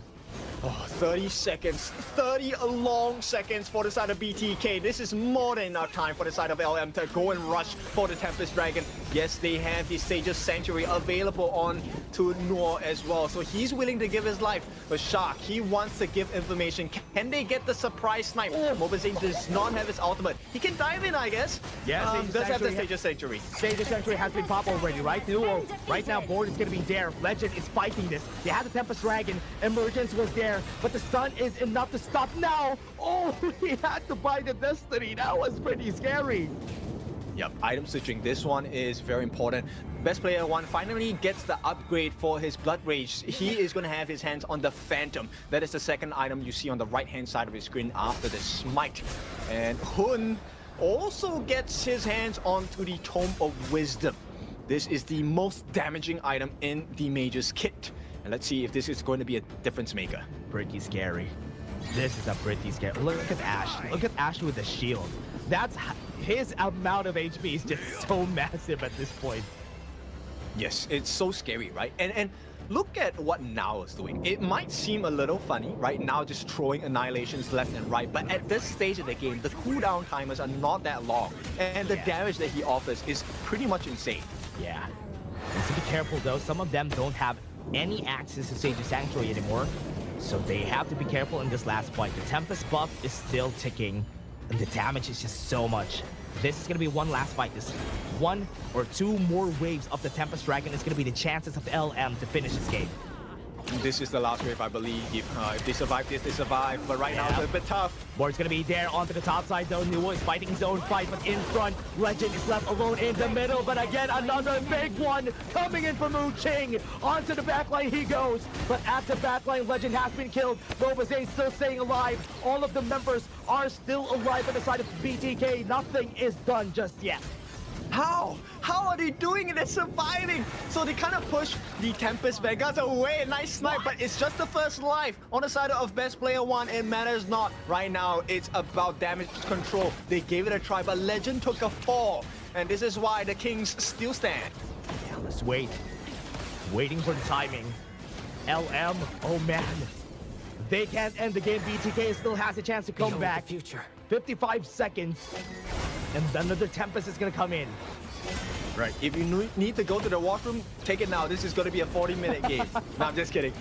Look, this one is tough. I think the next Tempest Dragon and Tempest fight should be the one decision maker. But this also dead, all right? This is why it's so important in HOK to manage your waves. This is where BTK can shine. If they get that spot here, they're going for the kill. Nuo's gonna be the target though. Good Unbridled Outburst. That is perfect. Stop everybody from getting in. Yep, and now they will have that Crimson Golem going into the side of Best Player 1. And take a look at that. All the annihilations coming from Now. They want a TP. Oh no! They're gonna go for it. What a great timing again with the Resplendence, and this might be it. Another Sage's Sanctuary has been burned. Hoon is gonna be dead. That is big. Now they don't have waves on the top side though. They have to chase it down. Wu Ching is gonna finish the game right here, right now. The crystal is down, and LM takes the first punch. That's what we said. Wave management is #1. And BTK handed their loss once again. Finally, LM, they have their first game win in this fall season of KMW 2025. What an intense game for both of our teams. That is actually crazy. That was a very long game, almost 30 minutes. We already had our third Tempest at that point. It is a scary game. What a good comeback from LM. That one took 1 life from our health bar, right? So we have Sage's Sanctuary as well, so we have survived. We go into game number 2 shortly. But what a game, LM and BTK. Now, the question was, are they any good? Have they improved? The answer is yes, for both. Yeah, both of them have improved. You can see it in how they play the macro. You can see it in how they play the team fights. It's all been good. The only thing that happened there was that the game took so long that everything has been thrown down the window. And in the end, it all came down to who managed the wave better. And it was LM. Yes, and the stops, the slows coming in, it was all good from the side of LM. But the major decision to be able to try and catch out the members, that one last critical moment, which you called out, that Unbridled Outburst, they saved the game. Ash saved the game for LM. Yeah, that's true. If he didn't catch the Unbridled Outburst, and that was 4 people. 4 people stopped on their tracks because of that Unbridled Outburst, and the board could have caught Nuo during that time. That was why I thought that could have been it. But it was a nice try. I love this show of skill from both of our teams. Yeah, the learning journey has been great. It's been a painful one, let's be honest, for both LM as well as BTK. It's been painful, but it has shown a lot of growth. And, lessons learned in pain are rarely forgotten. So BTK, once again, another nail, a stake to the heart. Is it going to be the killing blow for LM in the second game in the series, or is it going to be a BTK comeback? That remains to be seen. We have to run through the stats first, but since we have a bit of time, MVP, who is your MVP for LM? Oh man, for LM, if it could be, I think I'm gonna be going with Ash. Ash saved the game, to be honest. So I'll be going with him for this one. But what do you think? I like Ushing. Okay. His Dharma Okay. was Understandable. Yeah, understandable. He had a lot of great ults, right? So that's why I also think it could be him. So let's take a look at the stats down here. 1-0 on the side of LM. Of course, they level max taking the win in this one. And this really came down to the wire. It really was about the Sage's Sanctuary usage as well as the Destiny usage. Oh yeah, that's true. And you can see it, right? Because the Destiny buy, the Sage's Sanctuary, and man, that was a very good end also for Uching. And you can see it right here. Everybody from BTK was doing a good job at getting damage on everyone. It's almost too close on that damage there. Very close, right? And the difference maker was Now and Legend. Take a look at the two of them. Over 270,000 for Now, 245,000 for Legend. These are hero damage calculations. They were the brunt force of the damage. But it was Wu Qing that actually set it up for the team in conjunction with Noor on that Musashi duel to the death, as well as Ash's unbridled outburst. A lot of synergies and compositions working in great synergy for LM. Oh wow, you can see how everything right here just was like a very sweet, honestly, because it was very, very close. The game happened very, very long, but it was a lot of gold gaps. But at the end, we don't really think about the gold gaps anymore at that point because it doesn't matter. It all came down to how they play it. Yeah, the moment it passes, I think, 60,000 worth of gold, then it really is not about the gold anymore. It's about, number one, your positioning, number two, the item switching, right? And of course, how many Sage's Sanctuary charges have you burnt out? Right? Yeah. You only get 2 in a game. Yeah. Once you're done with 2, it's over. Yeah, you can get it MVP. Oh, there you go. There you go. Your boy Wu Qing is going to take the MVP in this game. 326, 22% damage taken, 13% damage, total gold at 21%. But what you don't see there, everybody, is the times he got a good set on the stats. Yes, this turnaround, he caught Best Player 1, very nice ultimate. They clamored onto him with this one. This could have been very well a winning moment for the side of BTK. Unfortunately for them, LM had other plans. Yeah, it was good. Right there, you could see that in this game, we have seen BTK really struggle on this part of the game, but they were able to come back. Again, LM also doing the same thing. They struggled, they came back. Oh man, this game is just too intense for us. Yeah, it definitely was, right? The initial steal or secure by the side of BTK to get that first Tempest Dragon, that would really change the game because the base was barren on the side of BTK. They fought with their lives, got the barren state back into the hands of LM, but unfortunately did not win that macro game. Oh yeah, it all came down to the macro, right? But it was a very close game. Game 2 could still be the same, I'll be honest with you. Game 2 could be that long again. It could happen just because of how this game stayed too long. That was such a great truth mantra. Yeah, but no longer available. Wu Qing does not have access to the Dharma anymore. That's the beauty of the global ban pick format. So let's see. Fried Chicken, do you have a Dharma in you? Oh yeah, that's it. Because ever since he hasn't put out the Dharma, he hasn't pulled out the Dharma. Only Fatih, only Charlotte, but before that, guys, we're just gonna be taking a short break. Also us, we're gonna be taking a bit of a break because that was an intense match. See you guys in just a bit.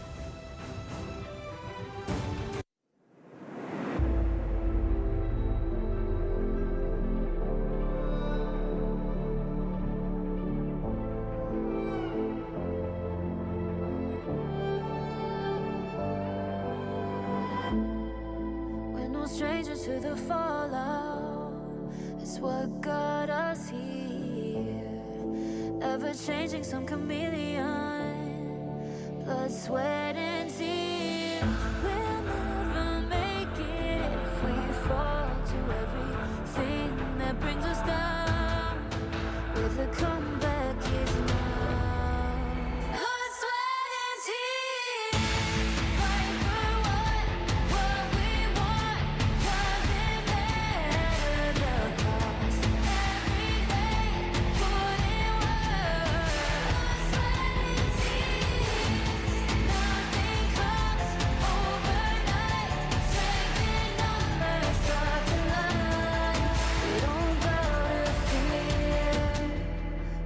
sweat and tears.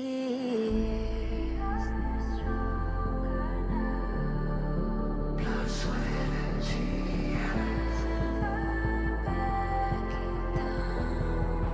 Blood, sweat, and tears.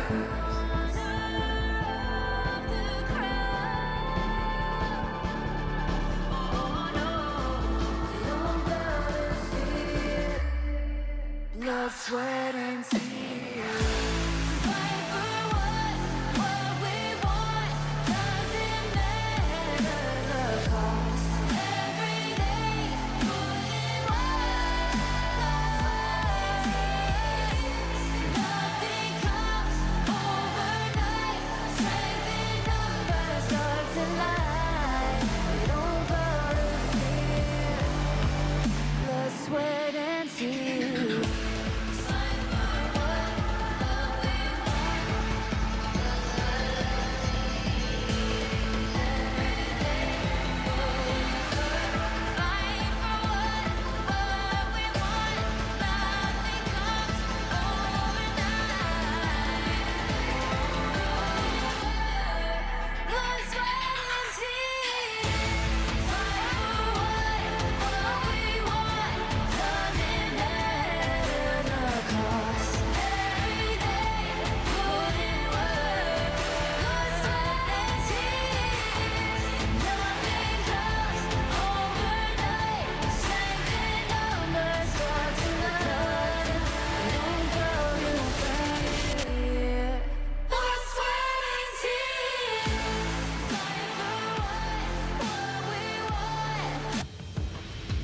Take a deep breath because we are going in deep for this one. This is the second game, series point for LM, and of course a comeback factor for the side of BTK. It is your favorite kind of tofu, Kindofu, and with me again, Dash. What do we think about game number 2? Oh man, I'm excited to see what's gonna happen here because right now for sure, both of our teams were really tired from that game. Who has the better endurance coming into this next game and how are their mentals in this next game? I would say Tempest game again. yeah. I think so. I think that's a possibility though. For one thing is the game took too long because both of them had a hard time finishing it or finding a way to finish the game. For sure. You can't blame them. I think the defense by LM was pretty sick, right?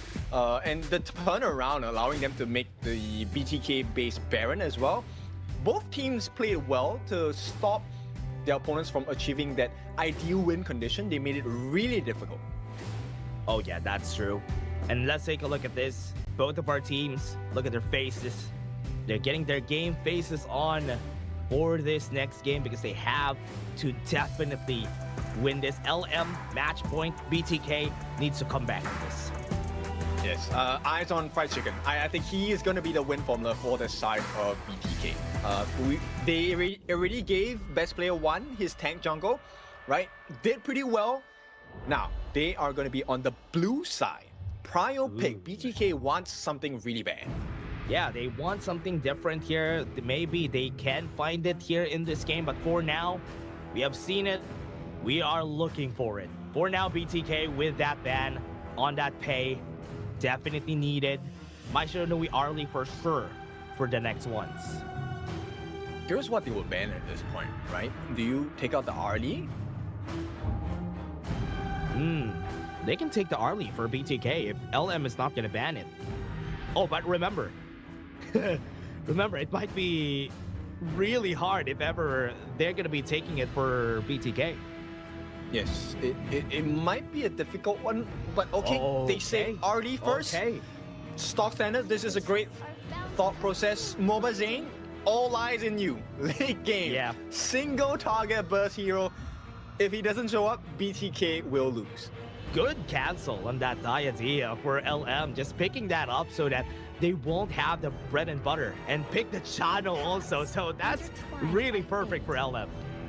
They do a double whammy, right? So number 1, channel 50-50 matchup against Arlie. And number 2, the idea, the signature pairing for a Arlie is not available. Yeah, that is going to be really hard here for them. So I hope they would be able to play it. pretty well here for the side of LM if they want to finish this. Agudo together with the Zhang Fei. There's a lot of frontline power already for BTK. I like this. It also cancels out the potential of big picks like Kaiser, like Ogren. These are heroes that suffer against the picks of Agudo. So LM, they're gonna last pick their jungle, I presume, and Lady Zhen will come into the hands of Now. Yeah, for now, this is gonna be the timing with the Lady Zhen. I like this, especially against the Zhang Fei and Agudo. So what he will do will be able to just drop the Destructive Deluge so that these two cannot move forward. Exactly, right? You want to deter them, disrupt them from doing what they're meant to do, which is to be in your face. Especially more for Shark, I guess. But we'll see. LM, they take away the burst potential in the form of the Gun and Mo. I like that because Chano and Lady Zhen and Dadia, the three of them, just instantly deleted. BTK take out the Flowborn tank from the side of LM. That is very smart. At least they know what could counter them at this point in the game. If ever, are they going to be picking? Oh yeah, BTK still has a lot of bans in their side. I think an Yixing ban here for BTK, or rather, Yixing has already been picked. So there's still a lot of things that they could go for. Oh, hey no, for BTK. Oh, that's a good idea. So Hano definitely would be a big problem because long extended fights, that's what already Agudo love as well. And that's what Hano loves as well. Able to repair towers. And I think they understand that BTK, they've now finally learned about their macro game. They don't want to allow that strength. Okay, picking up the food support. Just in case they need to put the Arlie down. So they're going to be using Flash here for sure. Flash, go to the Arlie. Arlie's dead. That's true. I think it's a good strategy. At the same time, Foods is also a late game beast. Yep. So if it goes into a situation of a Tempest Arena again, then I think LM have a slight advantage here. But BTK, I like this Xiao Xiao pick, right? Great AoE setups, and along with the ultimates as well, big burst damage, can instantly delete a Chano as well as the Lady Zhen off of the map. So we'll see how this goes. Yeah, Hoon just needs to hit. Goes for the Lamb there. Bread and butter counter against Agudo. Yes. So for those of you that don't know, the more targets there are, Lam actually is able to use the space split dash in between, stay invulnerable during that moment, and benefits off of Agudo having so many critters around him. Yeah, that's why it's easy for Lam to just play around whenever an Agudo is on the other side. So this is a very, I think LM has been very greedy with this lineup because they do have the food, so they have a lot of late game potential with the Chano. The damage from the Lady Zhen also comes out in the late game, so they need to stall this until they get there. Level 4. Level 4 is where this game is going to be decided, right? Because okay, this is the ideal situation, but on the side of LM, if Noor actually gets his death from below, his ultimate catches majority of the people on the side of BTK, he can actually send them right into the face of Fuzi, number one, and also send them into the face of Destructive Deluge, the ultimate of Lady Zhen, of which you will not be very happy with that. Yeah, that's true. And right now, we are seeing something good here. At least on the other side, I love that they are really picking up the Arlie here for BTK. They're trying to put this, put more confidence in MOBA Zane in this game. It needs to be his Arlie performance. Not the best yet, right? I think there's a lot of room for improvement, but pulling it out today, I think is an important chance for BTK because you have to keep trying. Yeah, for now, we're going to be seeing the lineup here from both of our side. We have the Charlotte. The Fati Charlotte has been expended in these games, and that's exactly what they want here for BTK. Right now, it's already good. We're going to be starting the game number 2 of BTK versus LM. That's right, series point for the side of LM. If they win this, they net their first series win, and also they get to have another whammy on to BTK. Now BTK, let's take a look at the best player one, right? He needs to make his release very fast. He needs to get that smite as well. Yeah, right now both of our teams gonna be wave clearing on both sides. I like that they are moving this. I like that BTK is trying to go with this strategy. Put the mid lane, put the Arlie on the mid lane, then rotate to the top lane, then use the teleportation circle in order for you to get more resources. Going you need to funnel farm into Mobile Zane, right? That's the whole point of the RD as well. And for now, the jungling pace is a little fast. Actually, it's the same. Noah is actually keeping pace. Yeah, surprised that he's keeping up though. And now they got the space right. They leave the mid lane. Boone is now in danger, but it's a good thing I was able to flash away. Okay, so everything rides on the life of Mobile Zane at this point, but once again, very concerning positions coming up from LM. Yeah, and even looking for LM though, what they're doing here is just very aggressive. They want to go forward. What a good pullback. Had to force the flash out of fried chicken, but First Blood already has commenced on the bot lane. Okay, a little bit of greed coming up from now gets punished, and First Blood actually goes in the hands of Hun. Hun is also another member which you don't want to allow the snowball. Xiao Qiao with a level and gold advantage it just spells insta-kill. Oh yeah, it's just gonna be hard. And the Honey Sweet Breeze is also very easy to hit, and we can take a look at the replay here. Okay, so this was attempted dive. How did he get the... Oh, it's because of the hits that he landed onto Hun that then retargeted the turret shots. That's so unfortunate, man. That's so unfortunate. He died just because of that, but now we can definitely see at least a bit of an advantage from BTK. Very small, not really that big. That 500 or 600 gold lead that they have now could balloon later on. It's a bit unfortunate, right? But it was now or never, and never was the case for him at this point. Mobile Zane getting quite a few licks in onto Noor. Aggressive on that play though. Ash close on that, getting that level 4 for that Destiny encounter, but the movements of BTK have been better so far because we haven't seen Nuo find a way in to get a good ultimate. Yeah, Crudy is just positional advantage so far, and I think that's a good sign for the side of BTK fans, but LM, their drop is actually not bad. Hang on. Okay, going for Shark. He has the ultimate though, and Battle Outburst is available. He won't be able to jump away, and that's a lot of stuns coming in from their side. That's a gorgeous mobilization, able to go for their side though. Meteor Storm has the flash off. Is it going to be a dead? Oh, nice save. What a great save coming in from now. That was sick coming in, and once again they get free damage. LM just edging it out. BTK for now, they have a very slight goal lead. Maybe this is a solo maybe kill. A kill. Great knockup though. Wu Qing needs to back up, has his passive up, but it is still a fried chicken kill. Fried Chicken has been tearing it apart. Like his growth has been quite good. So he would probably be the turning point for the side of BTK if anything. LM now looking for a different way to get the victory. Look at Hoon at the bottom side. It's 3 members pushing it down. Yeah, and Hoon is just taking it all on him. He doesn't even mind just getting a lot of people on his lane. But remember, as you said, wave has been pushed already, so there's more positioning advantage for LM here. Yeah, now cannot ignore that mid lane. This will put a little bit more prio for the side of BTK. Now, it looks like LM will not contest this. The smite has been used by Noor, so this is a free one for the side of BTK. Yeah, because they already saw the fried chicken teleported onto the mid lane, so they know that they have man advantage. So what they're gonna do, I like this movement from both teams. Look at them. They're gonna go and try for a push on top and bottom. Yep, split the attention, right? And right now, this is going to be a concerning one. LM, I think they should be able to secure the T1. Yeah, I think both. I think even Nova Zane on the bot lane is just going to be taking it. Yeah, good trades from both sides. They saw the opportunity, they go for it, so that at least it's going to be an equal trade. So I'm so curious about the goal difference now because it's 1,000 ahead for BTK, similar as in previous game number 1. But is that lead to Mobile Zane? Because he does have a level lead against Legend. Oh yeah, we need to see the item track here later on because if the advantage is very sizable, I think there's more chances for Mobile Zane to go for that next Tyrant fight. And I think for now, Mobile Zane has learned quite a bit on the RD. His movements have been a little bit cleaner this game in comparison to his past performances. Let's see. BTK and LM playing in the brush. Not what I expected to say today, but what a good goal.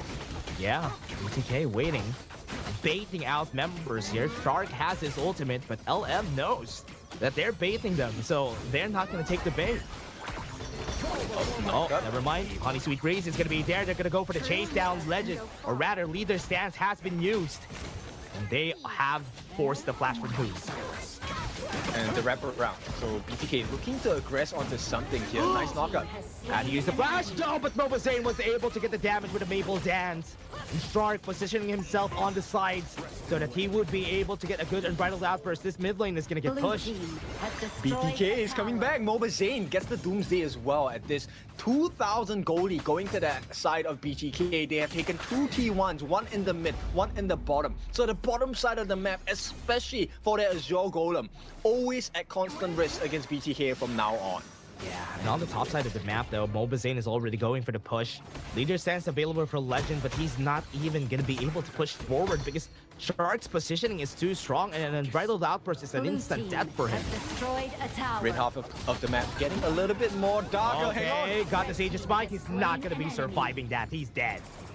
Okay, let's. I want to point you in a direction. Mobazane actually has a 1,000 goal lead against Legend, so this is looking Ooh. good for Mobazane. Yeah, he's doing a good job though, if that's the case, because most of the gold has been infused into him, especially in the early stages of the game, and I like that for this. Yes. The only concerning thing is for LM fans, Hu Ching. He's gonna be the turnaround. Oh, nice knockup. Great knockup. Ash, Legend, moving forward, gonna go for the chase down. Got the kill on Mobazane, and got a pullback with a death from below, and now with the unbridled outburst, the knockup comes in. Double kill for Legend. Looking to chase down even under the turn. Wu Ching is gonna be dying from there. And that is it. LM is just gonna back off. Yeah, numbers advantage coming in. They do get rid of that mid T1 pressure, but Red T2 on the team bottom, has on the top, destroyed sorry, a tower. has been taken by Noor. Now they need to find something else, and that seems to be the Azure Golem, but straight away the defense comes in. He tried, but he's not gonna be able to get it. This time, LM is just gonna be taking it. Legend, at least, bridge the gold gap just from those 2 kills that he had there. Not ideal for the side of BTK. Immediately attempt by Noor. He needs this Azure Golem. Yeah, he doesn't have any mana at this point, so he's not gonna take it. Everybody's playing bodyguard there. Okay, there you go. Okay, 9 seconds before the Crimson buff comes up for the side of LM. Let's see how they want to play this. For now, I think Now has been doing so well on this Lady Chen, right? Just giving that turnaround potential against BTK. And BTK hasn't found an answer just yet. Yeah. Spark Forged the pure sky on Wu Ching. Still not very tanky at this point. He's just gonna be using the Sage's Might most of the time. But what's good about this is that his split push power is gonna be scarier. Yes. Oh, I mean, he does have the Protector Cuirass, right? The half item. So I think he does have quite a bit of physical defense. Maybe not against Hun, but he's going to be very potent Blue against team Mobazane as well as destroyed Best a Player tower. 1 and Fried Chicken. Yeah, love the play. Went in for that push on the bot lane because they saw them taking the Overlord. And LM, bit too late on the movement. 2k gold lead at this point. More towers down on the side of LM. Yeah, the biggest difference maker now is the fact that Mobazane is 1 level ahead of... Oh no, no Oh, longer. good knockup though. He's not going to be moving anytime soon. Wu Ching with the Sage's Might is going to be risking his life. Unbridled Outburst was able to pull him back. Legend is now in danger. What a great Unbridled Outburst, but on the back line though, he's going to be dead too. Nobody's dying on the other side. It's a 3-for-1. And Double that's kill. 2 more alive for the side of LM. The outplay. This one was Best Player 1 outplay. destroyed a tower. Like, look, he dealt so much damage on to the front lines, specifically Wu Ching as well as Noor. He saved the day for the team. Meanwhile, BTK, this could be game here. They're looking for more. Yeah, 5 seconds onto Legend. Are they going to end this? No, they don't have the time because Legend is going to be alive. 30th tower at least is down, so that's good. Natural push power on the mid lane. Okay, but they have broken the base on the side of LM. Once again, it's a middle lane T3. Not the biggest deficit because you can clear the waves in quick succession because it's right beside each other. But this 10-minute Tyrant, this one will decide the game. Yeah. Tyrant is up. Right now, Wu Ching is already in position here. Whoever goes in gets the Sage's Might, gets the Rod, gets the Quarterstaff. And LM is already starting. Onto the back, Best Player 1 might be able to go for the steal here. He's gonna go throw it, and that's gonna be it. Still gonna go for the side of LM. Best Player 1 also falls down because of that Destructive Deluge. The chase comes in, the pull comes back, and that is a very dead Hoon. And Wu Ching is just a menace in the front line. The two most important members that were supposed to change the fight have been taken down really quickly, and it's a double kill for Legend. This channel is on fire. The Wolves will be marching in the pack. T2 now under pressure. Leader stance is so strong. Right there on the top side, Uching is pushing, and nobody's looking on the mid lane because of this. Good distraction. Bot lane gonna get pushed. Mid lane gonna get pushed. LM is back. A tower. Yes, definitely back here. T2 at the bottom as well, a 3v. As BTK looking to find some value across the map, but LM just shut them down at every instance. Oh yeah. LM. Man, these guys always have the second win at the 11-minute mark, and they're crazy for that because they're always doing this. They always find a way in the mid game that they're gonna find some mistake from BTK, and they're gonna utilize it to push through and gain an advantage. Yes, and you can see the defensive measures. So I like the fact that Noah doesn't go too greedy. Him and Uching as well. Both of them have gotten that brown colored item that is the ominous premonition. Yes. So it slows down your attack speed and movement speed as well. And this is costing BTK. It's not a comfortable position to be in. Yeah, right now, they're even pressuring. Oh, they still got the steal there. Oh, that's unfortunate. yeah, now mana regeneration aplenty for the side of Noah with that smite as well. And BTK, you need that cooldown reduction.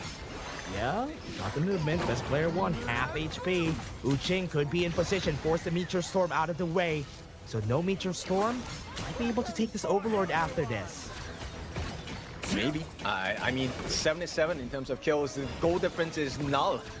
Nothing to separate the two teams. So it really is about map control and game management. Death from below is underway.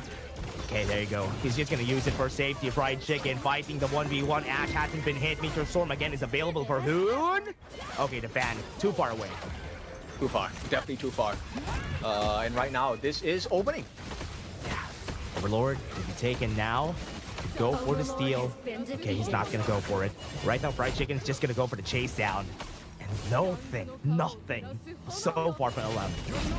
Okay, so LM, I think they played it safe, right? Because BTK now have a major map advantage with the Shadow Overlord. Right now, Uching hides into brush. Good information. Vision score this game much more valuable, right? Because there is an insta-kill combo available for LM, right? Uching gets the Sage's Smite down and you're kind of dead. Yeah, that's why Mobazane should be careful. Hoon or Mobazane should be careful of the Sage's Smite, because whoever gets hit is definitely dead. The combo together with Now, that's a death sentence when you get hit. Oh, for sure. But on the flip side, it's the same story as well. Hun as well as Best Player 1 or even Fried Chicken, if they get the multi-man setup knockup, it spells the end of LM's composition.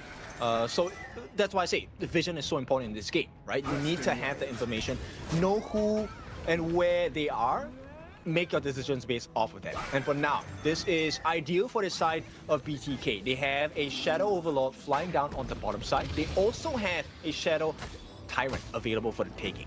Yeah, Shadow Vanguard already there, already in position. LM wants to contest this, but they have to clear out the wave on the bot lane first, because if not, that could spell their doom. Under the turn, tower takedown could be very dangerous right there onto the back line. They got the kill on Hoon, but now it's also in danger on the back. They're trying to get the kill on Fried Chicken, but no, it's not yet available, but the Splendor is still alive. But here in front, they get the damage, they get the front line. Legend is gonna be dying, and LM is losing all their members. What a triple kill coming in from their side. Mid lane is pushing. This could be the end, and BTK could be turning this around, and this could be the last fight. They're gonna go for the push. Destructive Delusion is available, but is it enough? Yes, it is. But they survive for just a few seconds more, because BTK is gonna punch back in game number 2.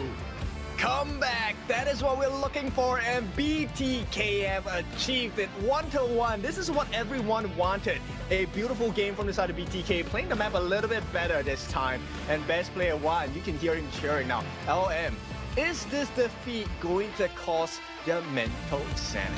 Oh man, what a game. What a game here. BTK able to come back. They got a 1-1 here. And you know what? They tried their best on the side of LM, but it was a better setup, better front to back in that last fight from BTK.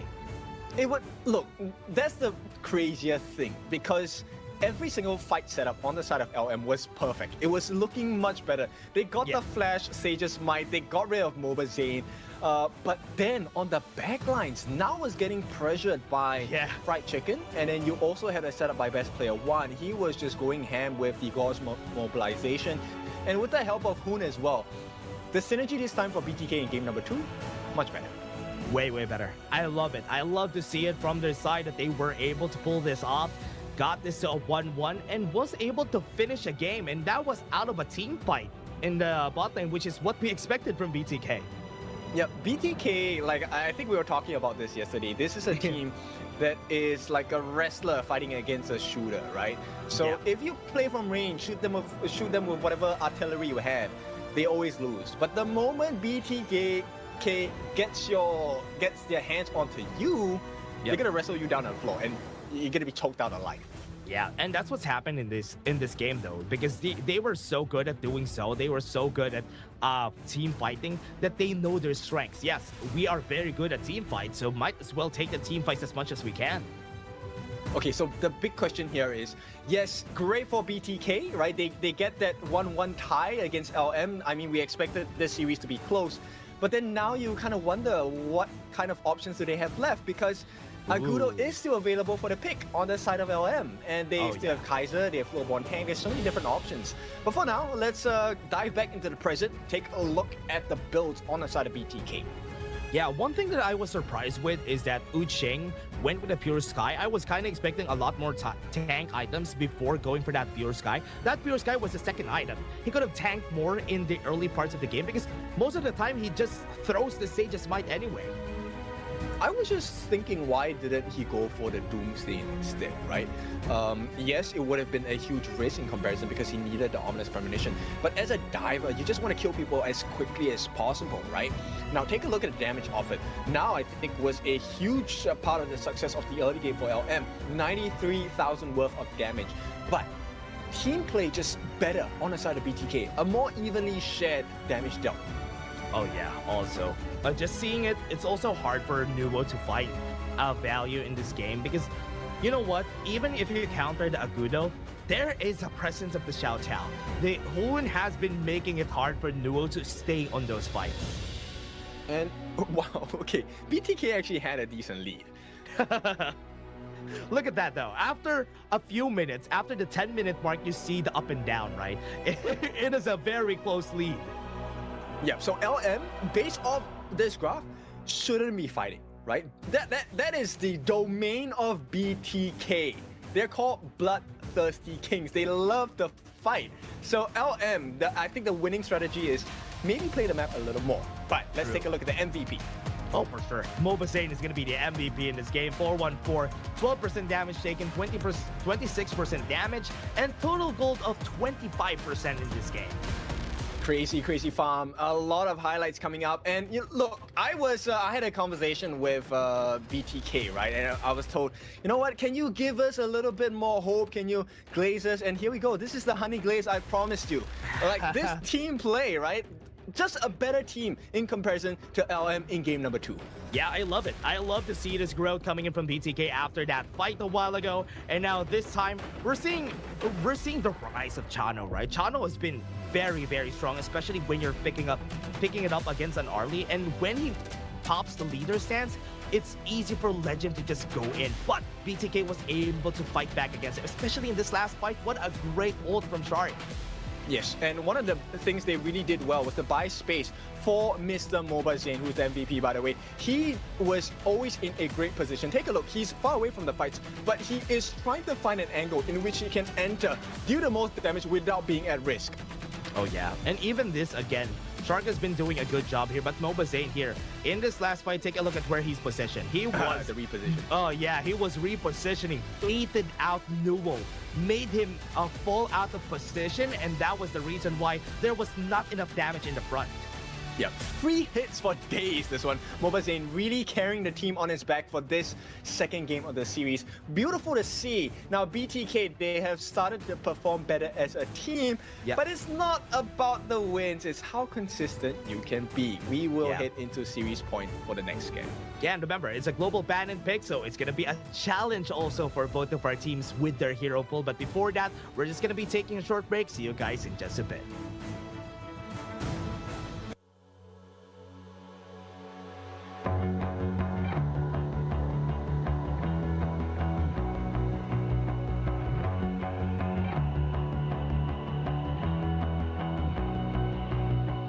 You've walked through the darkest nights. You've heard the crowd, felt the blinding light. You were standing there when your heart comes alive. It's a dream of a hat, and it never dies. Right here, right now, give it all, get it out. Never surrender. I fight and never fail. I am a contender. A challenge I can feel. The smallest lies become the brightest enemies relentlessly. And even if you fall, you gave it everything to be a king.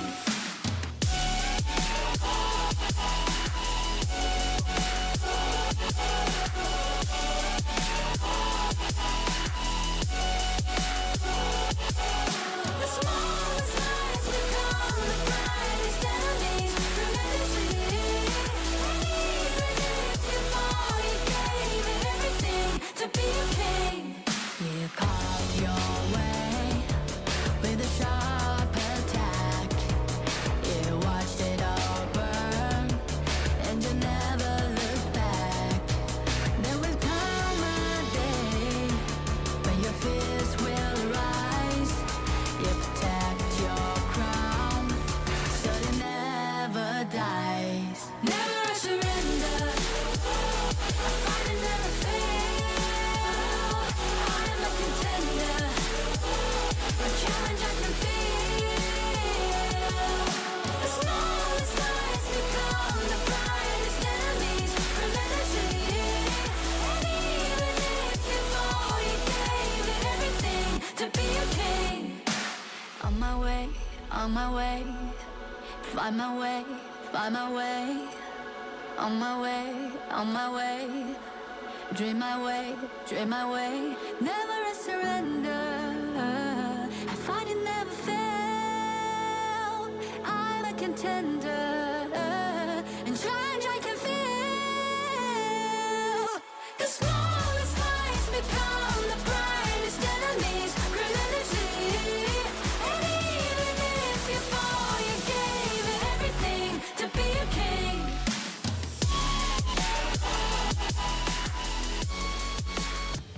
It all comes down to this, a final game of the series. Winner take everything. Both teams want this because they have not won a single series just yet. Yeah, these teams would want to take it, and they're not gonna get it pretty easily. We had a very long game 1. We had a comeback in game 2, and game number 3, it all comes down to whoever really deserves to win this series. But hero pools, that is a big concern. That's the problem.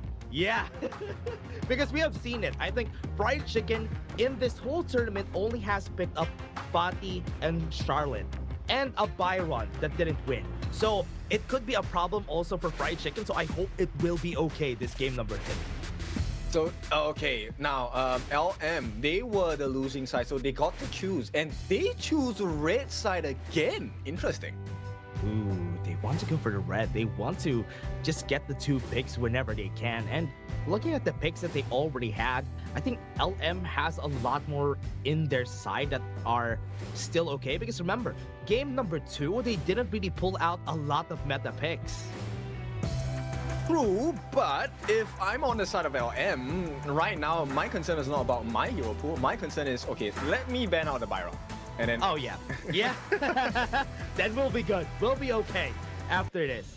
one thing for best player, at least he still has the monkey, and on the other end, Mobazane still has the Marco Polo, still hasn't pulled the Marco Polo. I want to see the Marco Polo, Mobazane.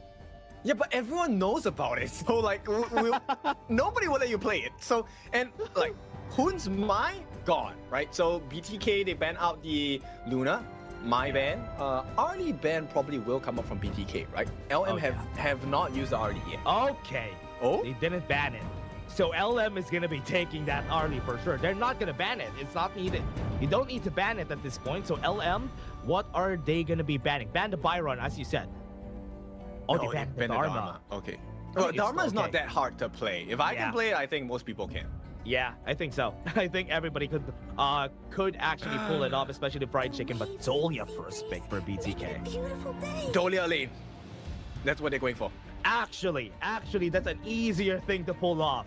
And Elaine is very easy to work with, but Leon Poe for LM as a first pick. And Arlie, yeah, for sure. Come on, guaranteed, right? And LM now, they have a potential to make this very difficult for the side of BTK. They can even play the Liu Bang. I don't know whether they have that hero in their pool, but a Lianpo Liu Bang combination will smash and absolutely destroy BTK in team fights. Yeah, especially if they don't really have a lot of... Oh, there you go. The monkey that I was saying a while ago, best player 1 needs to pull it out this time. And they're going to go for the Chano as a counter. I think, yeah, you're right. It's going to be an Elaine pick here for BTK. I hope LM knows that that's going to happen. Curious if Hoon has a... I don't know. Nua? Or maybe a Garden Mo? Last time I've seen them... No yeah, way. I think they had a Nua. For Hoon, I think he plays that. They played it in the Twisted Minds and Halo games. Okay, so Garden Mo for LM. This is looking like a very scary draft from the side of LM. BTK, it has to be a Nua, right? But yeah, straight away, LM with the Elaine ban, they know what's cooking on the side of BTK's kitchen. Yeah, they have heard us for sure. But never mind, they already know that that's gonna happen.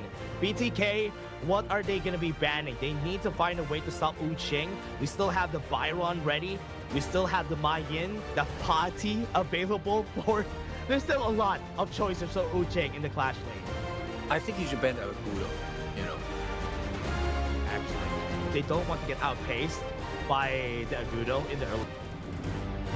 LM, do they still have the Augur?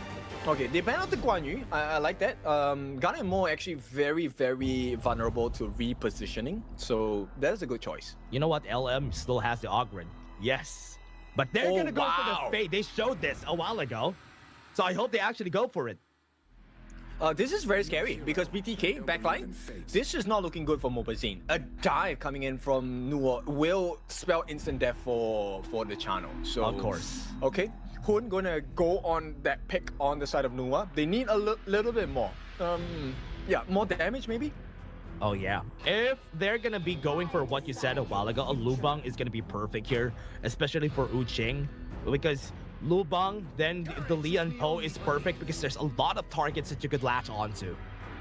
Yeah, and you can get the heal with the Battlefield Command onto Fate as well, right? Oh, yes. So, wow, no, they go double down. Lupu in the Clash lane. I love this. Oh, they're just gonna go in. Even if they go in, they have at least 3 bodies that are gonna move forward. So yeah, the Lubu is actually good for this, especially against the Byron and the Menki. So their shields are gonna be ignored. I'm not looking too forward for this for BTK. This is a very strong draft coming out from LM. There is 3 forms of entry. One in the form of the Lianpo, one in the form of the Lupu. The third one is in the form of the Fade, all of which cause absolute destruction. Oh yeah, it's gonna be scary though. BTK, they have to be ready for this. And I hope that Fried Chicken would be able to get those setups, because if he gets those good setups on that Byron, everything's gonna go good for the team. Get to the Ganon mode, get to the Arlie, and maybe you could find the pick off that you want. Once you take them both down, it could be a potential for a BTK. All right, this one. I mean, if there's any day to do it, you have to make today count, because you can tell. Best player 1, they need to play the cards right. This one is super tight. Game number 3, series point. you can see the teams, the players pressured from this game because they know that this could be very scary. This is their time to put a 1 in their score, and this is the last game for it. Okay, let's take a look at this. I mean, early parts of the game, we're looking at the lane clearance. I think it definitely goes in form of now, right? The God and Mo is actually able to clear the lanes a little bit faster compared to the Nua. So Yeah, will for they sure. actually give support to the Nua in the mid lane, or will Kun be left to fend for himself? Yeah, that's a good question though. Or would they be putting the Arlie on the mid lane, just rotate to the mid lane and just ignore the channel matchup on the bot side? That could also be a possibility that they could go for here. But everybody, last game they do. of the day. And as I'm saying, yes, they go for mid on that Arlie. Okay, big important markers to achieve. You want the level advantage, you want the gold advantage, you want the kill advantage. And right now, this first 4 minutes will dictate the pace of the game. Yeah, they're gonna be ignoring that matchup, the channel matchup, so giving advantage to Legend will just help him get the first fight win against MOBA Zane if ever they face each other after this rotation. So very important for Legend. And they go straight for the Hauntio Beast. I love this movement by the side of LM. This is going to secure them a little bit more gold. Legend already working, and they're funneling everything into him. In the meantime, MOBA Zane gets free reign of this Firehawk. Yeah, I like that the Spike Tail Beast is getting denied here by LM. There you go, they get it. So now is gonna be not gonna be getting any resources down there at the bottom lane, so Mobazine gets advantage from there. But the Space Sprite is already here, so mid lane is gonna be where Legend is gonna go. Yep, and straight away, right? A lot of EXP and gold funnel shared now by Noor and Legend as well. So very good understanding of how the game is meant to be played on the side of LM. They have that gold that they're looking for. Oh yeah. For now, they're just gonna be giving this. They're gonna be chilling, not gonna be taking any fights. Even Uching on the top side is just gonna be chilling here. But now, Newell, will he actually take this fight? No, it's still pretty early. You don't need to take this fight. Yeah, I think both teams will not be looking for too many fights at this point, unless it's a guaranteed kill, right? Yeah. Of which the dive needs to come in. Because if you look at one of the things on the side of LM, they don't exactly have a hard lockdown, which is a Yeah. cause of concern. Yeah, I think that's gonna be their problem because anybody could flash all their stuns here. So that's why it's gonna be very scary. And also now is gonna be left to fend for himself. No stunts to help them land his couple blades. So it's also gonna be an accuracy thing. So they have to be very precise whenever they engage. Which kind of shows you the mental fortitude on the side of LM, right? They're very confident to be able to pick out these very difficult to execute heroes. And for now, it's all okay. No difference between the goal for both teams. Yeah. Right now, it's going to be chilling for both teams. Nuo is looking for any opportunities that he can get, also placing himself on the bot side of the map so that he would be able to see some action. But so far, nobody's been moving. Nobody's been playing the teleportation circle as much. The next jungle camps are going to be reeling in. So once they clear that, maybe the next fight is going to happen there. True. Right now, it's really about farming, right? We want to take a look at the players getting a couple of important items, one of which Legend just got for himself, the Doomsday. So Doomsday deals percentage-based damage. And this is going to be very effective against tanks like Best Player 1 and Fried Chicken. Another point is actually for Uching, because the longer he stays in fights, when he uses his slash, he's able to deal true damage to you. Yeah, and it passes through the shields. Best Player 1 gonna be the target. Dream Realm has been forced. Very low cooldown, so it's still okay. He could have it again. Best Player 1 almost dies to Legend. What a risky play, but almost. Why? Getting the kill there. There you go. The Hardened Jade Mark actually kills him. Yeah, no idea why he was still there, but a beautiful first blood for the side of Noor. This is the signature of the ultimate on the side of the Fade. Lesser than 8% of your health is the insta-kill. Bro, he has it again. So that's the reason why it's so good. And also, you can't even steal his bombs. Right now, it's going to be a Hardened Jade Mark again. No one's going to take it. And this is just destructive. They want to get the Crimson buff. Best Player 1 doesn't have a lot of mass on him. So he has to force to use the Dream Roaming. He's going to be chased down. Best Player 1 is going to be next to smash. Gets knocked up. And that is it. He's dead again. Yes, so the cooldown for Noah's ultimate on Fade, it's least, the longest cooldown you have is probably about, what, 10 seconds? 15 seconds? Yep. Late game? It's like 12 seconds. 7 seconds. Yeah. yeah. Team That's why has it's so destroyed scary. a Right tower. now, Tyrant he's has just going to be been securing defeated. all the objectives, which is why I love when teams pick up the Fade, because the objectives cannot be contested because he's going to be getting it for sure. Yes, and it doesn't matter if you get the last hit. The moment he activates his ultimate, the moment it's within range, and it is the effects are calculated already, it's a guaranteed for Noah. You do not steal it away. Oh no, he's gonna get knocked off. Another kill. And Noah and Legend are just farming. The members of BTK, they're having a hard time surviving here. He has a level I think advantage. he's He gonna can be go very in. dead, though. He can go in. Yeah, Flash has been used. Emergence is gonna come in. They see where Hoon is, and they are gonna move forward. Nova Zane is gonna be dead. Legend gets another kill. LM leveled up for this one. Definitely much more. 4,000 gold at 5.5-minute marks. LM looking to crush BTK. Man, it's so hard right now for BTK because they can't even take space and wherever they want to. LM already conquered their own jungle, and right here, they're trying their best to get onto the back, maybe get best player one, get knocked up on him.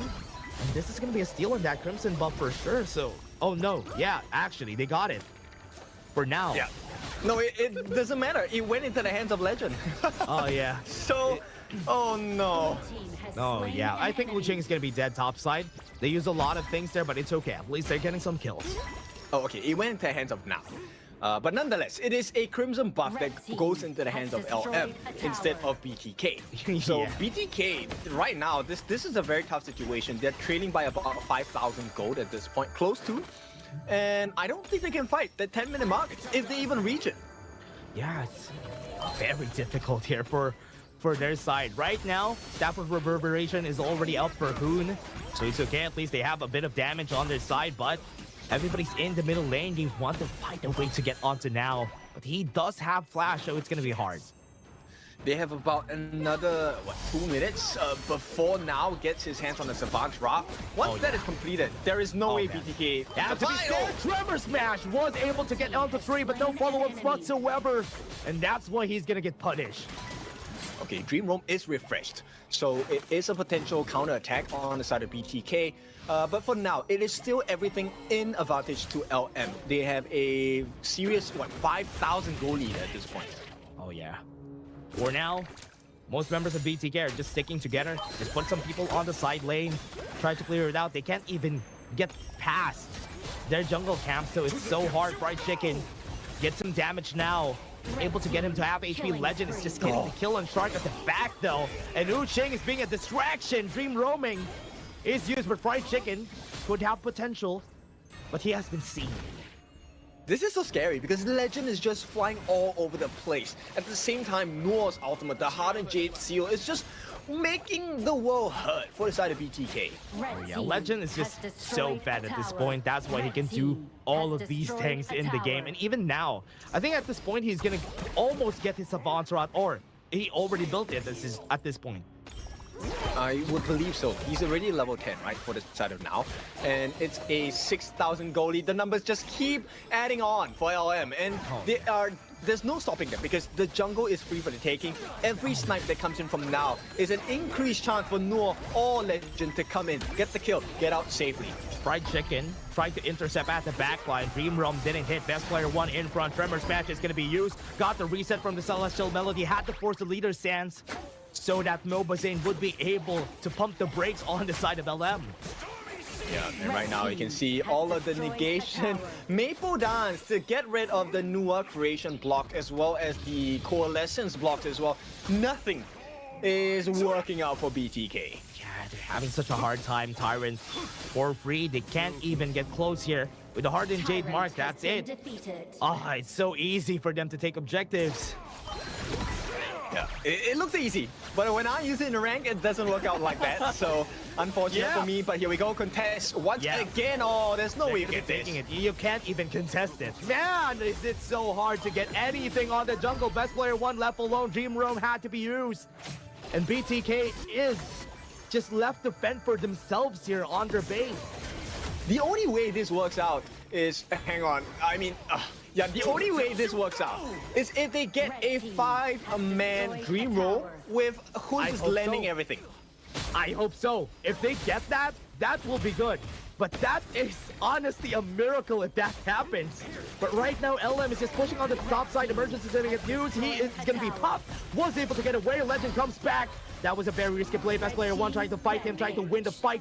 He didn't. And 30 seconds on the clock just because of that death.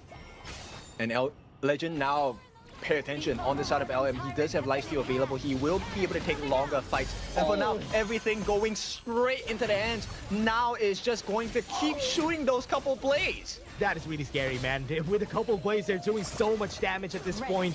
And even Nova Zane is not safe.